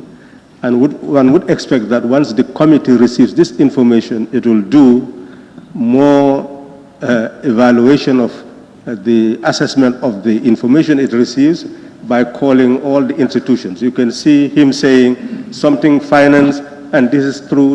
I think that is premature, because as a committee, they will have to invite all those stakeholders to validate and establish the facts regarding those things that he is telling us. That was the reason why I asked whether it was in response to the issues raised by honorable members touching on education. Exactly. It was in response, because these are questions that were asked by honorable members, and I'm obliged as the chair of the committee to respond. But if they believe that maybe I can skip it, because I was very clear yesterday at the beginning. I said we wanted to meet with additional stakeholders, but we could not. But yet still they ask questions on those. What do I do, or where do I stand? Exactly, I'm just giving information. I'm just giving based on the question they asked me. So, taken by way of information and not necessarily incorporated in the report, so that at least people, thank you. I think that's a fair compromise. Thank you. All right. Thank you very much, Honorable Speaker. Now, on the issue of compensation, I think the Honorable Member, the Vice Chair, actually has touched on the issue of compensation. And we really need to be careful as members of parliament, because we don't want to leave the notion out there that government is going to compensate everybody that actually has an issue because of these regulations. Because if you look at the Emergency Act regulation, emergency, which is clause 3, subsection 2 is saying, without prejudice to the generality of the powers conferred by subsection 1 of this section, emergency regulation may, it has not made it mandatory. And in fact, when we consulted with the minister, in fact, he said there was not even time frame to say that somebody has to be compensated. So let's just be careful before we make people believe that government is going to compensate them because they had a loss during these emergencies. For the report, Honorable Speaker, a member did actually ask the question whether we took into consideration the report of the Health Committee as well as the report of the Human Rights. Yes, we did. If I start with the first report, which is the report from the Health Committee, if you look at their recommendations, pretty much is in line with really what we recommended, because some of them already they made the recommendation, but it wasn't done. Like the number one recommendation they had was provision of PPEs, which is personal protective equipment. The same thing. When we went around, it was lacking in some instances, and we've made a recommendation to ensure that everybody has it. Now, the number two recommendation they had, the new arrangements of the accident and emergency A&E of Edward Francis Teaching Hospital should be replicated at Banjul Polytechnic and other places. What we have seen also is that has been done also in other clinics that we have visited, like Buyam, like Bansang, and I've explained this in the report yesterday. So the issue of the sanatorium, we also in our report is very clear that GCCI is doing the renovation.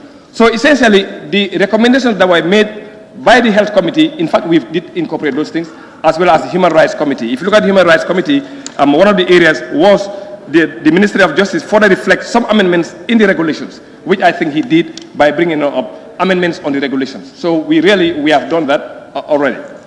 Now, in terms of the Navy, a member did mention that it's impossible for the Navy to do what we recommended. Honorable Speaker, if you look at our report, what we said about the Navy, which was on page 34, what we are saying on page 34, that's one of our recommendations. There is a need to deploy the Navy to see immediately to curb illegal entry into the country and to ensure foreign fishermen do not dock on the Gambian shores without being subjected to mandatory health checks and quarantine. The Navy should endeavor to stay at sea 24/7 with periodic shifts in place to ensure their own well-being. Because we were told at the Navy that the boats that they have, they cannot cook. So which means they cannot be at sea for a long period of time. And that's the reason why we recommended this. But essentially, what we are saying is the Navy do not have enough fuel to be able to do this. And that's actually highlighted in our report. Now, in terms of the mass testing, Honorable Speaker, if you go back also on our report on page 24, it's very clear what MRC is telling us. They said the maximum test they can do is 100 per day. So, but right now, they are working to ensure they increase that almost 400 by doing certain things in the regions. We've also mentioned that in the report. So the mass testing at this stage, with light mass testing, I'm not sure really what number they're talking about, but they cannot be done more than 100 in a day.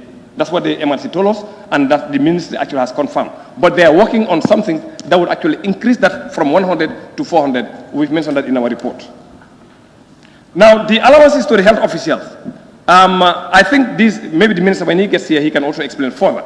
But in our report, we indicated very clearly that during our consultations across the country, there's a lot of disgruntled staff from the ministry in terms of some getting allowances and some are not getting allowances. And the resolution we made as a committee was that everybody should be paid. Coincidentally, the minister was also speaking along those lines.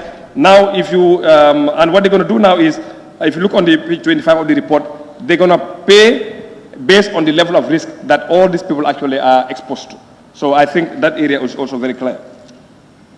Now, on the religious leaders about mosque being open or being closed, I think our report also, when we meet with the Gambia Islam Supreme Council and the Gambia Christian Council, I think they were very supportive in the government's decision.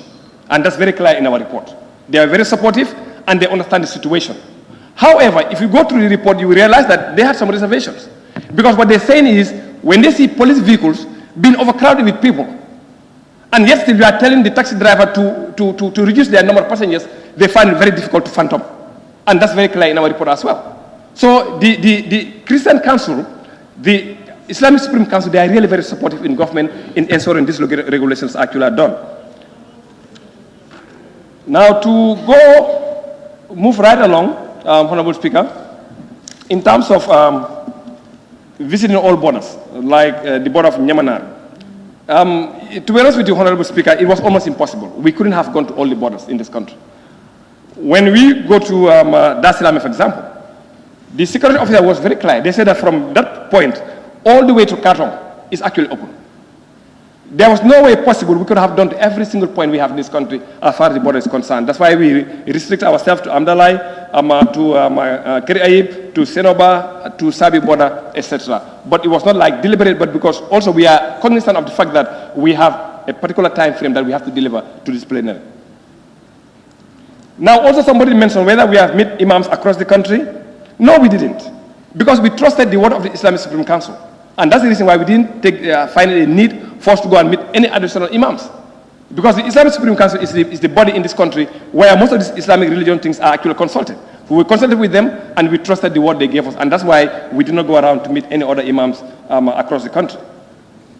Now, in terms of public not adhering to the social distancing, then why is the need for us to say 21 days? Honorable Speaker, that's human nature. We have laws in the country, different kind of laws. But we are uncertain whether everybody in the country is following all the laws we have in this country. But that doesn't mean that, since there are some people that are not following the laws, does it actually mean that we should actually just scrap everything out? No, it doesn't. That's human nature, and that's the reason why we have the courts. People will break the law, and they'll be prosecuted. But if we were certain that everybody will abide by every single thing, perhaps, maybe, there may not be a need for the judiciary, maybe. So what we are saying here that people are not doing these things because we believe enforcement is not properly done. That's what we believe, and the report is very clear on that. If proper enforcement is done, probably they will abide by these regulations, and that's our belief, and that's what we have in this in the report. Now, one also asks, why do we need to extend? Again, if you go in our report, Honorable Speaker, I'm not so sure if this person actually read the report. Honorable Speaker, it's very clear. When I presented the report yesterday, I said, we are cognizant of the fact that the cases in Senegal at the time of reporting was 2,189. I said that. Then I said they had 23 deaths. Then I also said the cases in the Gambia actually are on the rise. Since we had the first proclamation from the president until now, the cases actually have increased. We are also aware that we don't have enough beds. The only places we have, which is the treatment centers right now we have, is a sanatorium, and those places at MRC, we don't have enough. What that means is, in case or God forbid, we have 500 cases right now, we may be in trouble, and I think the minister can help explain that when he gets in here. The moment we have 500 cases in this country, we are in trouble, because there is no enough treatment centers as of now. And that's the reason why we are saying let's extend this for another 23 days from the committee, so that maybe before that time, at least we may have some more places as holding and old treatment centers. That's what we are saying. 21 days, that's what we are saying. Now, in fact, coupled with that, in our report, it's also very clear that to use ventilators and other people in intensive care with this virus, special skills are needed. We said it in the report. And those skills, we don't have enough in this country. And that's the reason why we believe there is a need for us to be more proactive by ensuring that these regulations we have, and to do that, we need to have this extended. That's what we are saying. MRC was very clear with us. The ministry was very clear with us. We don't have enough treatment centers. We don't have enough beds for these people. Ventilators, same thing. If I remember right, I think there are only 2, and there are 2 people that actually have been trained or well trained to be able to handle those areas, especially when somebody is in very intensive care as far as COVID-19 is concerned. But the minister can elaborate more on that. Honorable Speaker, another one did ask about the impact assessment. Now, I think we really don't want to say that we have done this, but I did mention in the report on page 35, on Appendix 3.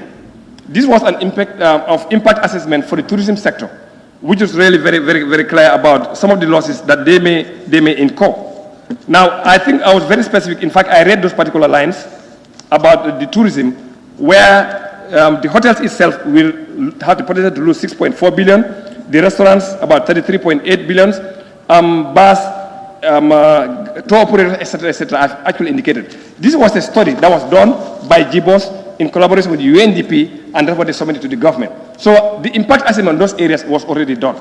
But in terms of the impact on the other side, which is on the individual, on the people itself, I think it was very clear here that there's an impact. Because when you tell somebody to stay in one place, of course, there will be some things that they will need. But we have not gone further because we do not have the logistics, or we do not have the capacity to be able to do an impact of the regular person in this country, how this thing affects them. We really did not do that because we do not have the resources to be able to do that. But maybe in the future we can think about those ones. Now, there's another area also somebody did mention, that the committee should have visited the porous borders. Well, I doubt how can we visit the porous border? Because even it's porous, it means it's not a designated entry point or a designated exit point of the country. So I wonder how can we do that? So we couldn't. The only one we visited was in Panchang. That is open. In fact, I don't call it porous because that one is open. We visited that place and we see exactly how it was. So, but we couldn't have gone to everyone because of when we went to Dasilame, they told us exactly from Dasilame all the way to Katong, it's actually very porous and it's also open. But we couldn't have just gone there. You may not see anybody in those areas. Now, the issue of lumos. Now, the issue of lumos was covered in the open markets. And in fact, the lumo is an example of an open market. Now, if you look at the first regulation here, it was very clear about open market regulation, and this is basically talking about the lumos. Now, there are restrictions. And later on, there were an amendment on the open market regulations, which the minister actually also has given. And some of these amendments were as a result of the suggestions that we made in plenary here. And as a result, they were amended. So if you look at the amended version, it's telling you a person trading in food products in any market, shall only open for business between the hours of 6 a.m. to 1 p.m. each day. And a person trading on non-food is 2 o'clock to 6 o'clock p.m. So I'm not so sure, maybe the minister just can explain, I'm not so sure if there's explicit closure of all the lumos. Maybe when he gets here he can explain, but that is our understanding as a committee. That's the open market. That's our understanding. Now,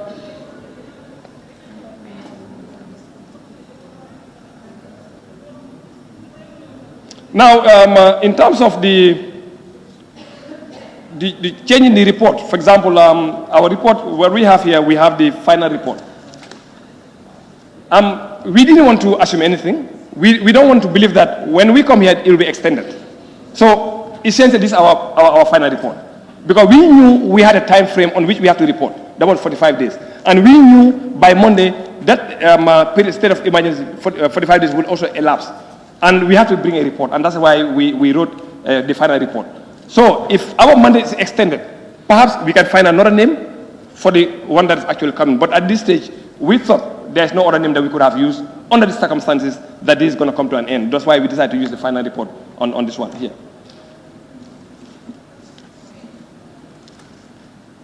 Now, the one area the member for Birkama did mention about whether we have consulted with the regular people. Well, the member was there when we came to the market. In fact, we stand in the middle of the market. We were talking to the market committees. In fact, people were even giving us suggestions. The member for Birkama North himself on several occasions, and I want to thank him for that, actually has called. Yeah. Honorable member, I did not say whether you consulted those people. I said I recall the suggestion they made regarding relocation, if possible, in order to avoid the overcrowding. Those who are selling, for example, vegetables can be relocated to another places so that there will be decongestion. This particular suggestion was made at the fish market. Please. Anyway, thank you. Thank you very much, member for Birkama North. Essentially, we had a lot of recommendations from the people. In fact, when we mentioned that, how do they feel about the idea of decongesting the market, taking everybody out without a stall or a canteen in the market to an open place for them to walk? In fact, they said, one mentioned, Abimol Makwelele. That's exactly one of them what they said. In fact, that's the reason why we put that in our recommendations, that if the area councils or the local government authorities can decongest the markets and take them to an open place, then that could actually help to ensure that these regulations are actually enforced properly. Now, in terms of the drivers, we did actually make consultations. If you look at the report, when we had our first meeting, the drivers union or the transport union, this guy, I remember his name, Omar Sisi, he was there. We met with him. Then we also met with another guy called, Kaba? Kaba was about the labor. He was also there. And Kaba didn't say anything because of time, but Omar Sisi actually asked that the pump prices be reduced. He did mention that. In fact, I worked on a program with him on a TV, same thing, that he suggested that if the drivers are asked to reduce the prices or the number of passengers in their vehicles, that must be matched equally with the reduction in the pump price. And I think the government responded a few weeks ago from 50-something to 40-something. I think the government has responded. But yet still, they're saying that they need to do more at the level of the pump price. But the Minister of Finance can help to see what best they can do to help the drivers to prevent overcharging. Now, in terms of the food package, there are a lot of questions about the food package again. Now, I did also mention yesterday that we were supposed to meet with NDMA to enlighten us about the distribution, the modalities, etc. As a committee, we were previewed a document, but to bring NDMA to us so that we can discuss and ask questions, we didn't do that, and that's the reason why we decided not to make this an appendix. But we have information about the food, how it's going to be rationalized, how it's going to be shared, etc., etc. If you permit me, Honorable, I can say it, but as a committee, we have not met NDMA. But we are privy to documents that show exactly who is going to get what, where is going. Each constituency actually you will see what you're going to have. We have the document. But because of the fact that we have not met them, in a setting, that's why we didn't put that in as a document. So I stand to be corrected, but I think the only thing we can do is just to take it by way of information. Just by way of information, because since it's not part of your record, and honorable members wouldn't have had the opportunity to go through it, so I don't think we can take it as part of the records. No, we cannot. Speaker, let's hear. Point of observation. I think the information will be very vital for the National Assembly members. If it can be copied and distributed to the members for reference. Said by way of information now, as of now, because it's not been circulated, it's not part of their records, but it's vital information, so I think we can share it. Yes, Honorable Member for Serekunda. You know, Honorable Speaker, all documents must come from proper source. This is coming from him, and it's not part of their report. I think he has made a notice that the document exists. Eventually, NA should really submit this document to the Parliament so that it can be circulated. I'm not very comfortable with that, really, since it's not part of the records. I would just want it to be by way of information. Let's just listen to it, and then we'll do the proper thing. Thank you.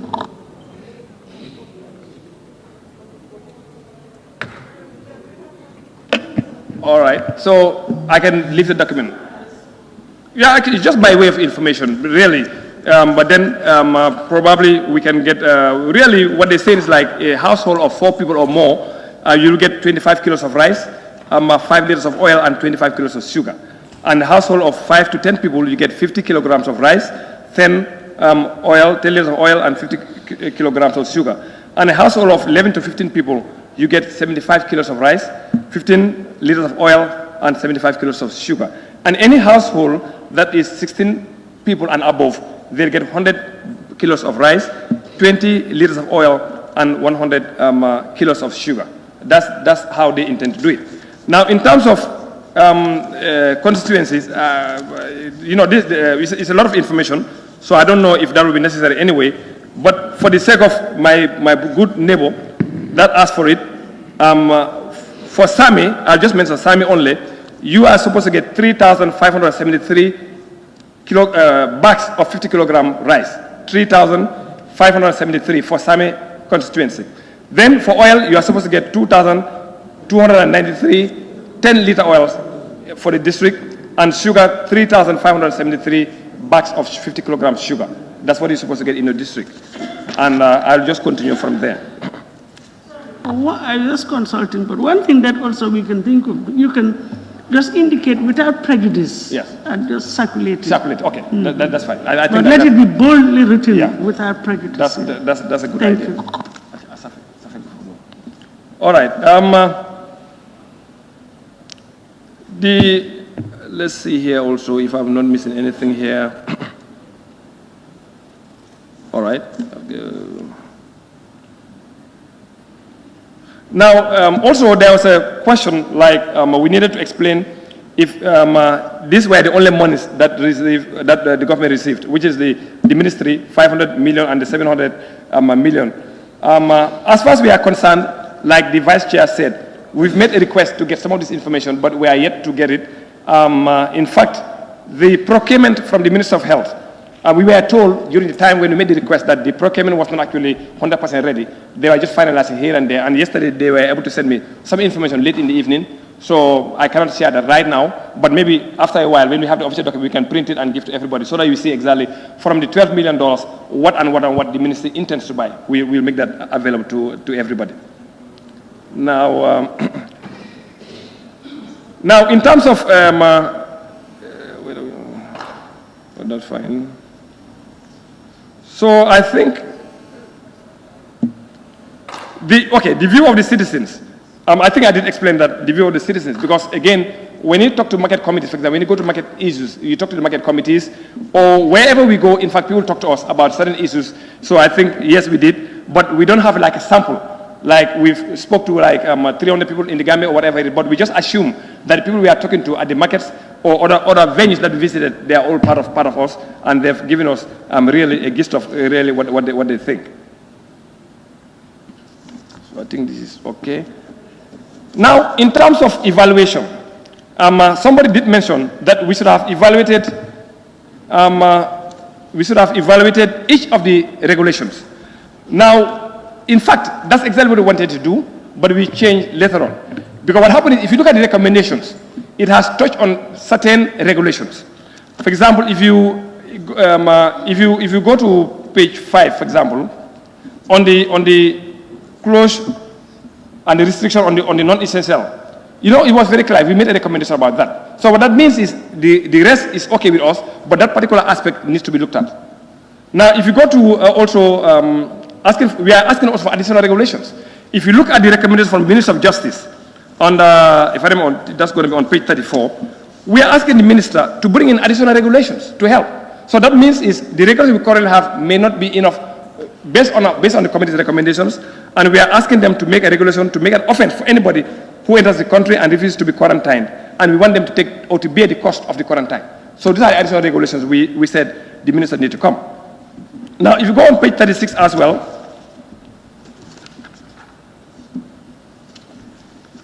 on page 36, although the fish meat factories claim to have scaled down their production, so we don't have any evidence for that. So what we are saying is like we want the fish meal factories to be temporarily shut down.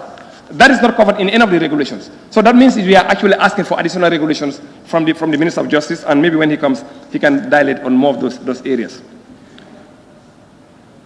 Now, the last thing I have here, Honorable Speaker, is about the RCF, which is a rapid credit facility.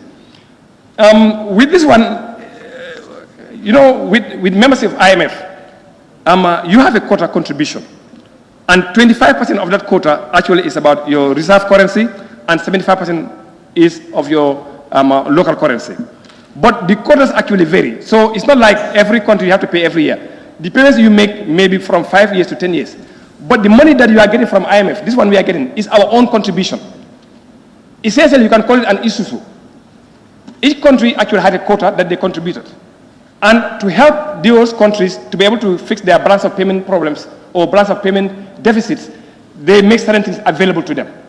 However, they cannot give it directly to the Gambia government, but normally they use an instrument through the central bank. And that's the reason why the minister from the explanation, they came straight to the central bank. They have the MOU, which I have actually added to one of the documents, the MOU between the Central Bank of the Gambia and the Gambia government or the Minister of Finance about that money that came from the IMF. But nonetheless, I am of the view that he still needs to come. But let's remember one thing, in the budget, when you look at the budget, actually there's an approval in the budget for domestic borrowing, and there was approval in the budget for external borrowing. The external borrowing was about 4.something billion that we approved in the budget, and the domestic borrowing was about 2.something billion. So essentially, we have approved something for external borrowing in the budget and for domestic borrowing in the budget already, but yet still, I think he needs to come and finally formalize it just to ensure that it passes through the normal process that we actually have. Honorable Speaker, that's all what I have for now. I don't know if I have missed anything. Somebody can point that out for me. But as far as I'm concerned, I think I have covered all the questions that were posed to me, except if I'm missing something. Well, I think we have debated exhaustively, and we've been here since yesterday. Yeah. Now, if you want to take a second round, it means that we're going to be here till Monday. There's no second round. So please let us restrict.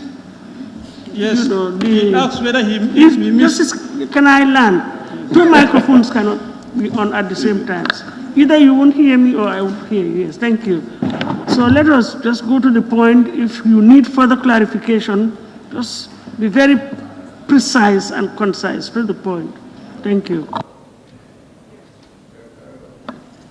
Yeah, Madam Speaker, I did indicate in my presentation that the committee did meet with the Ministry of Tourism and the tourism associations, and their views were highlighted. But unfortunately, I did not see where in the recommendations their issues were addressed in order for the industry to be bailed out from the predicament.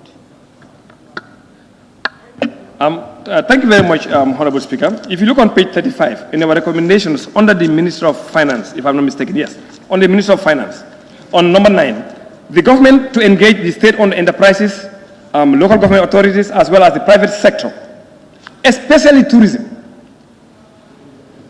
to mitigate the impact of COVID-19 on their businesses. This will allow continuity of the essential services provided by these institutions. So I think that should be covered under that one. Madam Speaker, well, that's a different section. I refer him to the section on the recommendation, to be very specific. Yeah. No, you said page 25. I don't want to open the dialogue, but I think it's a report. Recommendations were made at the tail end, but it doesn't mean that we will not extract the recommendations made during the course of in the report itself. So I think we can, let's proceed, please. Thank you. Thank you very much, and I take the opportunity once more to thank everybody for their contribution. We've been here since yesterday for this very important report. And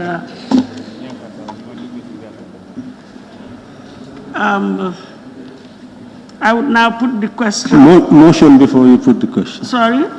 Motion member before. for Wool, no? I'll take Woolly East. You want something? Yes, I said I will take your point. Can I hear you? Thank you. Now, I was the mover of the motion. I mentioned the diaspora, because they are also Gambians. You've not said anything about that. You remember yesterday I was saying that. But in your response. There was no response on your issue. Thank you. Yes, thank you. Okay, thank you very much, Honorable Speaker. Now, with the issue of diaspora, I did have a call from somebody in Ghana that he's stuck in that country, that he couldn't come back to Gambia. But the issue was being handled by the Foreign Affairs. For example, what's happening in China, for example, and some other areas, that was being handled by Foreign Affairs. So we thought it may not be necessary for us to call the Foreign Affairs to ask influence about those things, because that was already been handled by the Foreign Affairs Committee. Thank you. I think not only Foreign Affairs, but the human rights. Yeah. And that record has been adopted. Thank you.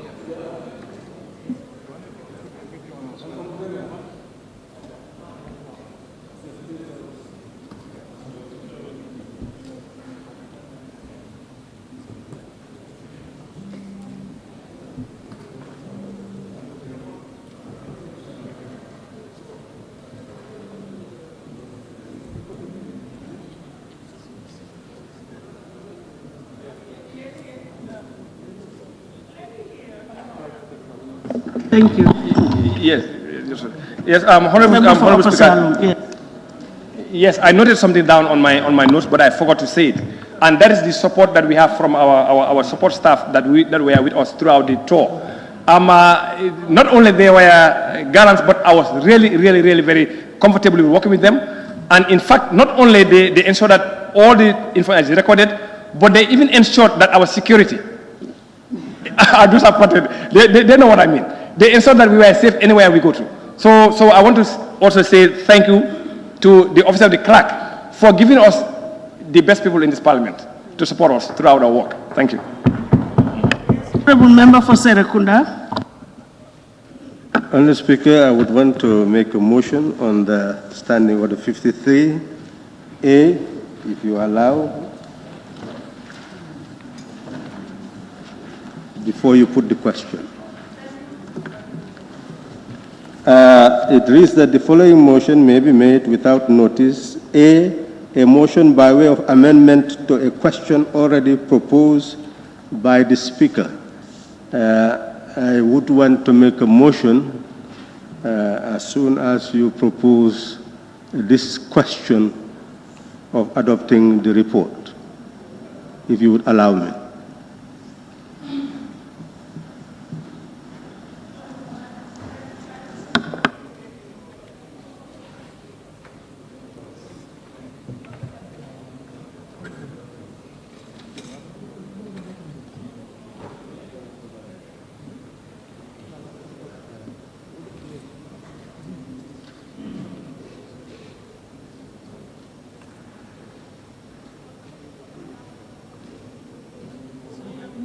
You're preempting me. Need to be more concrete. Well, I think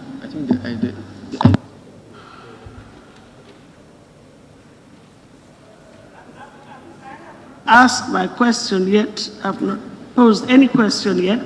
Yes, I'm just making notification.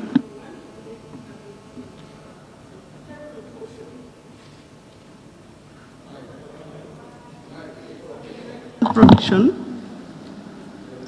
Ultimately, what I'll be recommending, Honorable Speaker, the motion I'll be making is for us to accept the report minus the recommendation and the resolutions. But once you put the question, I'll make the motion and then give the reasons.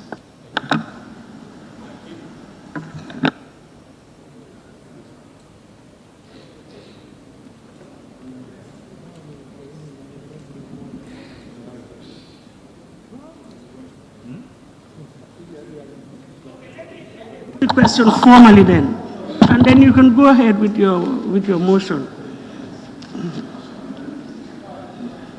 As I said earlier, I wish to thank everybody and put the question, be it resolved that this Honorable Assembly do adopt the report of the Special Select Committee of the National Assembly on the implementation of the state of public emergency. Now you can come up with your motion by virtue of this first section. Yes, thank you very much, Honorable Speaker. I would want to make this motion by way of Standing Order 53A,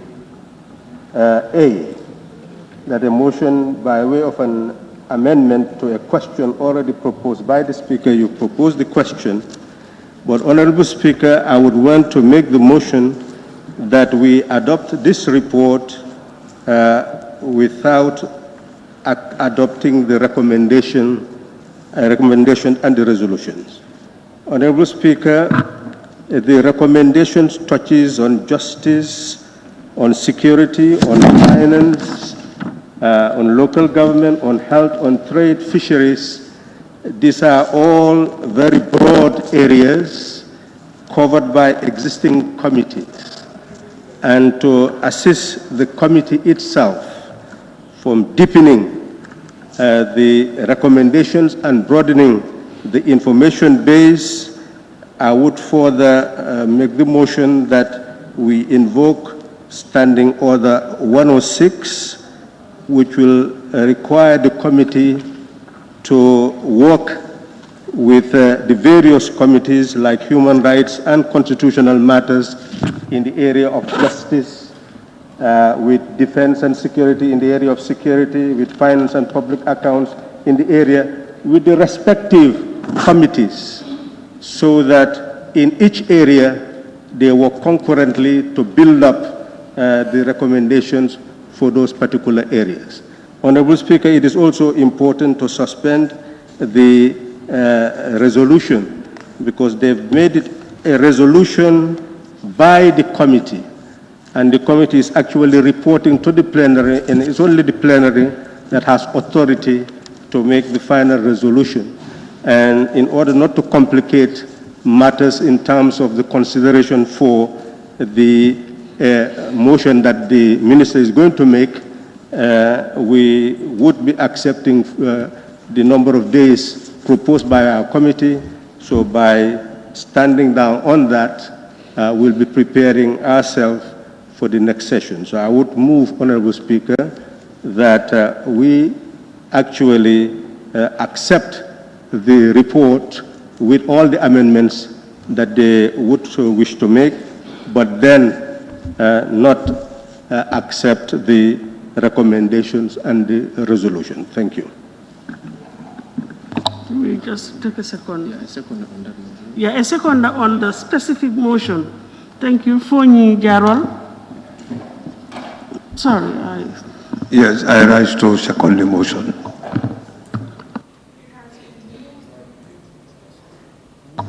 Motion has been moved and seconded that we adopt the report of the Special Select Committee, excluding the recommendations and the resolutions and the recommendations. Those in favor, please say aye. Those not in favor, please say no. So the ayes have it. So now the question would read, be it resolved that this Honorable Assembly do adopt the report of the Special Select Committee of the National Assembly on the implementation of the state of public emergency, excluding the the resolutions and recommendations made therein. Those in favor, please say aye. Those not in favor, please say no. So the ayes have it. Thank you very much. So I think that would just make the next motion straightforward so that we don't need to have any conflict. Thank you. The ayes have it. Thank you. Now, Clerk, can we proceed then? Motion with the next be it resolved that this August Assembly do consider and approve the motion to further extend the period of state of public emergency for 45 days in accordance with Section 34(5)(a)(1) of the 1997 Constitution, and to further affirm the period of the public emergency regulation made thereto in accordance with Section 5(2) of the Emergency Powers Act, effective Monday, 18th May 2020, by the Honorable Attorney General, Minister for Justice.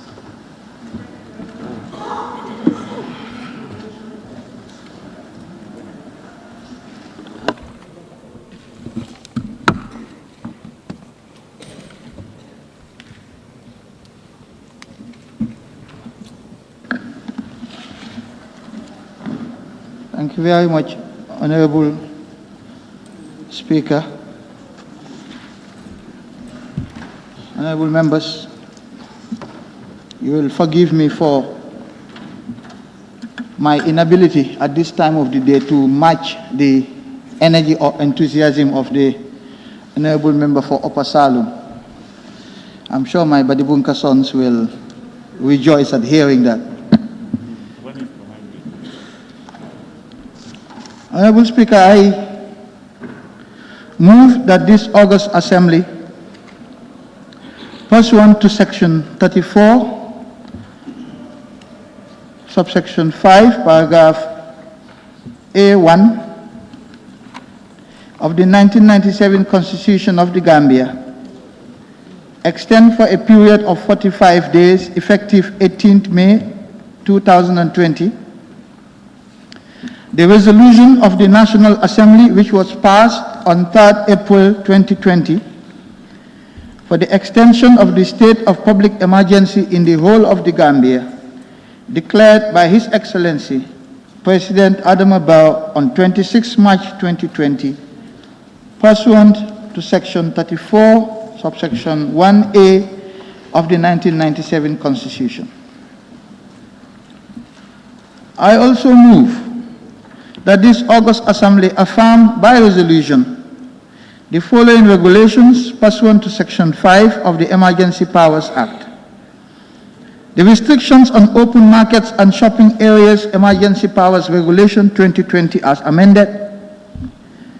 The Essential Commodities Emergency Powers Regulation 2020 as amended. The restrictions on public transportation Emergency Powers Regulations 2020 as amended. The closure and restriction on non-essential public places Emergency Powers Regulation 2020, and the closure of educational institutions and places of worship Emergency Powers Regulation 2020. Madam Speaker, Section 35(5)(a)(1) of the Constitution provides 5(a)(1) of the Constitution provides a resolution of the National Assembly passed for the purpose of this section shall remain in force for 90 days or such shorter period as may be specified therein, provided that any such resolution may be extended from time to time by a further resolution supported in the case of a first extension by the votes of not less than 3/4 of all the members of the National Assembly.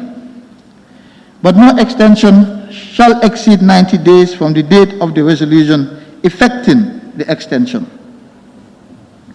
Madam Speaker, you will recall that on 3rd April 2020, in response to the global threat of the coronavirus pandemic as declared by the World Health Organization, WHO, and to which the Gambia is vulnerable, the National Assembly passed a resolution that extended the state of public emergency declared by His Excellency the President pursuant to Section 34(1)(a) of the 1997 Constitution. At that point in time, only 2 cases of infection of the virus was reported in the Gambia, and 171 other countries had reported varying degrees of infections. As at that date, the virus had killed 20,834 people globally, according to the WHO. Madam Speaker, 3 days ago, as of 12 May 2020, the rate of infection of the coronavirus globally stood at over 4 million people, out of which almost 300,000 have died from the infection, according to the WHO. Closer to home in Senegal, for instance, for the same period, the rate of infection stood at over 1,800 people. I'm now told it's over 2,100, with 19 deaths as at the time, and I'm now told with 23 deaths from the infection. When compared to the figures at the time of the passing of the first resolution on 3rd April 2020, Senegal had 195 infections with 1 death. Here in the Gambia, our rate of infection has also increased to 23. Unfortunately, only 1 reported death from the virus in the country. But we must not be complacent about this fact. There is no doubt that the coronavirus, otherwise known as COVID-19, continues to pose a clear and present danger to the Gambia and remains deadly. So the government needs to continue taking measures that will, among other things, break the chain of transmission in order to prevent a further spread of the virus, and concurrently alleviate the consequent hardship that all of us may face. The government is aware that the measures which may be imposed as a result of this extension will affect our lives. But like I said the last time I appeared before this August Assembly on this subject matter, this is now a matter of survival first and not about individual preferences. In this regard, you will recall that a number of emergency regulations were issued by His Excellency President Barrow to address these hardships. These include the Essential Commodities Emergency Powers Regulation, which sought to protect the public from price hikes and ensure adequate food supplies in the country during the period of the state of public emergency. Other regulations include restrictions on public transportation, restrictions on open markets, and the closure of non-essential public places. So in order to enable the government continue to provide effective leadership in this national preventive effort, the government must be given a margin of appreciation in deciding the measures it wishes to adopt, the duration, and the timing. These are key tools that should be put at the disposal of the government so that it can fully and effectively assume its leadership responsibilities to prevent a looming catastrophe in our country. Madam Speaker, the 45 days extension of the period of the state of public emergency granted by the National Assembly on 3rd April 2020 will expire on 18 May 2020. But the threat of COVID-19 still looms over us. The determination to break the chain of transmission of the virus is more needed now than ever before, in view of the recent reports from the WHO. And so we must intensify our collective national efforts towards achieving this goal. Therefore, Madam Speaker, a 45-day extension of the resolution passed by this August Assembly on 3rd April 2020, which extended the period of the state of public emergency declared by His Excellency President Barrow on 26 March 2020, will allow the government to continue to carry out its responsibilities towards the people of this country, not only to save lives, but to also balance the competing political, social, and economic interests we are confronted with in these difficult times. Madam Speaker, for these reasons, I move that this August Assembly, pursuant to Section 34, subsection 5A1 of the 1997 Constitution of the Gambia, extend for a period of 45 days, effective 18th May 2020, the resolution of the National Assembly, which was passed on 3rd April 2020, for the extension of the state of public emergency in the whole of the Gambia, declared by His Excellency President Adama Barrow on 26 March 2020. I also move that this August Assembly affirm by resolution the following regulations pursuant to Section 5 of the Emergency Powers Act. The restrictions on open markets and shopping areas Emergency Powers Regulation 2020 as amended, the Essential Commodities Emergency Powers Regulations 2020 as amended, the restrictions on public transportation Emergency Powers Regulations 2020 as amended, the closure and restriction on non-essential public places Emergency Powers Regulations 2020, the closure of educational institutions and places of worship Emergency Powers Regulations 2020. Madam Speaker, with your permission, I would like to add a few remarks to this motion. Madam Speaker, the 45 days that the government is requesting is the minimum that has been recommended by the government's chief health advisor, who is here with us, and I'm sure he will be delighted to be given the opportunity to further elaborate on this. And it is based on the science that is available and the prognostics that have been made about this pandemic, not on sentiments, as the Honorable Member for Woolly West widely said. Indeed, the government acknowledges that more testing needs to be done in order to help the government determine what further actions may or may not be taken. The overriding objective of this motion is to protect life, including the lives of the people who live in your constituencies. The latest figures from WHO state that nearly 250 million Africans will be infected. 250 million Africans will be infected, with almost 200,000 deaths. 200,000 deaths. We do not want our people to fall in these statistics, or as many of our people as we can avoid. As leaders, Madam Speaker, honorable members of this August Assembly, as leaders, it is our responsibility sometimes to lead public opinion and not to follow public opinion. That is what is expected of us in times like this. And it is incumbent upon us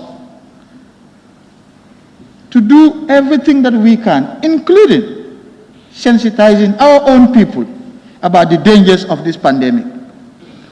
Not just to follow their individual wishes and desires.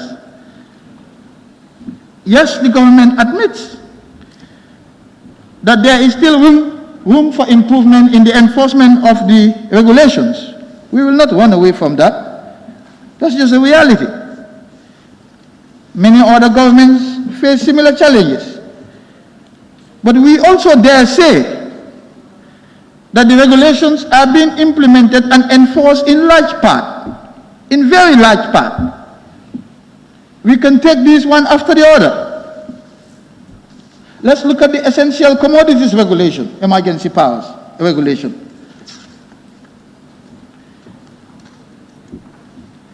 Can we honestly say that the government has not protected these essential commodities from price hikes? How many times have we seen people being prosecuted? It's been reported in the newspapers.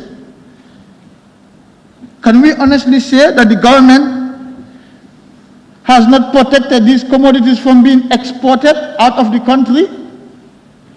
How many times have we seen in the newspapers people have been prosecuted for exactly those offenses?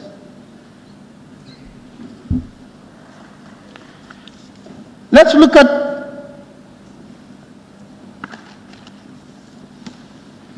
the restrictions, or rather the closure of educational institutions and places of worship. Can we also say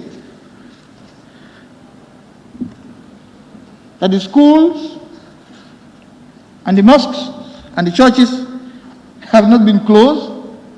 Can we really say that? The few comments I had from some of the members here are protesting exactly against that, because the government is enforcing those regulations. And the protest is for the government to lift the restrictions so that these places can be opened. That is enforcement in my book. Let's look at the restrictions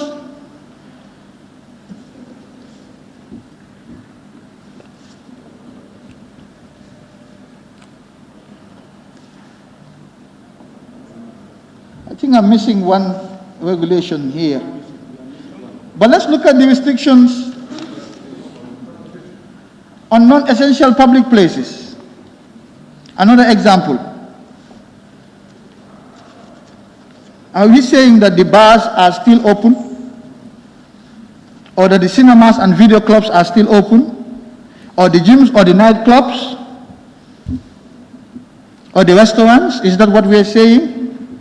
Of course, they are closed. That is enforcement.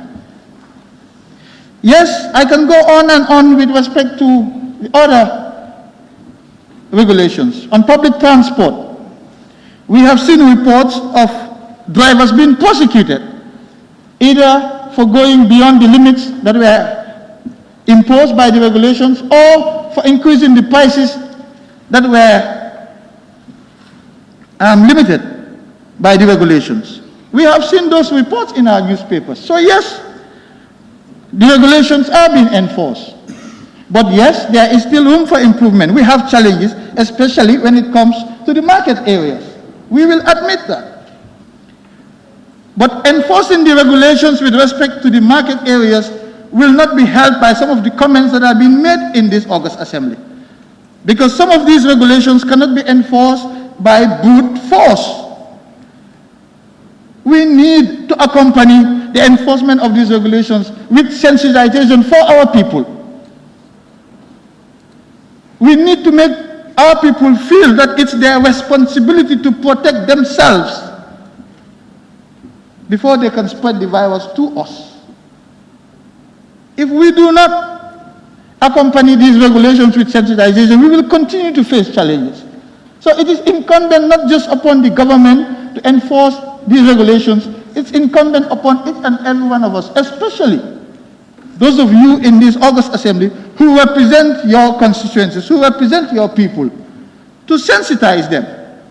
Otherwise, we can never, as a government, successfully implement these regulations because they cannot simply be implemented by force alone. Those days are over in this country. So help us, help this government enforce these regulations. That's my plea to you. Thank you, Honorable Speaker. Thank you, members. I beg to move.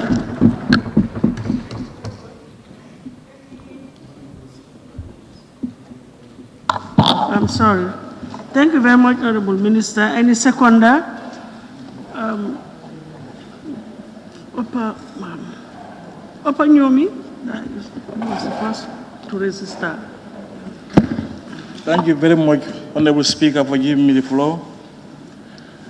I rise to second the motion. And I also would like to seize this opportunity to make my intervention as far as this particular motion is concerned. Madam Speaker, we have the clear evidence on the world that there is a need for the state of public emergency to be increased, to be extended rather. And therefore, I am with the support of the extension of the state of public emergency. Madam Speaker, when you look at the number of infected persons being rising in the country, which is 23 now, and without surrounding Senegal, the number is increasing from 1,310 people, 2,310 people today. And the number of deaths also has increased to 25 as well, means that Gambia is surrounded by the fire. And we need to do everything possible to save ourselves and to save our people. Madam Speaker, with the projection of 181,000 people to be infected in the near future from the month of June, July, and August, definitely this country have all reason to extend the state of public emergency in order to save our people. Notwithstanding, we can look into the issues of markets,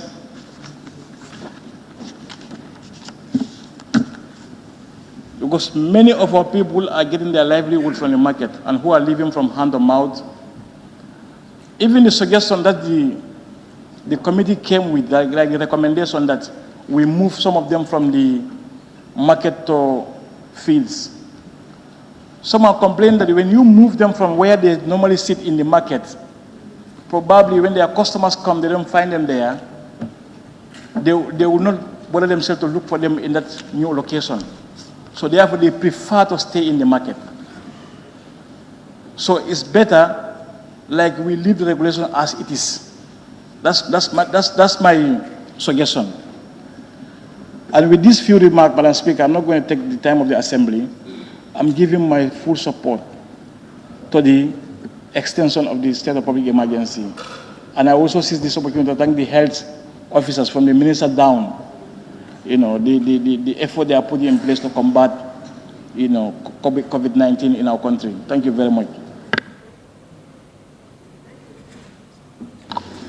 Thank you very much. And I now put the question. It has been moved and seconded that this Honorable Assembly do consider the motion to further extend the period of state of the public emergency for 45 days in accordance with Section 34(5)(a), subsection 1 of the 1997 Constitution, and further affirm the period of the public emergency regulations made thereto in accordance with Section 5(2) of the Emergency Powers Act, effective Monday, 18th of May, 2020.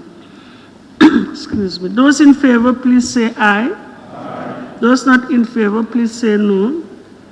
So the ayes have it. Thank you very much. Now, honorable members who wish to take part, can we please take the numbers? Please. Motion. So that we can manage the time, please. I want motion. Pardon? Motion. Motions? Yes. Yes, go ahead, thank you. Madam Speaker, I want to move that before we embark on debate on this motion, since the Honorable Minister of Health is here, we allow him give us some professional assessment, because we are being asked to make very important decisions, and that decision should be based on some concrete facts. I think it is important that the Minister of Health comes and gives us a professional assessment of the 45 days that we have gone through, what were the challenges, what were the shortcomings, what are the gaps, so that we know what we are deciding. What about?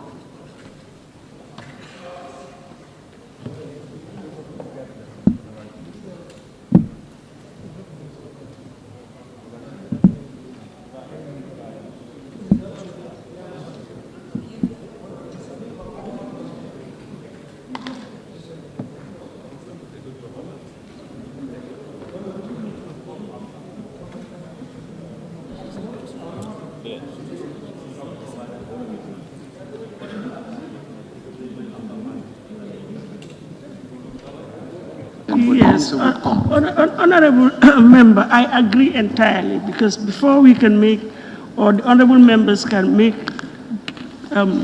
informed decision, they need to hear from the experts, especially health.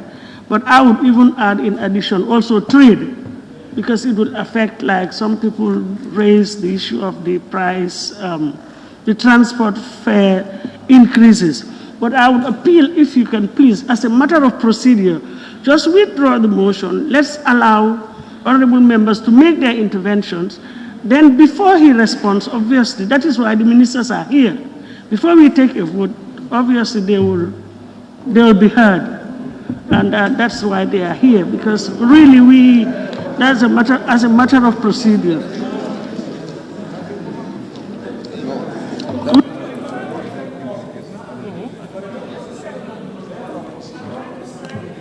Searching for the relevant standing order. Just a second, thank you.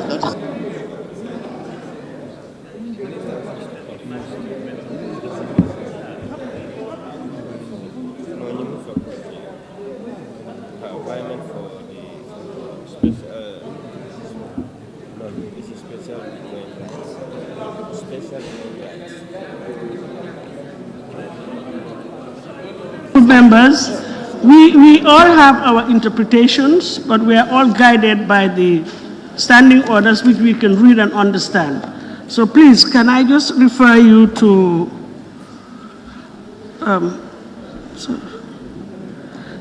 I just saw it. This one, 53. 61. Sorry. Now let's all look at 61. Standing order 61. Now it talks of debate of motions and amendments.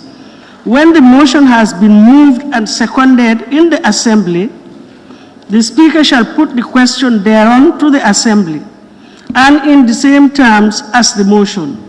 Debate may then take place upon that question and may continue so long as any member excuse me, wishes to speak, who is entitled to do so, subject to any allocation of time applied by the Assembly Business Committee. Subsection 2, when he or she is satisfied that no more members wish to speak, the speaker shall call upon the mover to reply, and immediately the mover has concluded his or her reply, shall put the question to the assembly, and the assembly shall express its decision in accordance with the provisions of these standing orders. Honorable honorable members, many a time have motions been laid here with honorable ministers present, and then they will always be allowed to come in. They can be heard. They partake in the debate. But my problem is just the procedure, the sequence of events. If you can further guide me, but I'm just concerned about the sequence. And mark my words, I'm concerned about the sequence. Yes. Madam, I refer you to Section 77, subsection 4 of the Constitution. Section 77, subsection 4 of the Constitution. If I may read it.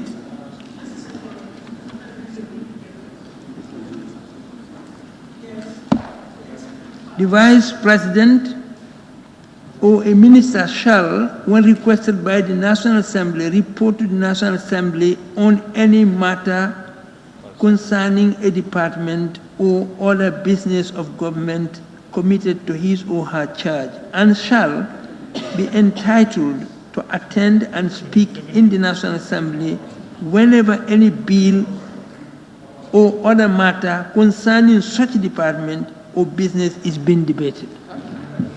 So, Madam, it will be neater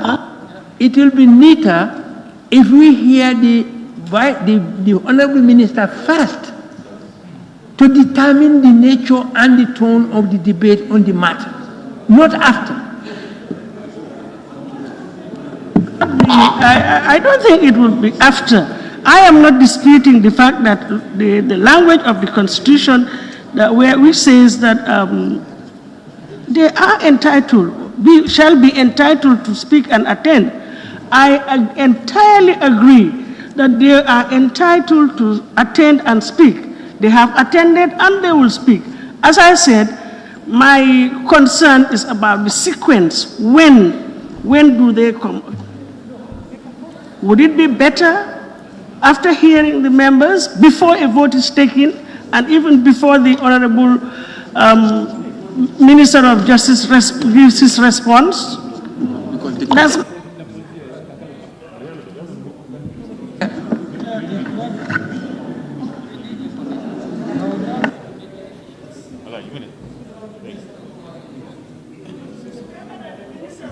it's not the mover. If issues are raised touching on health, then he should come to respond to those issues. But now if you allow him, if he comes before issues are raised, do we say that we allow him again to come and respond to those issues? I just want to be guided so that we make sure that, we do the... In the first place, he is not the mover of the motion. He is not the mover of the motion, but he is here to provide us with data to enable us debate and make a decision. He will provide after your interventions. No. That's what I'm saying. That means we have already spoken. We would have already spoken. We would, Madam, we would have already spoken if it would be useless. It will not be helpful at all.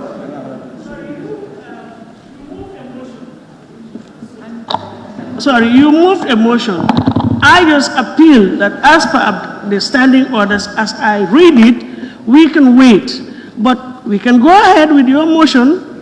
It has been tabled. We take secondment. Any seconder to motion? Yes, Cantora.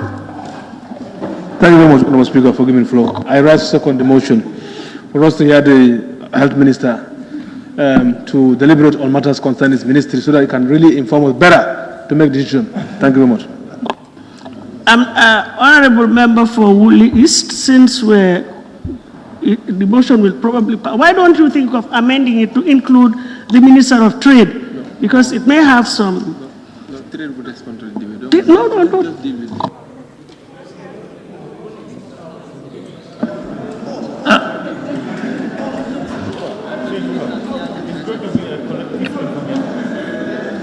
Madam Speaker, no. Can I? Thank you. It has already been seconded. It has been moved and seconded that we allow the Honorable Minister of Health to update the Assembly with regards to the health situation of COVID-19 before we open the debate. Those in favor, please say aye. Those not in favor, please say no. So the ayes have it. We now allow the Honorable Minister of Health. Please, Honorable Minister. Thank you. Oh, this is yours.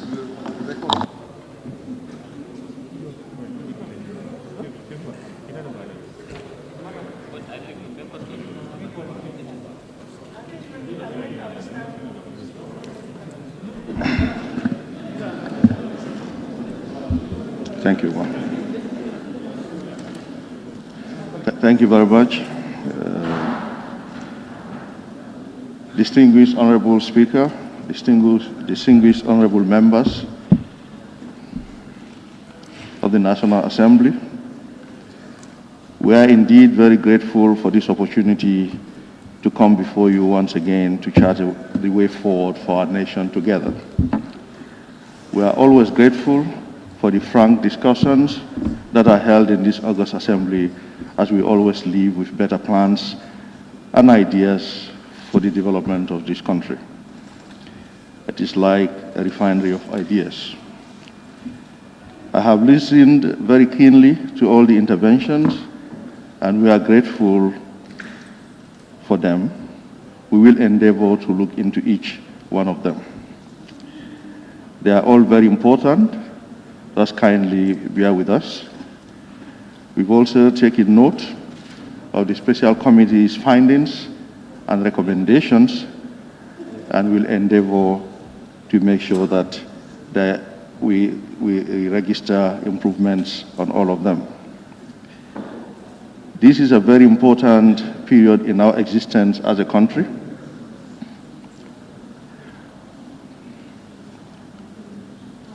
We have patiently listened, as I mentioned, to all the deliberations, and it has enriched us greatly. By way of giving you the general overview, globally since the 31st December 2019 and as of 15th May 2020, a total of 24,338,658 cases of COVID-19 in accordance with the applied case definitions in the affected countries have been reported. Of these, 297,119 deaths were registered. Africa has registered 54,190 confirmed cases, with 1,623 deaths registered so far. Senegal, our closest neighbor, has registered a total of 2,189, with a total fatality of 23.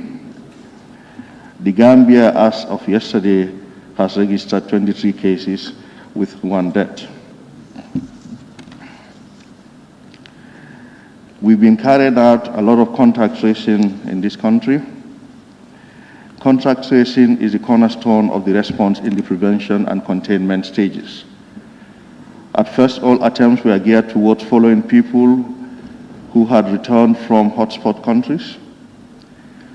This is before quarantine started. These people of interest were asked to home isolate and were followed routinely by our health personnel for the development of symptoms. Those who developed symptoms were tested.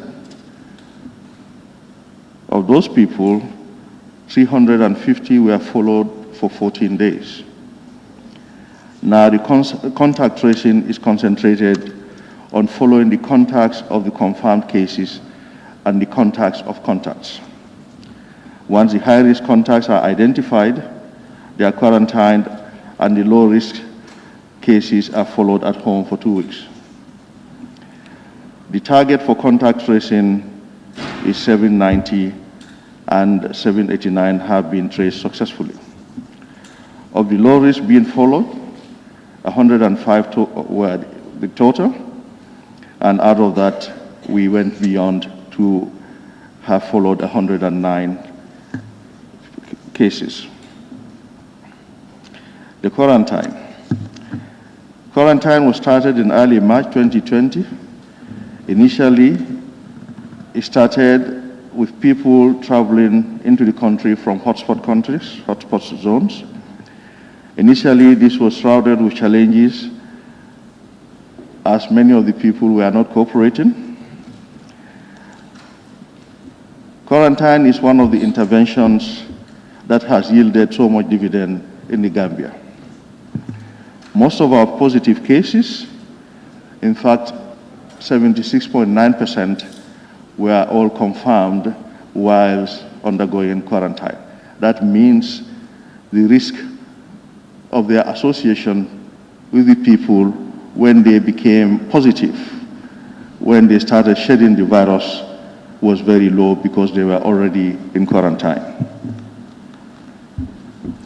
That means that they would have been identified by the contact tracing team and be kept under our watchful eyes. We were on our own able to start testing for those people in quarantine before discharge. This was not in any recommendation or guideline when we started, but it has turned out to be a very great intervention, and as we speak here, many countries have adopted that. We started here in this Gambia even well before the WHO recommended it, because we thought it made sense, because there was a period at which people start shedding the virus, and that is when the virus can be obtained for a positive test. Before then, they would not be positive. So we thought it was important to test anybody who had undergone quarantine before they were discharged, and many countries are following suit now. Of course, as we mentioned, this might be because if one tests early, those contacts, before they start shedding the virus, they will initially be negative, when the reality actually is that they are in fact positive.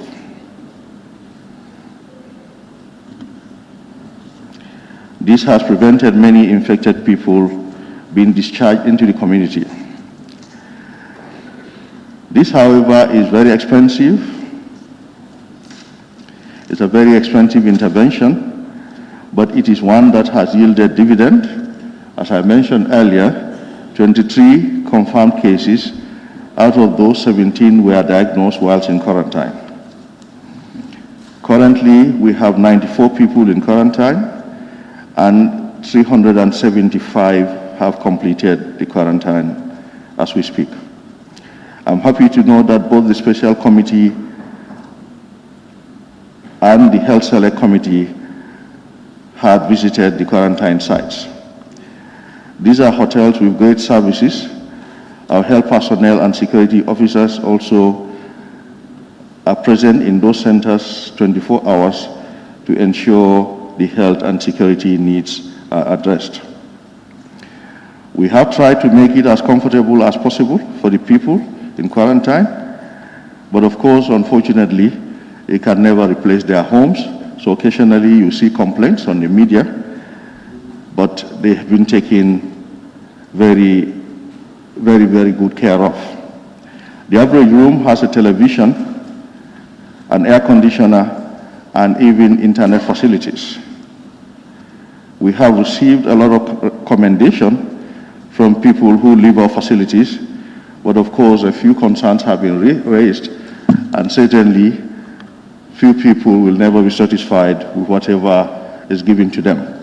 But at this juncture, I think as a country, we have tried very hard, because we have seen big countries in Africa. I'll mention two examples. One of them took people to a quarantine center when they came from overseas and asked them to pay for themselves and left them there. Another big country took them to a quarantine center and asked people to pay. When they made noise, they took them out, took them to a primary school, left them there, threw mattresses at them, and then said it was their business and put security forces. Of course, Gambia, we never dream of that, so we have done our best to give our people a dignified treatment.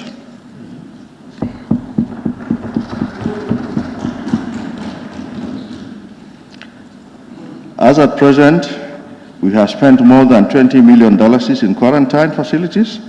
This will go up if we are still in the containment stage. If we are unlucky to slip into the mitigation stage where there are so many community transmissions that we do not even know the source of those transmissions at that point, because it could be so overwhelming that you don't know now who gave it to who.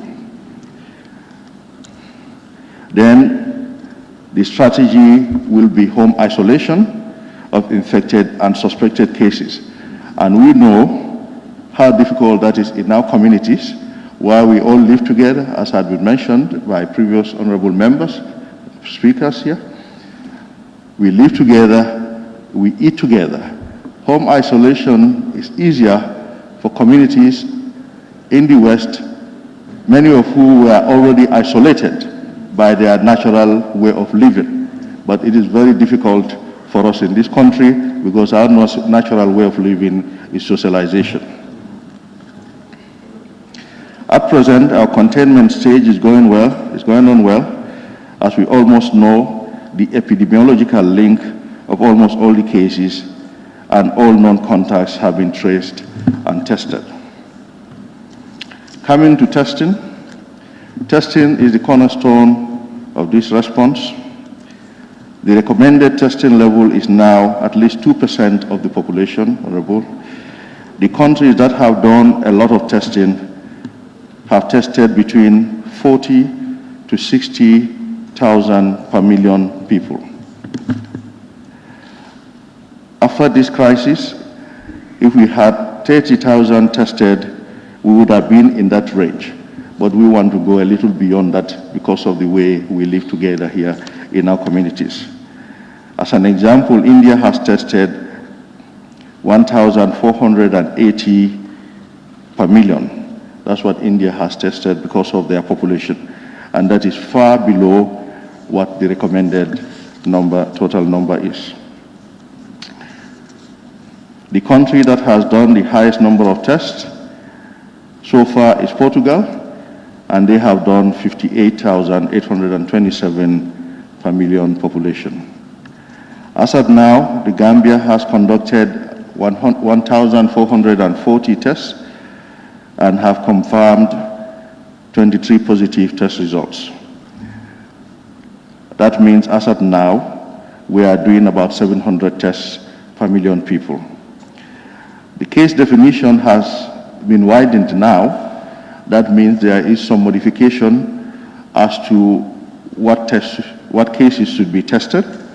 So the case definition being widened to include all cases with symptoms of fever or cough and one other symptom. These are the people who need to be tested. Travel history and history of contact, which used to be part of the case definition, are no longer considered necessary in the definition of what we call a suspected case. This, therefore, will lead to an increase in the number of people to be tested and isolated. However, testing without symptoms is not recommended except for health workers who are involved in the management of these patients.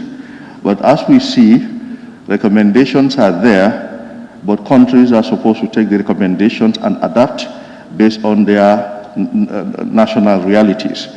The way our markets are, the way our ferries are, the way our fishing ports are, is giving us more ideas to go into those highly densely populated areas to test more and more people. And this is the plan of the ministry.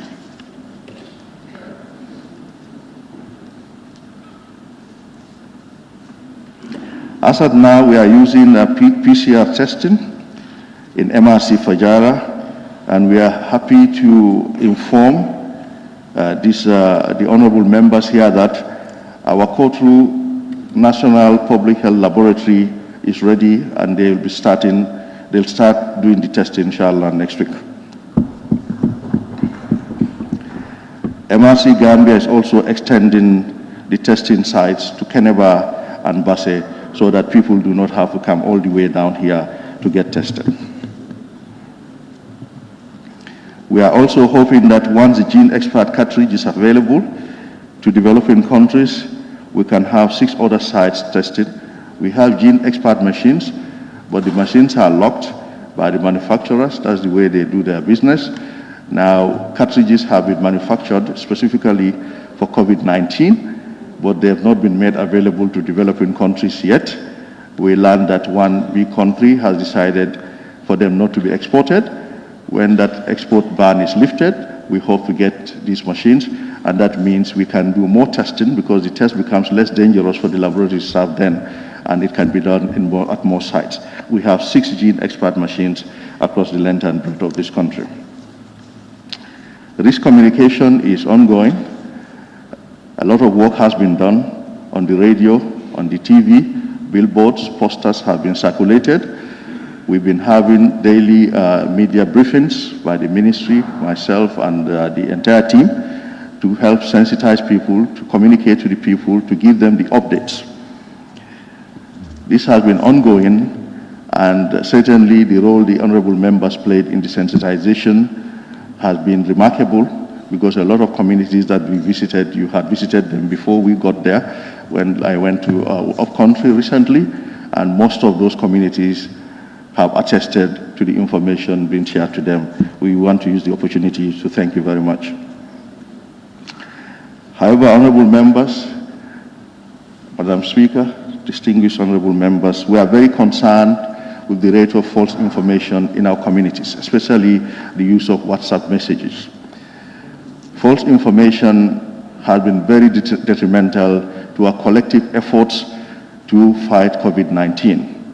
They range from all sources. People scaring people, people talking about immunization that is not true. This has a detrimental effect because now, as mentioned by one honorable member, I think of Talinding, women are scared to take their children for routine immunization. That means COVID could be over and we in our communities experience outbreaks of measles, yellow fever, tuberculosis, and other diseases just because women were afraid to take their people for vaccination. And we appeal to the honorable members to help advocate against this practice. Isolation centers. There are 13 isolation centers located in different health facilities in the country. These are usually 1 or 2 rooms in a facility that are earmarked to keep suspected cases until confirmation is made. Whilst there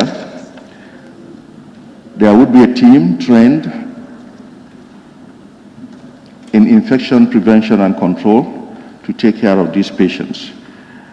The people put in isolation centers are usually symptomatic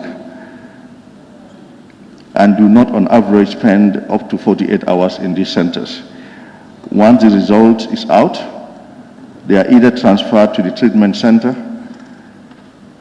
if it is positive, and if it is negative, they are taken back into the patient pool of that facility to be treated as per their diagnosis. Isolation facilities are in the following centers: Eseo District Hospital, Sibano, the Wek Clinic, Buyam General Hospital, Soma District Hospital, Bansan General Hospital, Kanifing General Hospital, Edward Francis Small Teaching Hospital, Basse District Hospital, Farafenye District General Hospital, Brikama District Hospital, Kaur Major Health Center, Fajikunda Health Center, and Bundung Maternal and Child Health Hospital. Some of these are earmarked for renovation and expansion, but they are presently usable. Treatment centers, those are the centers where after isolation, the patients that have tested positive will be taken to the treatment centers. In general, there are going to be 14 treatment centers. 14 treatment centers will be functional for the response. The following are the ones available and ready at present. The one at Sanatorium, that's for West Coast Health Region 1. The Deban Clinic, the first phase is ready and has 14 beds. Sanatorium has 42 beds. Now, Deban, these are all in West Coast Health Region 1. MRC Fajara equally has 30 beds for treatment. However, their main, the wards are available as well if there is a surge. That is 42 beds as well. The following facilities are either under renovation or construction. Sukuta, that's for Western Region 1. MRC Keneba and the Basse sites. Kafuta, the second phase of the Deban Clinic. Soma, Kanuma, Njabakunda, Wasu Palang, Bansang General Hospital, Palang itself, Basse facility, and Yorubaol. These are all going to get treatment centers. The idea is to have at least one treatment facility in each health region to avoid movement of patients and thus lessen the risk of drivers, the risk to the drivers and the staff. The criteria used for selection of treatment centers include accessibility to the road, access to water and electricity, proximity to a major health facility for laboratory support, and the possibility of getting accommodation for the staff who are going to be involved in the treatment of these patients. Procurement of equipment. At present, we have now gotten 20 ventilators, Honorable. We've gotten more since after your tour. We've gotten 20 ventilators now that are ready to be used as and when we need them. The procurement, the equipment that are supposed to be procured include ventilators, X-ray machines, ultrasound machines, patient monitors, ambulances, 33 ambulances. An honorable member asked, the ambulances are supposed to be 33. The procurement process by both the World Bank and the Gambia government will soon be completed, and the equipment will soon be here. The government has asked the Turkish government to help airlift these items free of charge to this country, and it is to the tune of $12 million US. It is believed that the pandemic could worsen in Africa, and the problem is that most of our health systems are weak. So we thought this is an opportunity to strengthen our health systems so that they are robust enough to deal with the COVID pandemic as well as the thereafter. Projections. At the beginning of the pandemic in the Gambia, the projections on the disease were that we will have a total of 181,000 infections at the peak, and we'll be having 3,300 per day. But with social distancing, we were expecting 53,000 infections, and that's at the peak, and 1,000 infections per day. This was a similar projection by the WHO and the London School of Hygiene and Tropical Medicine. Now, there was another projection by the Policy Analysis Unit of the President's Office, which showed 74 to 93% of the population might be affected. The peak was initially expected on the 17th May 2020. However, it will interest the honorable members to know that, in fact, the picture is gloomier. The new projections have been made based on new data and the spread of the disease so far in the African countries and what we have learned about the disease so far. It is now projected that without any social distancing, we are now expecting a total of 300,000 cases in a period of 300 days. That is, it spreads, that's the estimate for the 1 year. But when it peaks, we expect to have 3,000 cases per day, and at the peak, there will be 10,000 active cases in this country. But with strict social distancing, with the assumption that there will be reduction in contact by 50%, we would expect a total of 1,600 cases in 300 days. So see the drastic reduction from 300,000 to 1,600 with strict social distancing. And a total of 30 active cases per day at the peak, and we would expect 6 to 7 new cases to be registered per day, adding on to the total number of active cases, of course, while some are withdrawn from the total number of active cases because they would have recovered.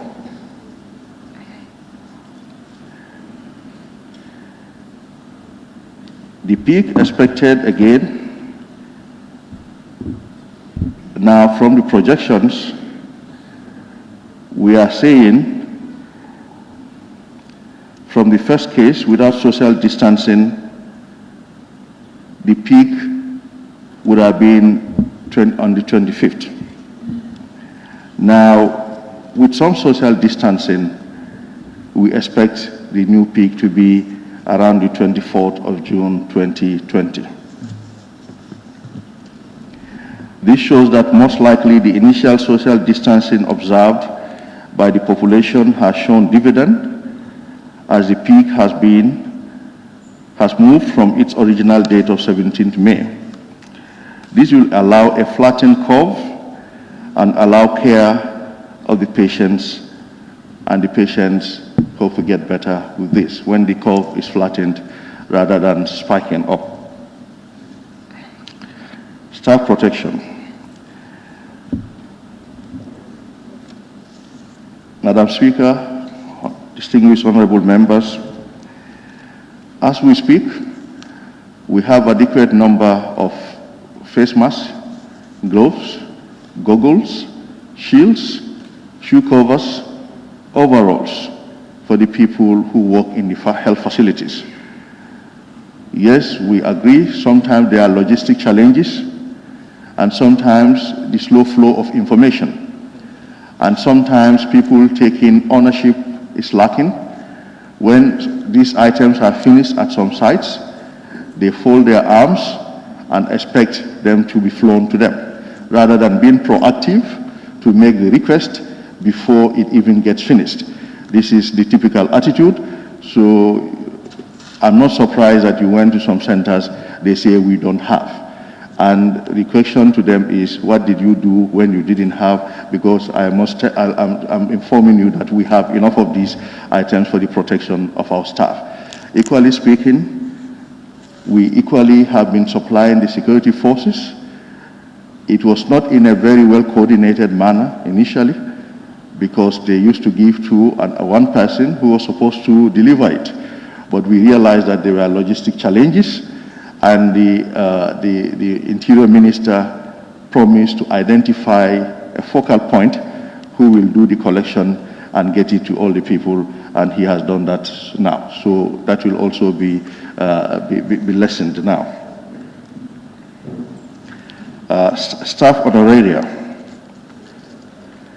The issue of the staff honoraria is yet to be finalized.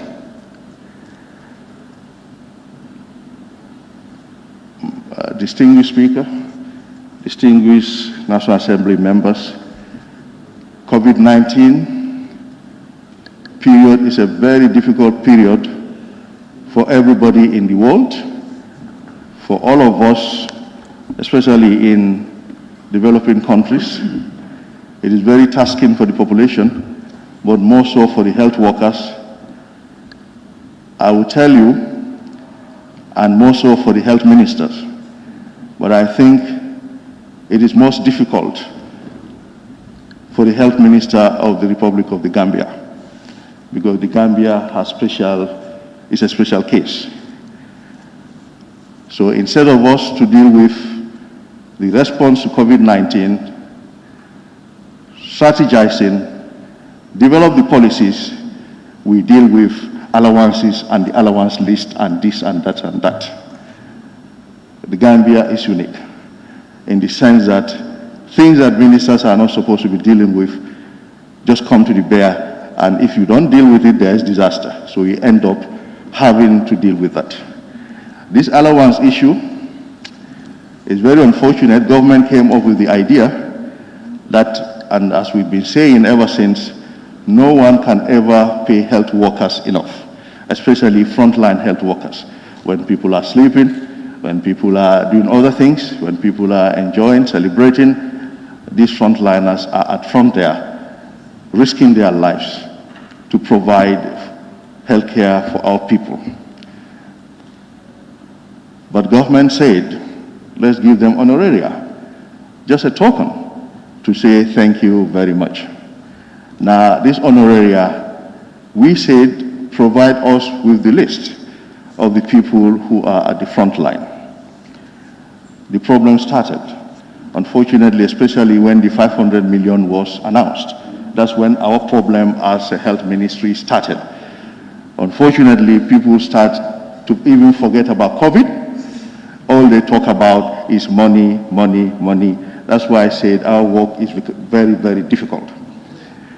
Now, we say provide the list. When we talk about these things, it is not the majority, it's just in the minority that do some of these things. The majority are hardworking, dedicated, sacrificing their lives for the people of this country. Now, that minority provided a list. In fact, when you look at the list and the estimates, it consumed almost the entire $500 million for allowances. That was the suggestion. Of course, we wouldn't accept that. We said to them, it's a non-starter. It went back. They brought another list. That list was so big. We say, where are these people? I said, okay, if this list is big, bring it, let us have a look. We looked at the list. There were names of over 300 volunteers. Nobody knows where those volunteers. That means they are not working in the health sector, so if they are volunteers. Now that also went. We said, non-starter again. Remove all the volunteers. Bring a list of the core people. The list of the core people was brought. Some people came together to say, we know the people who are the active players. That list came. We saw names appearing in one section and another and another and another. Then I said, no again. Took the list back. Then we went to Kotu. That's where our central operations are.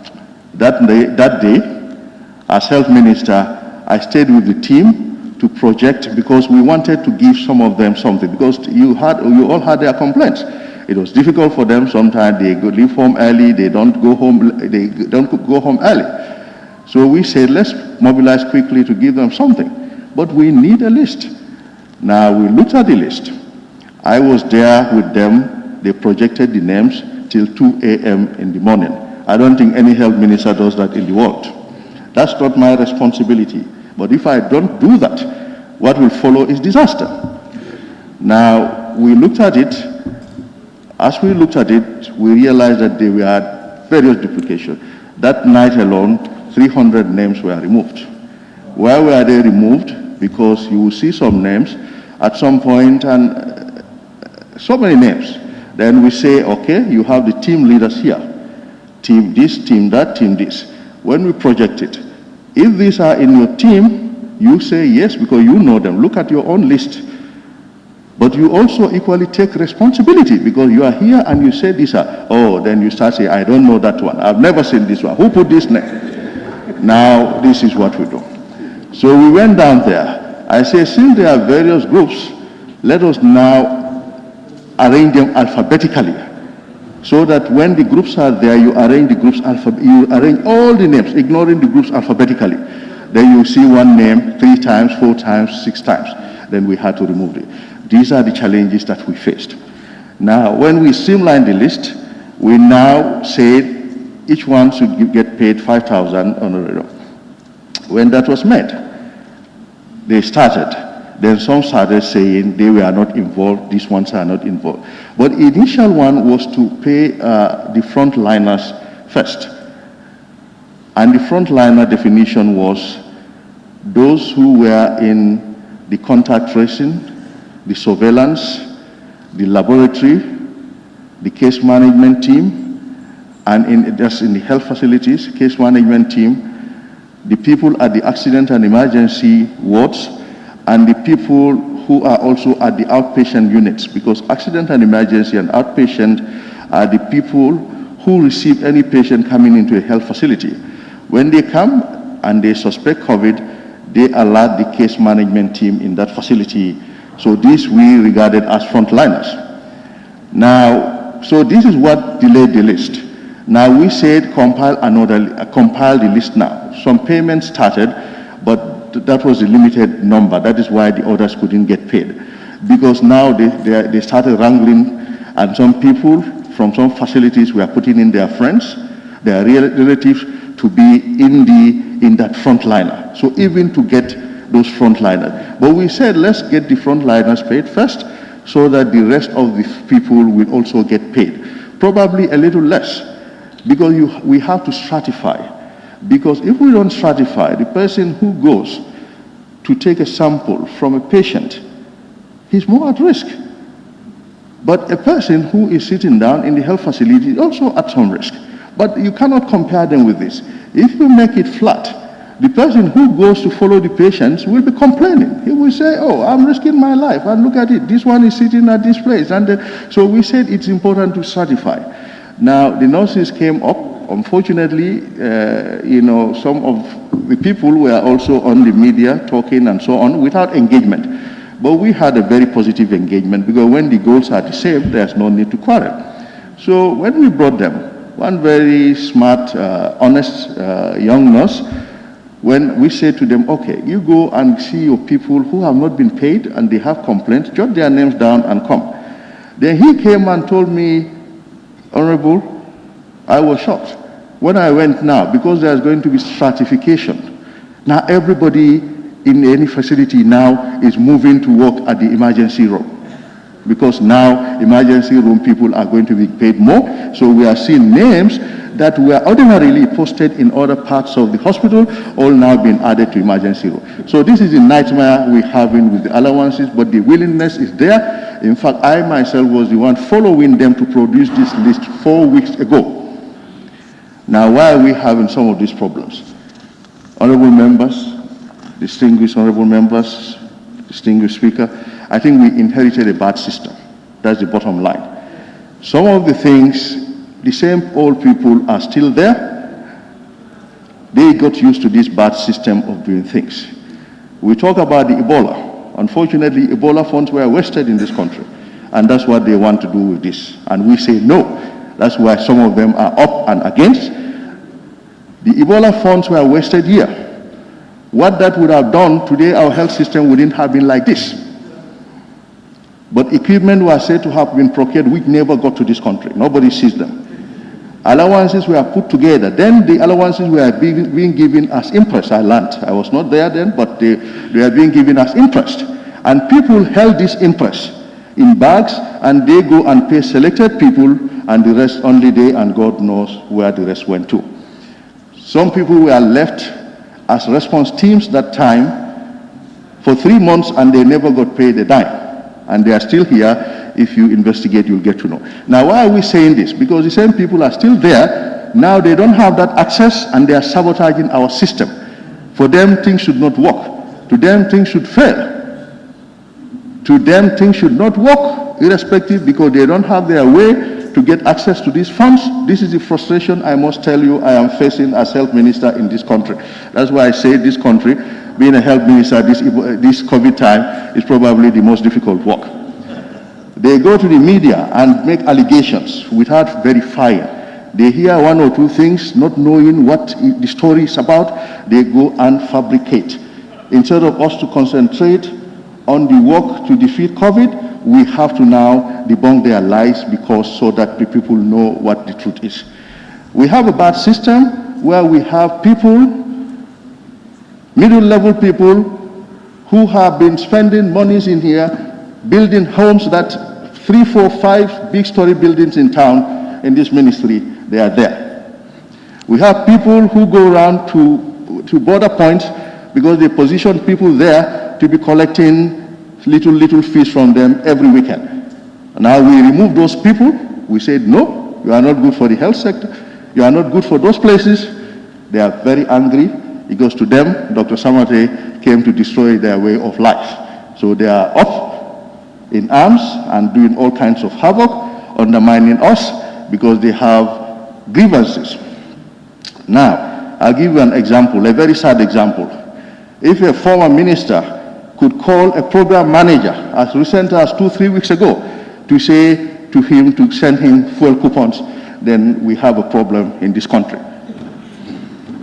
So that means when those people were there, what would they have done when they were in charge of those resources? Now that they are not even there, they are saying, program manager, do you have fuel coupons to send to me? So this is the reality in our country, and it is sad. So this is why we have a big battle to do. So, but the allowance payment is ongoing, and we are certifying. We've brought them all so that we go around to see how soon they can be paid. Thank you. When it comes to intersectoral collaboration, we're collaborating with the police, we're collaborating with the security forces, the Ministry of Defense, and all other parties. It had been difficult initially, but the Cabinet Subcommittee has brought us all together, and that has been helping us very well. Now, there's also the appointment of a COVID-19 response coordinator, one gentleman, Mr. Senghor, whose role is to coordinate these activities so that when the security forces need something, it goes through him and he knows who to contact. If they need protective gear, he knows who to contact so that they facilitate that. We believe that is essential. Training. Training has been ongoing in all the regions. It is still ongoing. There is still a lot to cover with regards to what to do. Most of the frontliners have been trained now, but we're training all the other people, the community health workers equally, and the partners are helping very well in the coordination of the training.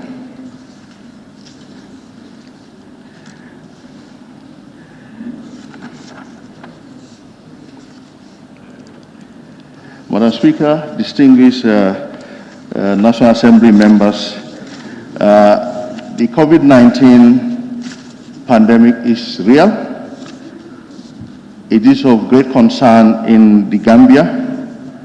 I think sometimes when Allah helps people, or when their efforts are yielding results, then they become complacent. They think, after all, even if we didn't do anything, it would have been like this. I think that's what we are having in the Gambia. Because if we don't pray for that, but if people were dying in communities, one after the other, one after the other, one after the other, probably we will say, hey, this is real. But we don't want to see that. We certainly do not want to see that. We appeal, and I add my voice to the Justice Minister to appeal. You have the authority, you have the power to support government to make this our collective fight a success. The people of this country look up to you, and we certainly look up to you to give us, I would still have said, the 90 days, but we leave it to you because we remember what I initially said was probably a lockdown. These new cases we got, if at all we had robust systems, if people were abiding, probably they wouldn't have suffered. But we are very concerned because COVID is now in the community. When it will blow up, it will explode, we don't know, but we sincerely appeal to give this a strong consideration. I hope in the speech I was able to answer the questions of most people, lumped together though, but if there's any, then we'll be willing to answer. Once again, I thank you for your indulgence. Thank you very much. Honorable Minister, may I now put the question, honorable members? It has been moved and seconded at this honorable assembly. You've already taken that. Oh, that was already done. Very well. We now take the interventions, and any honorable member who wishes to take part may do so. I think the table office already had a list. But please, I am appealing.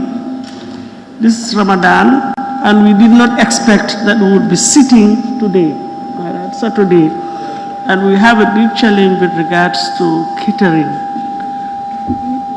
Sorry, the microphone is on. Thank you.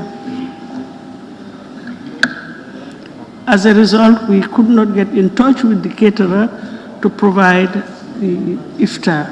So please, I am appealing to honorable members. Yesterday, we had ample opportunity, and today, to make our interventions, our concerns known to the authorities vis-a-vis the issue of the extension and the regulations.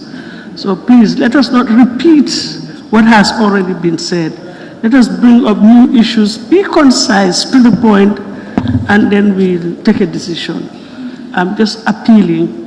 I don't have the powers to stop anybody. I'm not even attempting to do that. But let us be just reasonable, taking into consideration what has transpired yesterday and today up till 4:15. Please, I am appealing. So now I take the list. So can we, just let me have your tag, see your tag so that I'll just compare my list. Let's see. Yes, yes, yes.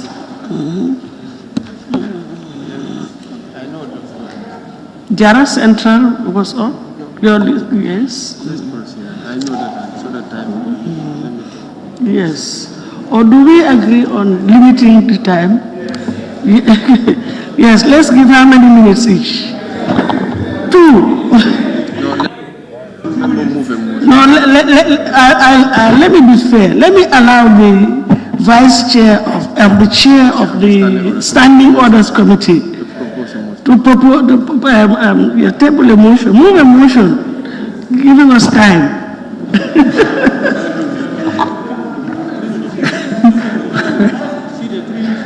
Well, Honorable Speaker, I move that we speak for 3 minutes per person.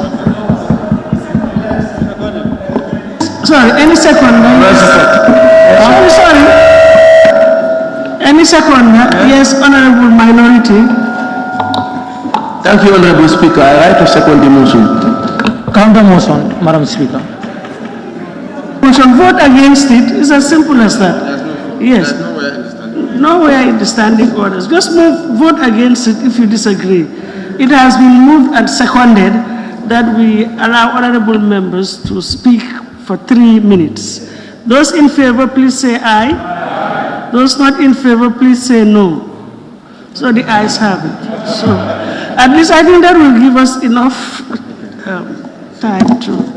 Yes, honorable member for Jara Central.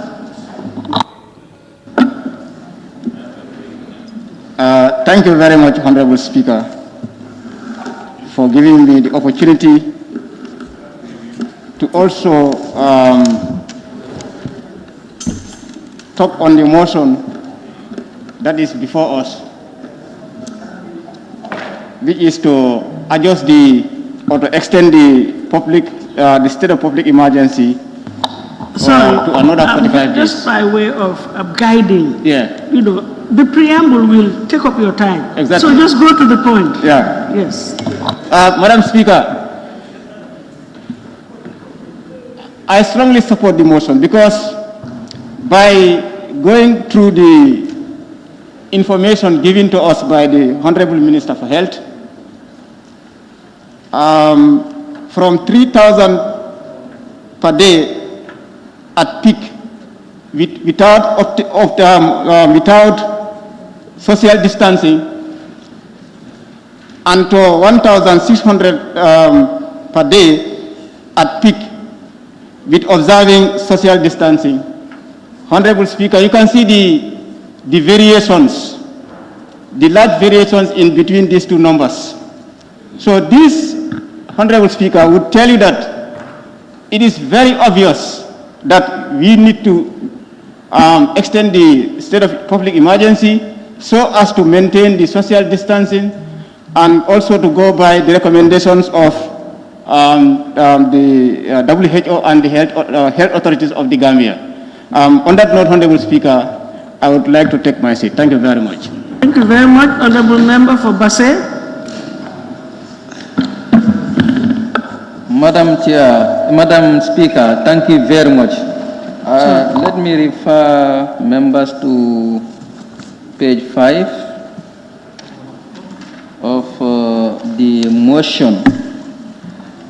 So the last paragraph. So in order to enable the government continue to provide effective leadership in these national preventive efforts, the government must, but given a margin of appreciation in deciding the measures it wishes to adopt, the duration and the timing.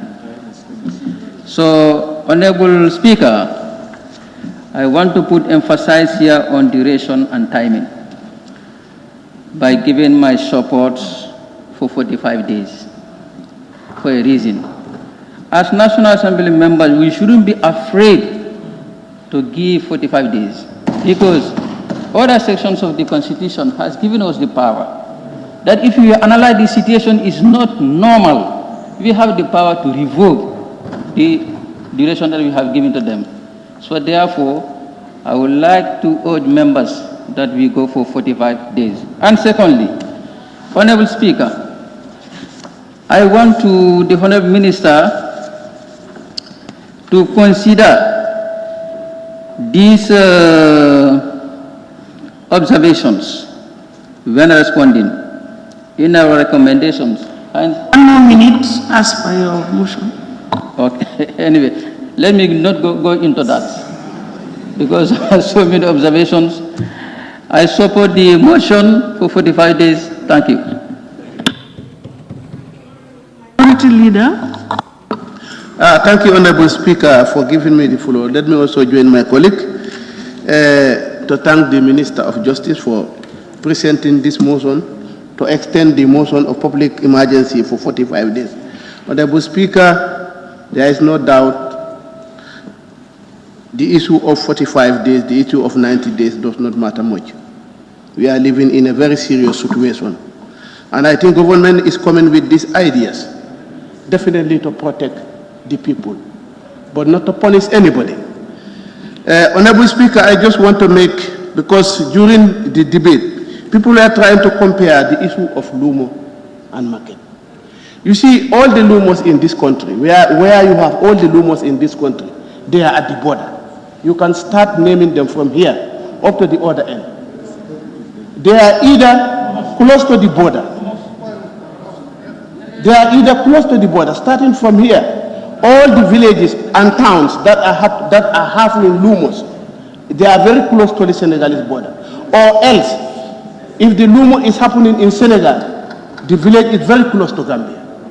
So you can name all of them. So opening these Lumos, you are definitely invited cross businessmen to come from Senegal and from Gambia, combined together. So we must be very careful with the Lumos. Kerpate, Kaur, Wasu, Sarengai, Jareng, Brikamba, all these towns are very close to the border in Senegal. If one doesn't mean that Senegal is coming. Honorable Speaker, you are giving, okay, I give myself 1 minute, no problem. Honorable Speaker, if you look at the rate this infection is going, it's definitely alarming. I just have some figures here yesterday. Worldwide, 4,368,631. Today, 4,483,864. That's 115,000 increment. You look at the dead, these are the ones which are affected. The dead, 303,825, 298,664, 5,100 almost every day. So this, Honorable Speaker, this situation is very alarming.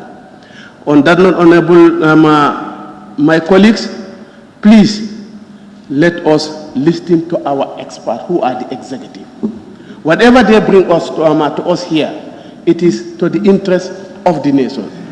I don't think it will be a detriment to the Gambian people. I thank you. Thank you. Honorable Member for Nyani. Thank you, Madam Speaker, for giving me the floor.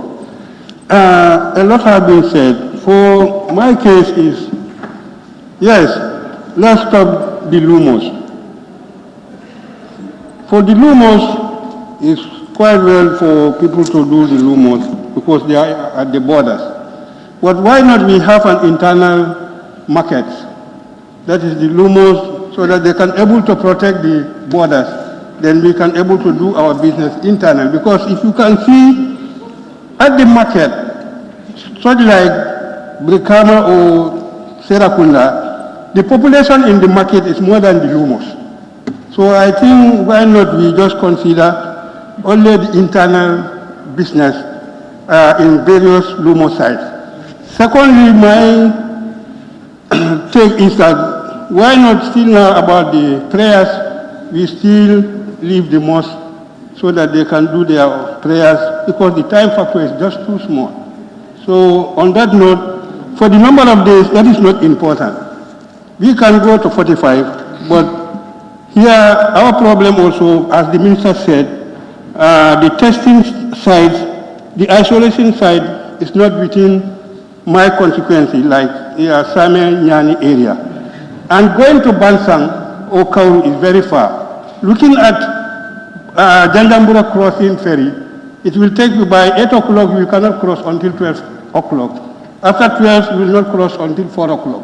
4 o'clock, 6 o'clock, the distance is, and the ferry, if it doesn't have more than 5 or 6 vehicles, it cannot cross. So my people always have a problem in the ambulance when they are going to Bansang Hospital. So for that note, let the minister consider the testing or the isolation center in our area, because in the report there is no isolation center. And going to Bansang is always a problem. If they're not able to cross at the ferries, they have to go up to Bansang. At the end, they will go there, they say the ferry is not working. So on that note, I have no objection with the 45, but let's think over the mosque and other three. Thank you very much. Sami. Thank you very much, Madam Speaker, for giving me the floor. Thank you very much, Honorable Minister. We all want to protect our people. There is nobody who don't want his people to be protected. Honorable Speaker, the regulation, I have concern for the regulation, particularly the markets. How can the markets here be open and the rural areas? Let us strengthen our borders internally. Let us do that, so that our people also can go to the market, can go to the lumos and solve their problems. But we cannot allow this. Here the market operates and the rural areas, they are not observing any markets. Honorable Speaker, that is not fair. Let us observe that. And the prayers time also, let us open the mosque and strategize. Let us try and do that. With correct regulations, people will be able to go and pray. Let us do that, Honorable Speaker. Yeah, that's what I want to say, because most have been said. But the lumos and the mosques, let us open them with strict, control. Thank you. Thank you, Honorable Member for Banjul South.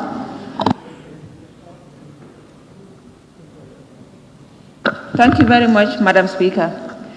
Like I always say, I will always support the extension of a state of an emergency, provided that the regulations are very strict and they look after not only the health issues, but also the livelihood of our citizens. But Madam Speaker, we approved the initial state of emergency nearly 45 days ago. That was to give the government the time to lay the grounds in preparation of coping this COVID-19. But Madam Speaker, all I have seen, to be honest with you, is unnecessary expenditure by this government. Madam Speaker, I will give, for example, hotel accommodation. In the initial 500 million that was given, hotel accommodation alone accounted for 34.6%, which was up to $14 million, Madam Speaker. That is exorbitantly high and unnecessary. Madam Speaker, what I was expecting was to see medical and hospital expenditure, which was only 352,000 compared to 14 million in hotel accommodation and 5.5 million in allowances. Madam Speaker, how can you pay for that amount in hotel accommodation and in allowances and not cater for medical and other specialist expenditure? I think if we are saying that we are trying to curb COVID-19, Madam Speaker, we need to look at the livelihood and the health aspects. Madam Speaker, why are we concentrating on quarantine? Why are we concentrating on hotels? Are we making money out of it? Because for me right now, it is the time to take care of our people and to ensure that their livelihood, they are alive and well, Madam Speaker. You have 1 moment. Okay. Madam Speaker, like I said, I will support the 45 days request, but we need to ensure that, Madam Speaker, they take care of our people. I would even support a total lockdown, Madam Speaker, but provided that they stop this unnecessary expenditure and are accountable and transparent to the Gambians. Thank you. Very much. Honorable Member for Nyanija. Thank you very much, Honorable Speaker, for giving me the floor. And then I just want to emphasize, this is an issue of health. Let us listen to the expert advice. If it was finance, if it was security or whatever, we listen to those. Please let us listen to the respect and listen to the expert advice. If not, we will run into trouble. That's my honest opinion and my advice. Let us listen to the advice from the Ministry of Health and adhere to it. They are here to help us. They are our brothers and sisters, for God and heaven's sake. But also members are speaking like this is something which they have an expert on. Please. Sorry. Okay, Honorable Speaker, just to emphasize on the importance of the state of public emergency, this is just to give a room for the implementation of the state of the regulations. If not, no need for that. If there is no state of emergency, we cannot implement any regulation. And these regulations are in accordance with this, the expert advice, as I said. Let us give them that room so that we can implement this and protect our population and everybody. Thank you very much. Honorable Member for Lower Salon. Thank you, Honorable Speaker, for giving me the floor. My intervention will go to the media personnel, because yesterday I have been looking to QTV yesterday. I saw on their publication that National Assembly they adopt 45 days, which was not even laid by the Honorable Minister yesterday. You know, giving out false information, they also trigger the citizen down there into be more afraid on the issue that is on false information. Please let them also be mindful, because people are listening to them. The entire citizen cannot come to the parliament here. They are the ones who get the chance to come here. When you give distributing information, they give accurate information and correct information for the matter. Thank you very much. You were not here the last time, but you were on the list, and together with Honorable Member for Fonyi Brevet. Yes, thank you. Thank you very much, Honorable Speaker. Honorable Speaker, let us remind ourselves that the focus is how to contain the spread of COVID-19. And going by the Honorable Minister's presentation suggests we have a serious threat at hand. Therefore, it is important that we preach what we believe and believe in what we preach. In conclusion, Madam Speaker, I therefore support the extension for a further 45 days to allow the executive to do the necessary arrangements, and then please let them make sure they act quickly and let them ensure the proper and efficient implementation of the regulations to serve the interests of the populace. Honorable Member for Ilyasa. Okay, thank you very much, Madam Speaker. And I ask me personally, I didn't support it 45 days. And I'm warning, if the Assembly has agreed to publish the first 5 days, on Thursday I'll go to my provinces and I'll send my people to start praying.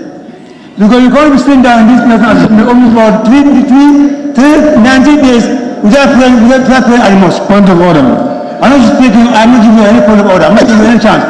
You better sit down, you better close your mouth. I'm not doing anything. On Thursday I'll be going to provinces. On Thursday, I'm going to prevent start campaigning. Let people start paying at their mosque. Thank you very much.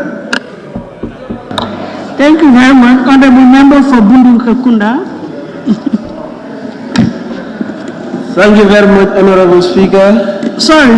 May I just appeal? I observed that honorable members are just leaving the chambers after making their interventions. Please let us ensure that we stay and take a vote. If we are asking outsiders to stay, strangers, we should lead by example. Thank you. Thank you, Honorable Minister, for giving me the chance. Honorable Speaker. Honorable Speaker,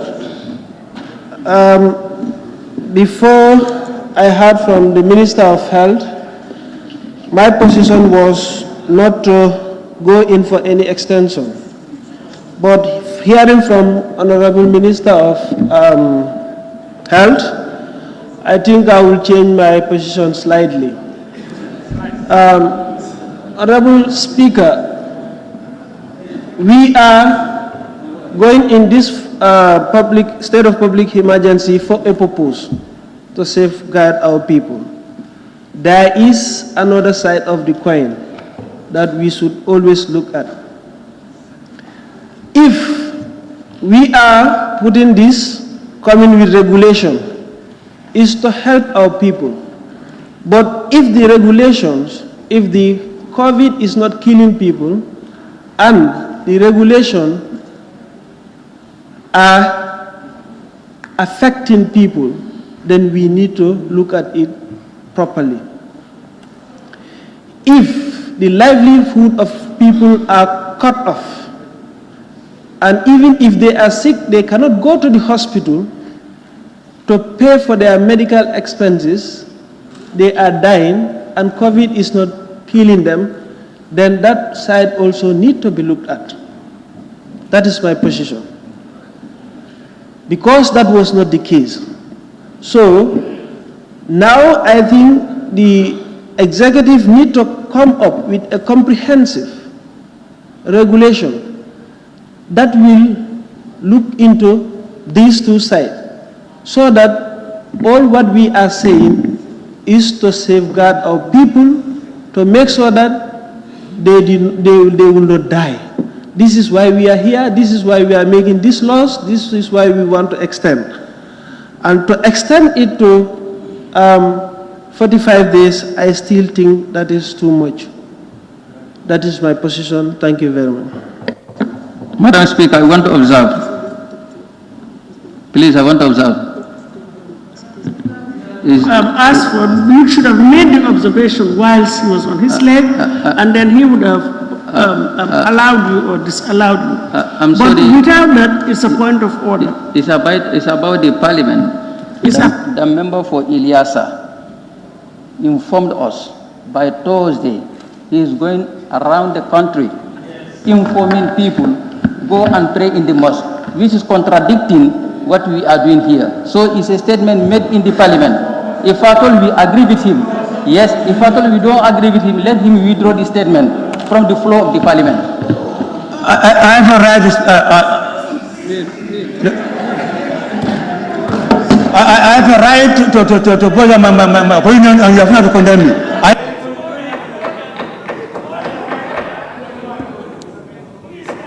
Exercise decorum. Order, please. Honorable Member for Ilyasa, can you please take your seat? We're not quarreling. We're not enemies here. Please, let's be polite in our discourse. Let's exercise decorum. We are asking for decorum. It should start with us, please. Thank you. Honorable Member for Sandu. Thank you very much, Honorable Speaker. Honorable Speaker, definitely I have an issue with the restriction of public transportation emergency powers. That is, if you look at the public transport number 5, the rider of a motor bicycle. So still now I have an issue with this. I don't know how the Justice Minister, together with Interior, can help our people. Because you cannot ascertain in a community where there is no nurse, and if the person is sick, the person needs to be transported from that community to maybe Basse or Diabugu. Still now police officers will be on the way chasing them. So definitely we have an issue with this. So I don't know how they can help us with this. And also, Honorable Speaker, the Lumos issue, definitely it's true that we definitely observe social distancing. But also, the people, the move of the Muslim states, the government intention is to provide adequate food. But we know, again, there's 84% of the population who benefit from what they have just provided. And yet still some communities did not even receive. So it's also another issue. So left to me alone, definitely I will only approve between 0 and 14 days. Honorable Member for Bikama North. Thank you. Thank you, Madam Speaker. As I indicated, this time around, I will be dilating on the regulations. I recommended that the extension is necessary based on reviewing the regulation and recommend for necessary amendment to the minister. I will begin with the restriction on open markets and shopping areas. The minister did Justice to inform us to the extent of the implementation of the regulations. To some extent, we have some shortcomings, but to some, there have been implementation as he indicated. Now, on this particular regulation, there have been amendments. However, the issue of social distancing in the markets, yes, that is essential, but the enforcement of that, and then the person trading in food products in any market shall serve one customer at a time, that is lacking in the markets.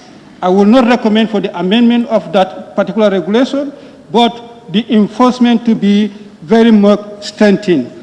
And then on the timing for the opening of the markets for the food sellers from 6 a.m. to 1 p.m., and then for the others from 2 p.m. to 6 p.m. What I observed, most Gambians don't go to the market at 6 a.m. Usually, the rush hour is between 9 to 10 to 1 p.m. That means the people are compelled to rush at the market, and that created the room for congestion at the market. Instead of to decongest, it should be better we open the market. Let's say the market can be opened from 6 a.m. to 6 p.m. Generally, let the market be open from 6 a.m. to 6 p.m. What makes the market to be congested are those small traders who usually don't have stalls. They squat anywhere in the market. They can be relocated to a field so that the market, the stall can be open, and then the people can now no longer be congested in the markets. But the timing creates the people to rush, and then they rush, there is congestion in the market. What we are after, as far as the regulations are concerned, is to create a social distancing. But this is not assuring the social distancing. Let's open the market generally from 6 a.m. to 6 p.m. and relocate other stores that are temporary stores to a safe place so that they can also create room for the market not to be decongested. That's the recommendation I'll make on that. And then the other one, we are about to face one tail as far as Tobaski is concerned, and that has to be taken into consideration. Korite is concerned. Usually, the market is decongested because of the one tail. Now, in order to avert that, temple market can be created for the one tail to take place instead of at the original market as at now, because they have started the one tail and then the congestion is still there. The next regulation will be... I think your time is up, Honorable. Allow me on the regulation. No, everybody would say allow me. No. Then one more. No, please, Honorable, your time is up. No, please, your time is up.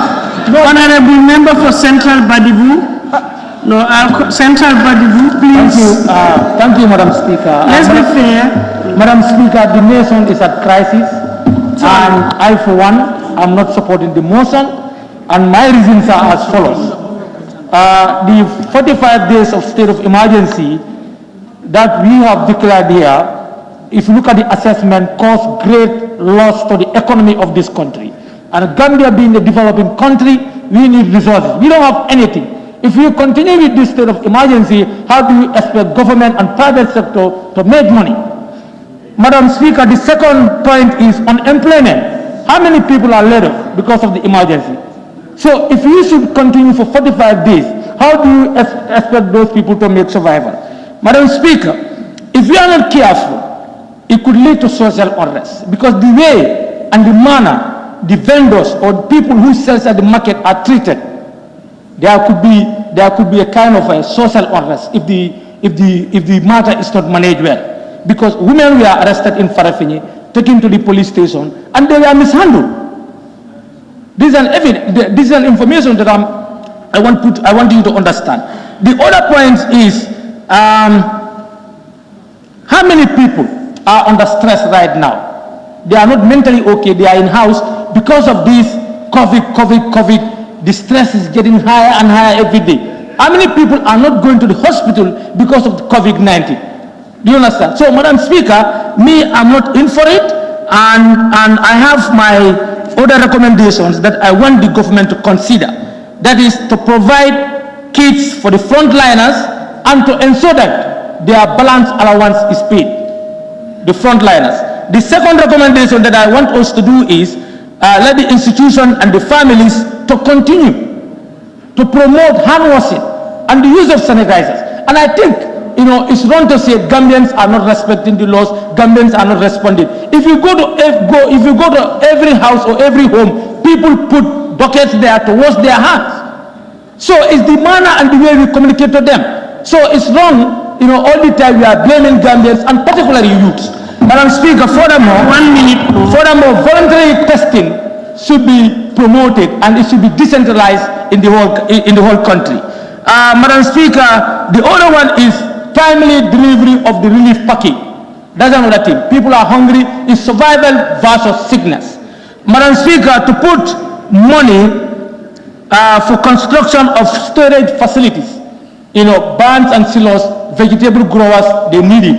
And women's vegetables need to be bought. Must be up. Madam Speaker, I'm not in for the motion. That's my contribution. Thank you. Your time is up. Thank you. Honorable Member for Kantora. Thank you very much, Honorable Speaker, for giving me the floor. People need to understand that we are not in a... Sorry, Honorable Busimala, the list is here. Almost everybody is there, but we all cannot speak at the same time. We have to take our turns. Kantora. Thank you very much, Honorable Speaker, for giving me the floor. People need to understand that we are in a very unusual situation. Even going by the acronym, this state of public emergency, it shows that business is not as usual. We are faced as a nation with an unforeseen circumstances. Therefore, need a special approach to adequately address this pandemic. And members also should know that it's against the standing orders to impose motives. If you are religion, you can keep it to yourself. Nobody is actually canvassing or advocating that people should not go and pray or mosques should be closed permanently. I did reiterate that if there is possibility for further engagement with the Supreme Islamic Council and the Christian fraternity to see how best they could come in terms of giving a recommendation on distancing themselves within their mosques and churches, that could be adopted. However, it's really unfair to impose motive as if we are not Christians or we are not Muslims. So it's very improper for one to impose motive. However, I think I want to refer the House to the transport emergency to allay the fear of my honourable member on the restriction on motorcycle. It went further that said that a rider of a motorcycle shall not carry any passenger on his or her motorbike except in case of health emergencies. So there is a reservation, a savings there, that on these circumstances you could be allowed to do that. And I also want to stand very much to make sure that I support the 45 days, knowing fully the highly contagiousness of this virus, and knowing fully that the country did not really reach at its peak period. So therefore, we should not be too much complacent and then do otherwise. I want to seize the opportunity to thank and also sympathize with that minister what is going on. It's really unfortunate, but we stand resolutely behind him to make sure that we all fight this cause together. Thank you for your indulgence. Thank you very much. Busimala. Madam Speaker, for the opportunity. Madam Speaker, I give my support to 45 days based on some points that I want to put across. Madam Speaker, the past 45 days, the problem was enforcement and adherence to the regulations. This was our problem. So I am going to give the suggestion to the government. Because people believe that, as we said, some believe that this does not exist. Some find it very difficult to observe social distancing. And then bottom line to that is the low rate of sensitization. I want the government to involve every stakeholder, be the politicians, be the youth leaders, be the decision makers in the communities, to engage them and have discussion with them so that all of us can have a say in sensitizing our people. Madam Speaker, I want to go to the regulation of closing of schools. Yesterday I said it here, I want to repeat it again. Until I give a scenario. Education is just like a step. A step has to go, another step comes in. As the case is now, the education sector is finding it very difficult because if nothing is done, next year is going to be so congested that the ones in the houses cannot have space in the school. So I want to suggest if the regulation could be revised to allow the grade 9s, that are the peak transitional class of this education system, to come to school, and then they have more ample time, more ample space. There they can observe social distancing and have their lessons so that they can sit to their grade 9 exams, and then they could be able to transit to grade 10, and grade 12 too could also be transit to colleges and high schools. And also a mosque. We've done consultation. Greater percentage of Gambians are not against the state of emergency because it's clear to them that state of emergency is not a lockdown. So it's just giving the power to the government to come up with regulations and policies at the time to respond to emergencies. So, but their problem now is, greater percent is the closure of mosque. I want to suggest, because that's the report we get from the people, if it is possible, we also revise. 1 minute more. Yes, in that you involve these people to open mosque and then to observe social distancing in mosque and give them time. You know, the calling of prayers and the like, if you involve them, they will give you ideas how best the mosque could be open and then this social distancing could be observed in it. Madam Speaker, my last point, so my honorable colleague mentioned it here, dissemination of wrong information is one problem of this COVID-19. I think the media personnel should help us very skillfully to be able to disseminate factual information about anything about COVID-19. It's a problem, it's disheartening. Some radios are broadcasting wrong information about COVID-19 and then case to Honorable Minister. My last point will be that I want to feel with you and Thank you. Gambians know, the genuine Gambians know what you're doing, and others will talk bad against you. Can we respect the chair, please? Your time is up. Thank you. Honorable Member for Serekunda West. Thank you. Thank you very much, Madam Speaker. Extension without enforcement of regulations is only increasing hardship on our people. I will not, and I have not, and I will never ever support any extension without proper regulations. What is happening now is our market vendors are suffering, our commuters are suffering, our religious peoples are suffering. I object totally to the extension because the last 45 days was not put to best use. The first 45 days was given with scrutiny. Unfortunately, whether fortunate or unfortunately, our special cell control was given chance to do that. They have come with a report. They have come with very good information and more information. And they recommended 21 days. Even that 21 days is not, I don't accept it. Much more 45 days. We are putting this country into more problems because the fact is that the COVID-19 is a reality. But the measures that we are taking are not proper measures because we are not enforcing the regulations. State of emergency goes with regulations. If you have your state of emergency, you cannot regulate, then it's meaningless. Thank you. Honorable Member for Birkama Tumana. Thank you.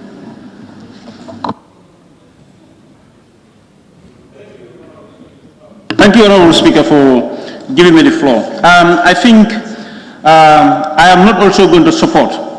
Or if I'm going to support, I will support 21 days, but not 45 days.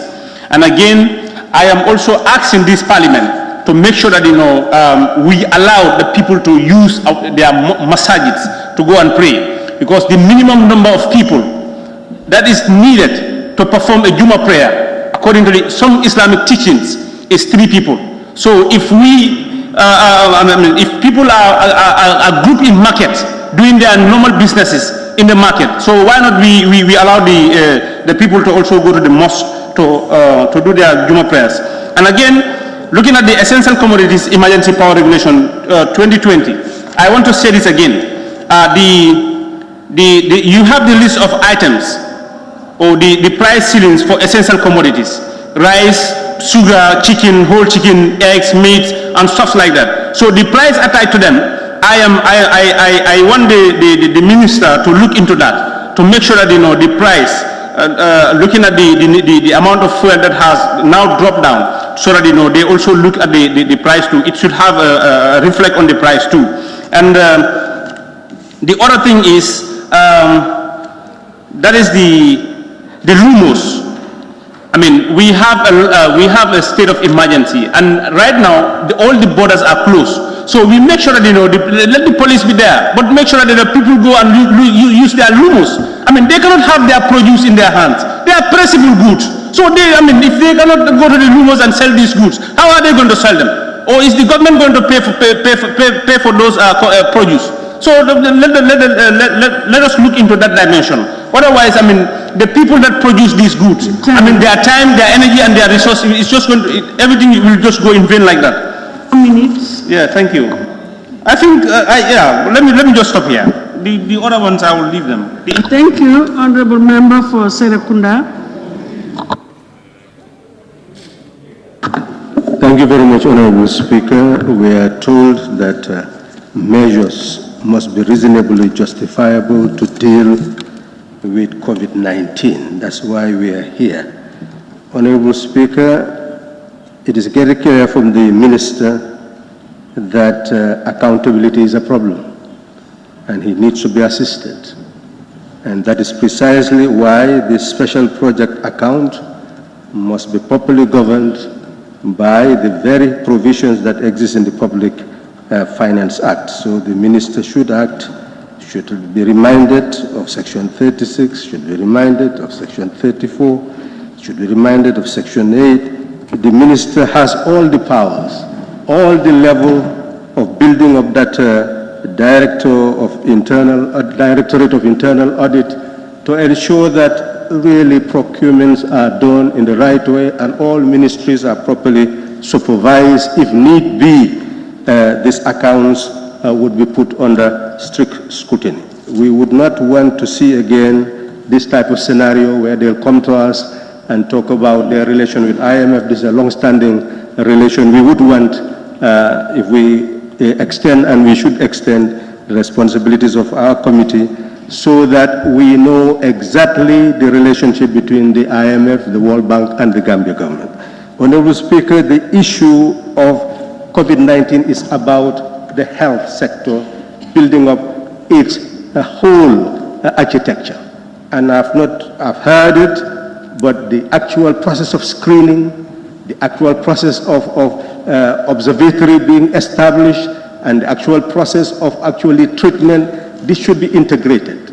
The next time we want an integrated presentation of what is done, how much has been spent, how many people are being catered for. It is absolutely essential that we have this in our face in order to know what we have achieved. The past 45 days, we don't know what we have really achieved. It's scattered, it's there. We have to search for it. Next time, they should come and tell us concretely how much they have spent, how much are they getting, what issues, challenges are they facing. Honorable Speaker, the issue of 100,000 people being laid down out of work, what do we do with them? That needs to come in. 32 million spent in the hotels. Is that really sustainable in terms of the observatory or the quarantine? So it means that monies are being spent. We have 1 more minute, Honorable. Yes, monies are being spent and they need to ensure sustainability. Funds will not continue to come. We're expecting a lot from the outside. We're not collecting much revenue. Re-exportation is down. Where are the funds going to come from? We need to really look at this system and ensure that we have a sustainable system. Honorable Speaker, my last word, Honorable Speaker, is that... I think if we allow everybody additional... No, it's not allowed. It's just the regulation on this mosque. Well, restriction. You had a choice to arrange yourself. Yeah, restriction of public... No, sorry, your time is up. Thank you. The mosque. It's better to put it on closure. Please, remove that closure. Thank you, Honorable Member for Salum, Upper Salum. No. Thank you. Jimara. Thank you very much, Madam Speaker. Yesterday I talked about this Lumos issue, and I will still continue appealing to my honorable colleague. Let us make sure that these Lumos are reopened. For me, without opening these Lumos, I will not be part of the members to approve these 45 days. Thank you very much. Thank you, Honorable nominated member, JT. Thank you. Thank you. Honorable Speaker, I just wanted to make a statement on what the Minister of Justice said about how far they have gone or what efforts they have done in relation to the implementation of the regulations. He mentioned that when it comes to the essential commodities regulations, everyone can see that that is being implemented, the closure of the public places that is being implemented. But I just want to draw his attention to the fact that the most important aspect of this fight against COVID-19 is the social distancing. And if we say the Essential Commodities Act is being implemented and the social distancing in the market is not being implemented, it all goes to vain. Because if we close the schools, our kids are not going to school, but I am going to the market and I can contract this virus from the market and come back and give it to the people I live with, it does not make sense. That is why it is very important for us to try to implement the regulations dealing with the markets so that we can guarantee the social distancing. And this government, the executive had 45 days to do so. They had 45 days to decongest the market or at least have a plan on what to do with the crowding in the market. And nothing has been done. So I understand very well, if I was basing my decision whether to allow for an extension or not just on their implementation, I would have said no. But I know it is necessary that we have these regulations ongoing so we can curb the spread of the virus. That's why we are saying we give them 21 days. And in these 21 days, now they have the opportunity again to do what they are supposed to do so we can review and decide whether to extend. The 21 days will give us an opportunity to put them to task to make sure they do this. If we give them an open 45 days, we'll come back to the same thing. They can just sit and relax. The second thing is the compensation. You have 1 more minute. The compensation is I've engaged the minister, and it's important that we have a regulation dealing with compensation which will contain the criteria of which businesses are going to be compensated, which employers or employees are going to be compensated. It is very important. If we had that, we wouldn't be having the problem the Ministry of Health is having. There must be a criteria on who and when we should compensate what. Thank you. Member Neyasin, please. Thank you.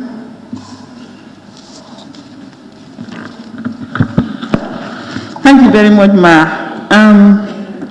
To me, information is power.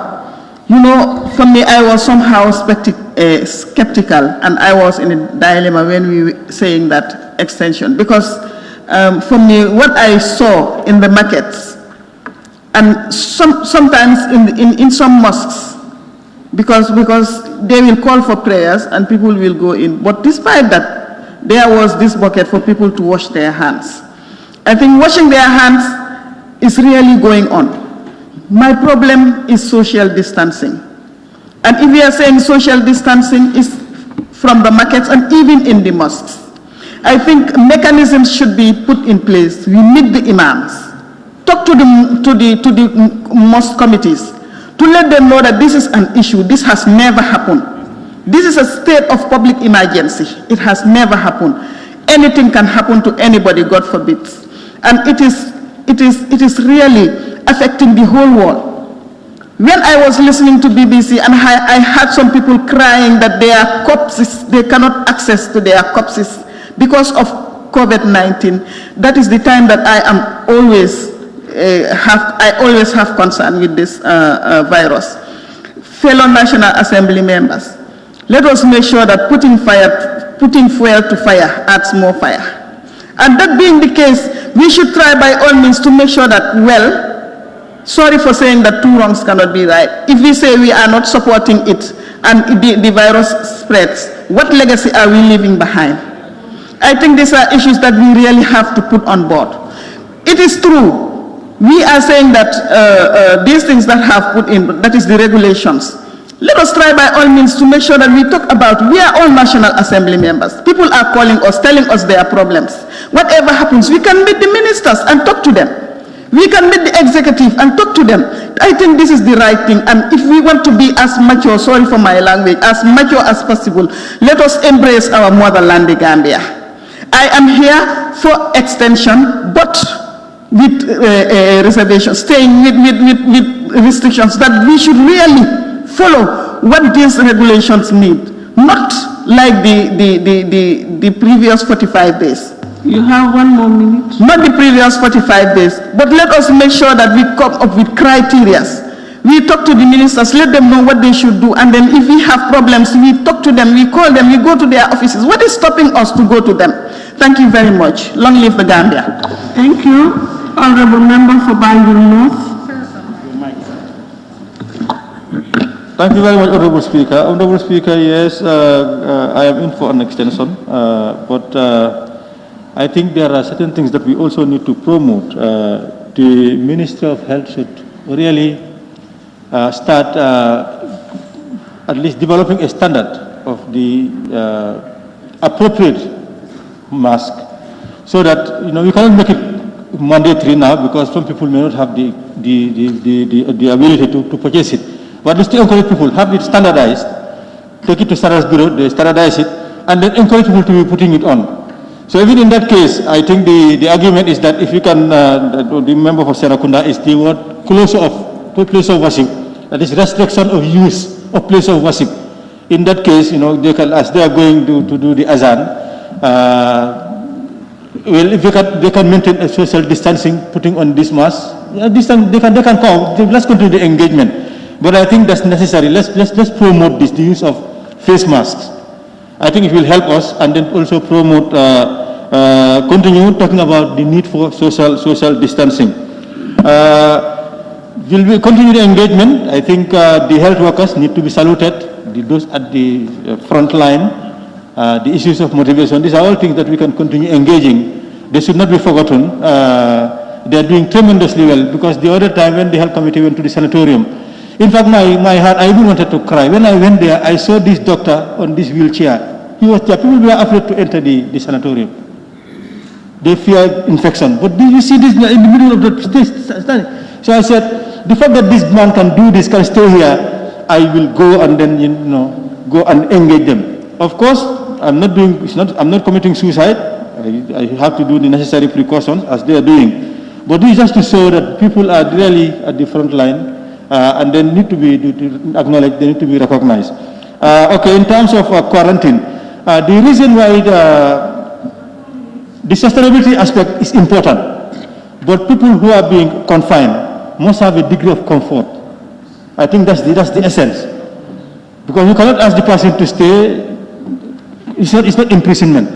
You want the person to voluntarily commit himself or herself. So that's that degree of comfort. Anywhere that can give that comfort, either in a hotel or anywhere, but that's the essence. So let's establish that principle that if you are quarantining somebody, it has to go with all the comfort, the access to the wall, outside wall phone, a Wi-Fi, television, and then good food, good bedding. This should be the principle. Even if it is in the provinces, let's look for good places so that the person will submit himself to any rule that is in place. So basically, that's what we are talking about. If my 3 minutes is not exhausted, let me emphasize. No, your 3 minutes is exhausted. Okay, thank you, Honorable. Thank you. Honorable Member for Woolly East. Sorry, is it? Just a second. Yeah, Woolly East here. Thank you, Honorable Speaker. I just want to say that from the explanation that we hear so far, we are going on the peak. We have not reached the peak. And those who are climbing mountains, do not relax. You must make sure that you are alert. So as a result, we cannot ease the restrictions as of now. Secondly, Honorable Speaker, on the restrictions, I want the borders must be closed. We cannot allow people coming from Senegal and other places. We cannot, if we do that, then we are defeating the purpose. Also, fares must be controlled. The police must be trained on these restrictions so that they will be able to enforce them. not only one part of it will be, will be informed to them, but they must be alert on all the other restrictions. Also, Honorable Speaker, motorbikes, I believe if we use masks, motorbikes are the mode of mobility in the provinces. So if you have a motorbike and you cannot carry any other person, it's like the use of it is very small. But we can use masks to carry people, Honorable Speaker. Also, social relief, COVID-19 tanks should be put in places where people have difficulty to get water. For example, the places I have said, Farato and Nemakunku, places like that. Otherwise, distancing will be very difficult for people to keep in their houses. Also, Honorable Speaker, at the hospital, the Edward Francis Small Hospital, we must be able to encourage people to come to hospital when they are sick, when they have other problems. Let them not think of dealing with only COVID-19, because they said they are dealing with emergency cases only. That should not be enough. Finally, Honorable Speaker, I want to quote this section for human rights purpose.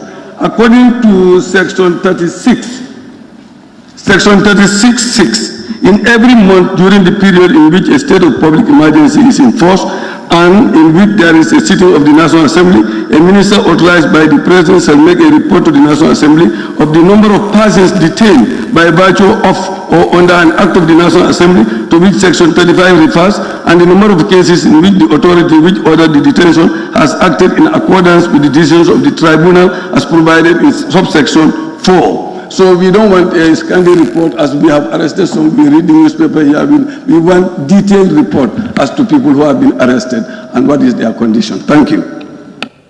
I don't want to say anything about it. Honorable Member for Latrikunda Sabiji.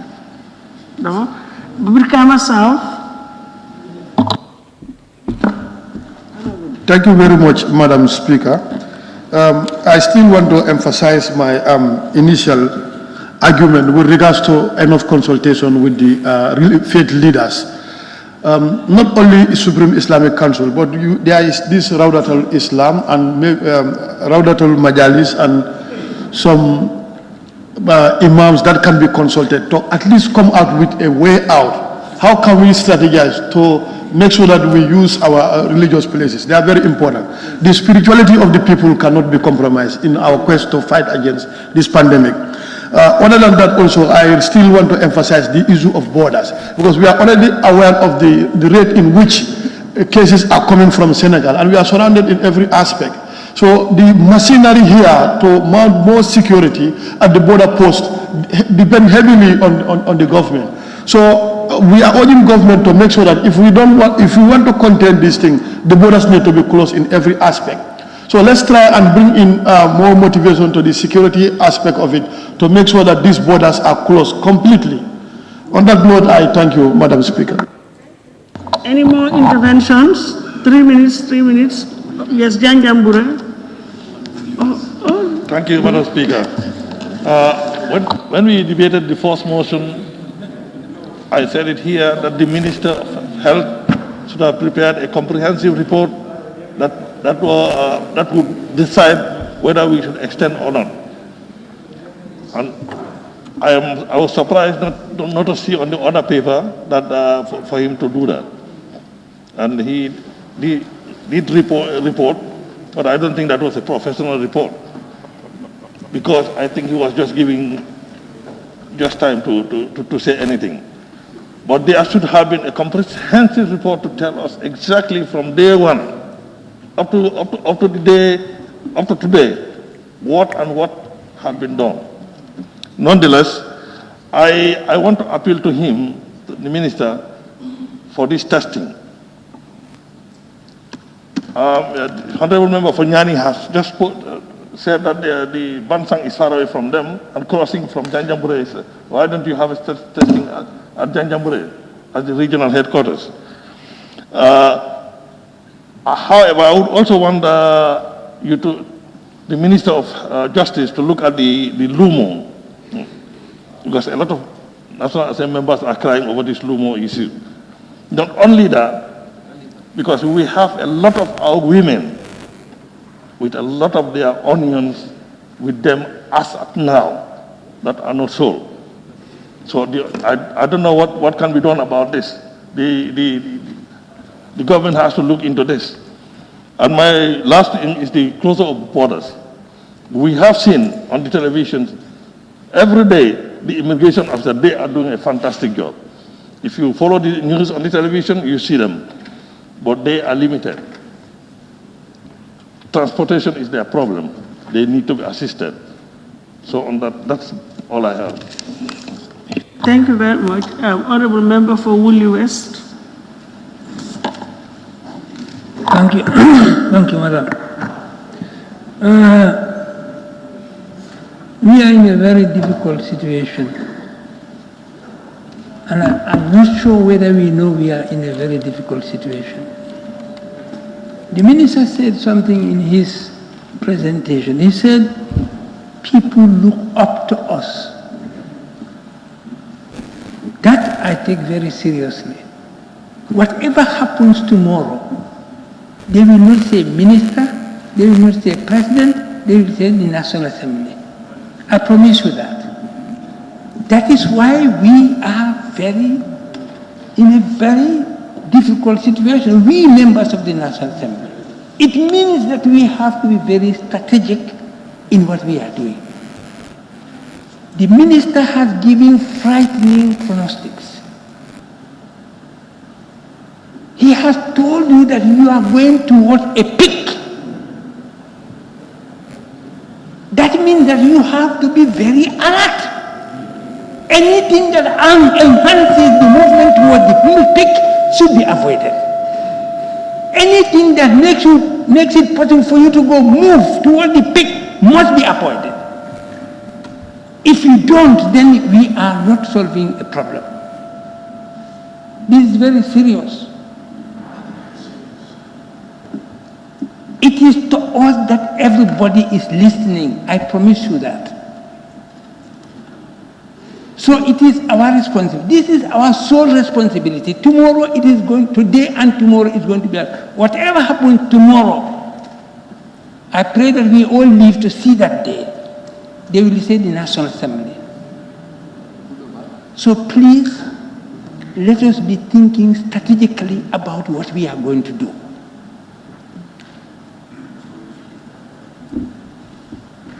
There is no doubt that there is an absolute need for extension. That no one can question that. You need it. Because what has been said here is asking you, telling you, you need monumental preparedness for a day which is coming. And it will not fail. 1 more minute. Because that's how it has happened in other countries. There are certain things which are making our movement slow, but it is going to go up.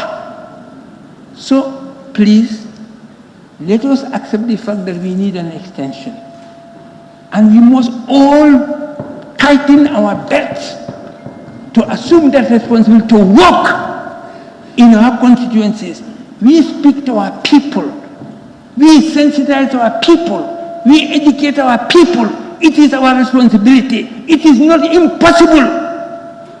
It is false information which is making it difficult for people to do what they are supposed to do. And we are also adding up to that problem. By the way people speak sometimes in this National Assembly. Thank you. You move the motion for 3 minutes. Thank you. Yes, Taninding. 3 minutes. Yes, thank you very much, Ma. My submission is I go by the 45 days based on the report given by the Honorable Minister.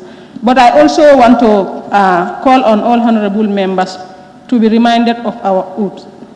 Madam Speaker, in as much as we all want to secure our seats and we want to satisfy our electorates, but we should understand that we are all saying that certain restrictions need to be limited to some amount.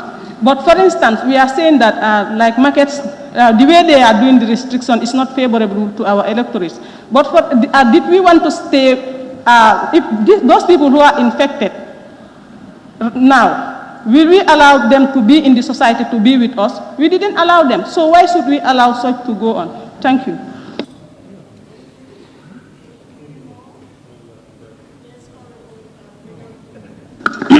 majority.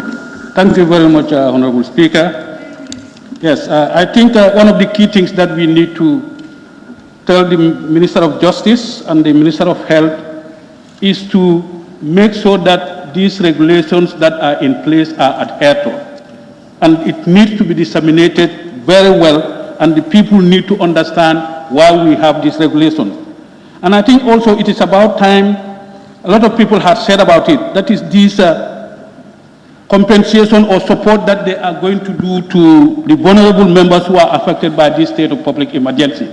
I think what the government needs to do now is to work with this social department, like the institutions like NAWEC, to have a cost analysis and see how much on an average that they collect from people paying for water and electricity, and reduce these bills and make some gratis for the people so that people can also have easy access in their compound. And I think it is the responsibility. We also need to urge the Ministry of Trade to subsidize the price of rice. We are getting into the rainy season. If we extend this up to another 45 days, it is going to be end of June, beginning of July. What do we have to make sure that the people have enough to eat? Because this food aid that is going to be distributed is going to be finished before the middle of June, even before the end of this month. People are going into Korite and end of Ramadan, so the number of kilos that are given to the people are very limited. So I think it is at the Ministry of Trade should make sure that the price of these essential commodities are reduced. And because even the market price that they are given, some of them are not adhered to. So these are issues that we need to look into, and we make sure that this sensitization is done, and then the people understand why we are doing this. The Gambia is not alone in this. As rightly said by the Honorable Minister, I was listening to the report from WHO yesterday. 250 million people in Africa are going to be affected. And this is within this peak period. So it is a very alarming situation, and I think we need to send the message across to the people, but we must work towards compensating the people who are really affected of this COVID-19. Thank you. Thank you very much, honorable members. May I now call on the honorable ministers who wish to take part before we wind up. So, Health has already responded, I think. Trade, no? Okay. Then Honorable Attorney General. Thank you, Madam Speaker. I wish to thank all the honorable members for their comments and observations and opinion. Let me, Madam Speaker, first of all clarify that limos are included in the definition of open markets. And so the regulation that regulates the normal standard markets in Banjul and Serakunda are the same regulations that apply to the limos. It may well be that because the limos are temporary, they are not everyday markets, we will engage the relevant ministry that has responsibility with the local government authorities to consult further and see how else we can accommodate the exceptional nature of limos as markets. But the regulations that govern open markets are applicable to the limos.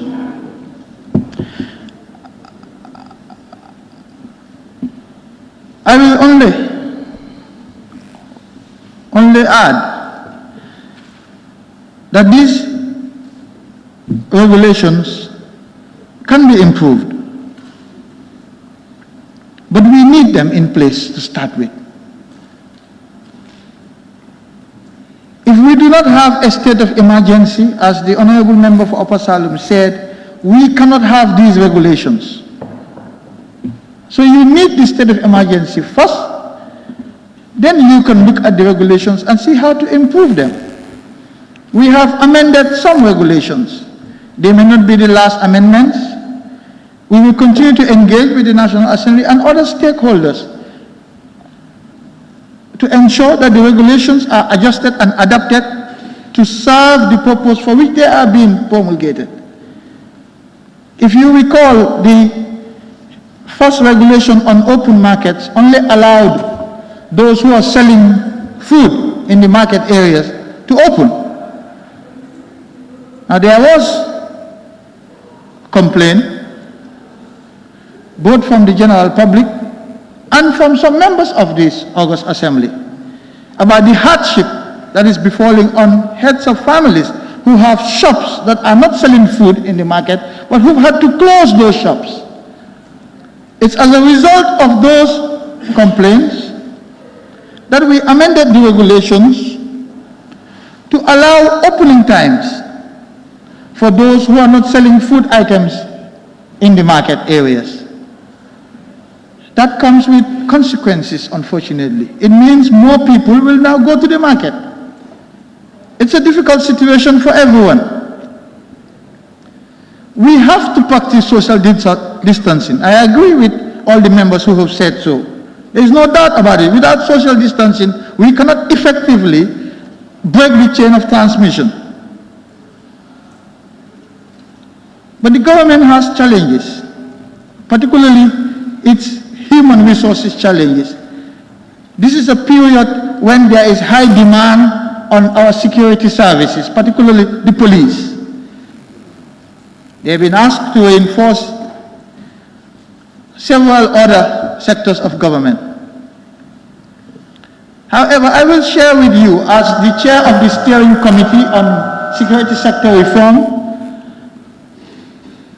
that we are not ruling out the use of the army to enforce these social distancing measures.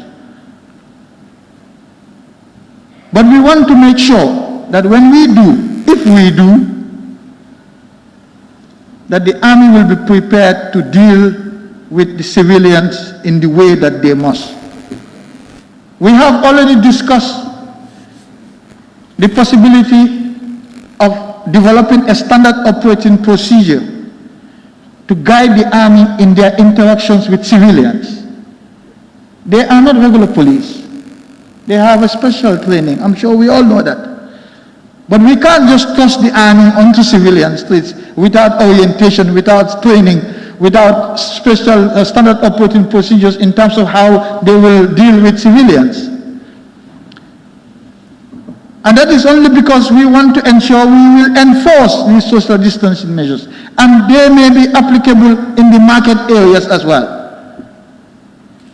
Because the police feel that if they want to use reasonable force even to enforce social distancing measures in the markets, they don't have the numbers to be able to do so effectively. In fact, they will be overwhelmed. We have had this discussion. I have personally had this discussion with the Minister of Interior. This is what he said to me. And so we are thinking about it. But just because we have not yet successfully achieved that, does not mean we have to surrender all the other achievements that we have had with respect to all the other regulations. It's not a question of all or nothing. Yes, we have succeeded in closing public places, non-essential public places. We have succeeded in protecting food stocks in the country. We have succeeded in preventing re-export. We have not achieved as much success in enforcing social distancing in the market. It doesn't mean we must now throw all of the other achievements simply because we are challenged in one or two. But we will continue to look at how to enforce these measures. It's not going to be easy. The majority of our people, we know, live from hand to mouth, as they say. They work, gather some money, go to the market to buy food and feed their families. We have to accept that reality. We are a developing country, a poor one, but we have a certain social and communal way of life that will be difficult to change. Some people just go to the market for no reason. They just like being around the market. That's the truth. If we open non-food outlets, then create room for those who are idle to go and hang around the market. But the reality was some people were suffering as a result. So we are thinking of using the army to enforce these social distancing measures. But we need the time, as I said, to be able to do all of this. I know I have been here since this new National Assembly members were sworn in.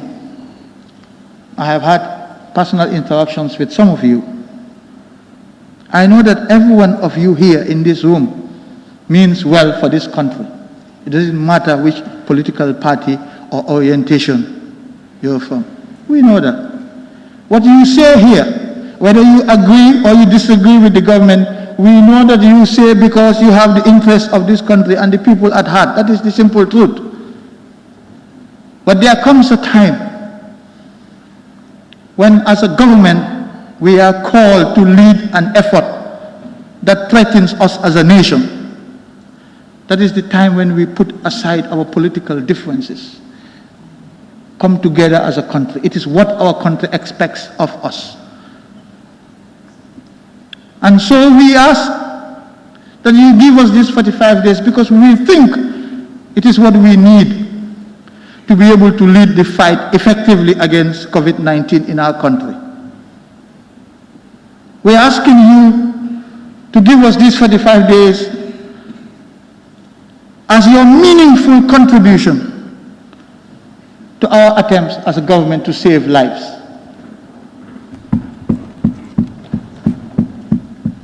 If you do not, then you are abandoning this government at a time when it needs your help the most.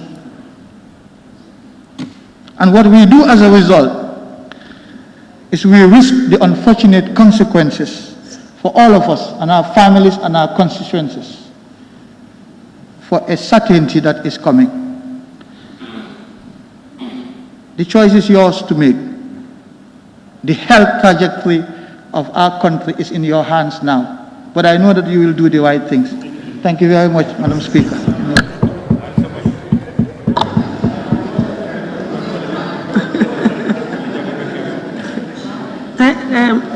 The mic's on. Thank you very much, Honorable Minister, and thank you very much, honorable members. May I now put the question, be it resolved that this Honorable Assembly do approve the motion to further extend the period of the state of public emergency for 45 days in accordance with Section 34(5)(a)(1) of the 1997 Constitution, and further affirm the period of the public emergency regulations made thereto in accordance with Section 5(2) of the Emergency Powers Act, effective Monday, 18th of May, 2020. But before we just take the vote, honorable members, may I just draw your attention to the fact that as a requirement of the votes is 3/4, I hereby order for the votes to be taken by raising of your constituency tags in accordance with our Standing Order 16(5) to ensure that we have the correct number of votes. We are, yes. Those in favor, please say aye. No, sorry.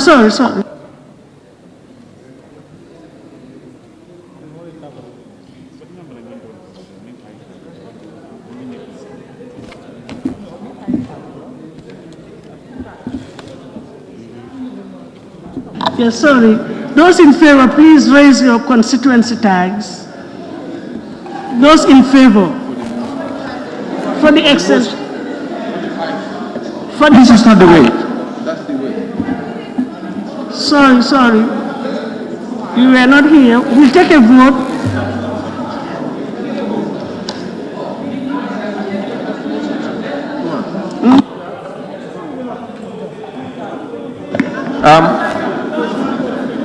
Observation.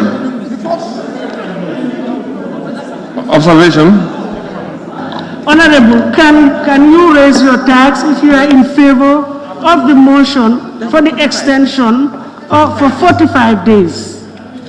Please, can you raise your tax if you are in favor? Those in favor. Those in favor. Madam Speaker. Madam Speaker.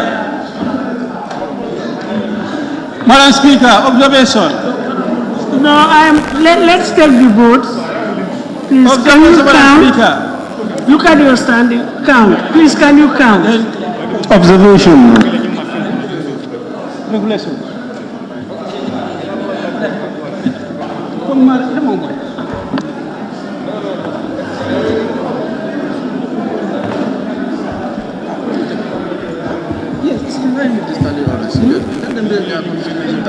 Yeah, please, can you raise your tax so that we'll do the counting? We start from here. No, the motion is 45. The motion said 45 days. It's very clear. The motion, the report was adopted without the recommendations based on a motion moved by Honorable Salah. So, well,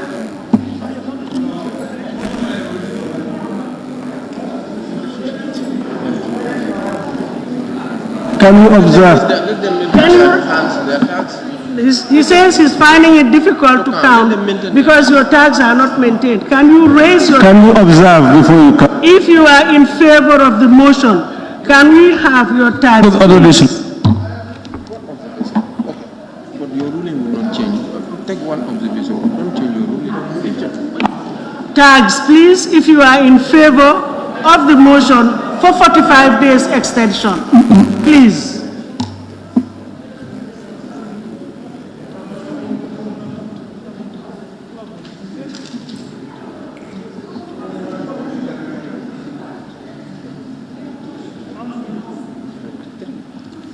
Is your tag on Janjambure or not? Or I saw you. No, you have to make up your mind. Nobody is forcing anybody. No. Madam Speaker, what we are saying. You need to maintain your tag so that he can make a proper count. There is need to be observation, Honorable Speaker. Honorable members, retain your tags. He's counting. I am not counting. It's not for me to count. Still counting.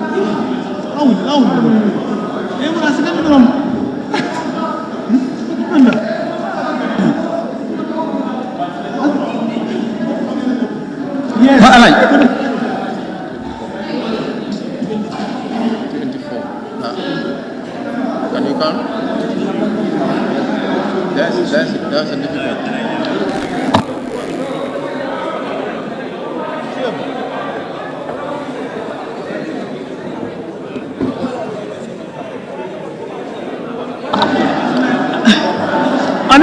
Honorable members, I am being informed by the table office that some people are not raising their tax properly, so they're finding it difficult. Point of observation, please. The tax that we are raising. Honorable, you can. You cannot force people to raise their tax. If they don't raise their tax, they mean they are not voting. Observation. Just allow him to count, right? Aliva, what's your problem? Aliva,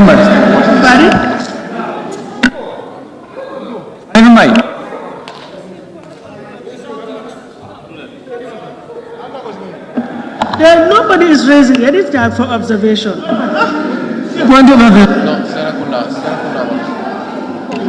Are you voting or making an observation? Observation. I don't think. Observation. You either take votes or you don't take votes. My friend, the tax are up. Observation. Can I observe?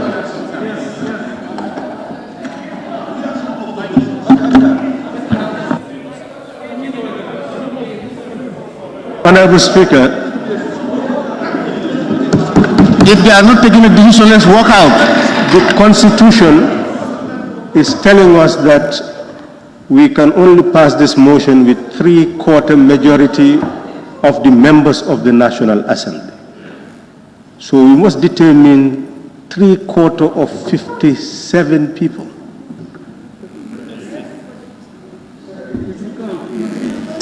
Members present. 57 members. 3/4 of that. Because that's what. Must vote for this before it passes. Can we confirm And whether it's Honorable membership Speaker, what we members had, present? what we had failed to maintain in the standing orders, which I'm sure we will strive to do, is the roll call. Then you would not have had all these problems. Each member will be called and they will state whether they will abstain, support or oppose. And then you count, that will be the end. That's what we have failed to inject. But that's not in the standing orders. It was in the original one, but I believe that somehow we've want to confirm the constitutional provision. No, I think we have oversighted it. We've oversighted it. But that has always been the rule. And that makes every matter clear, because 3/4 is very difficult to determine.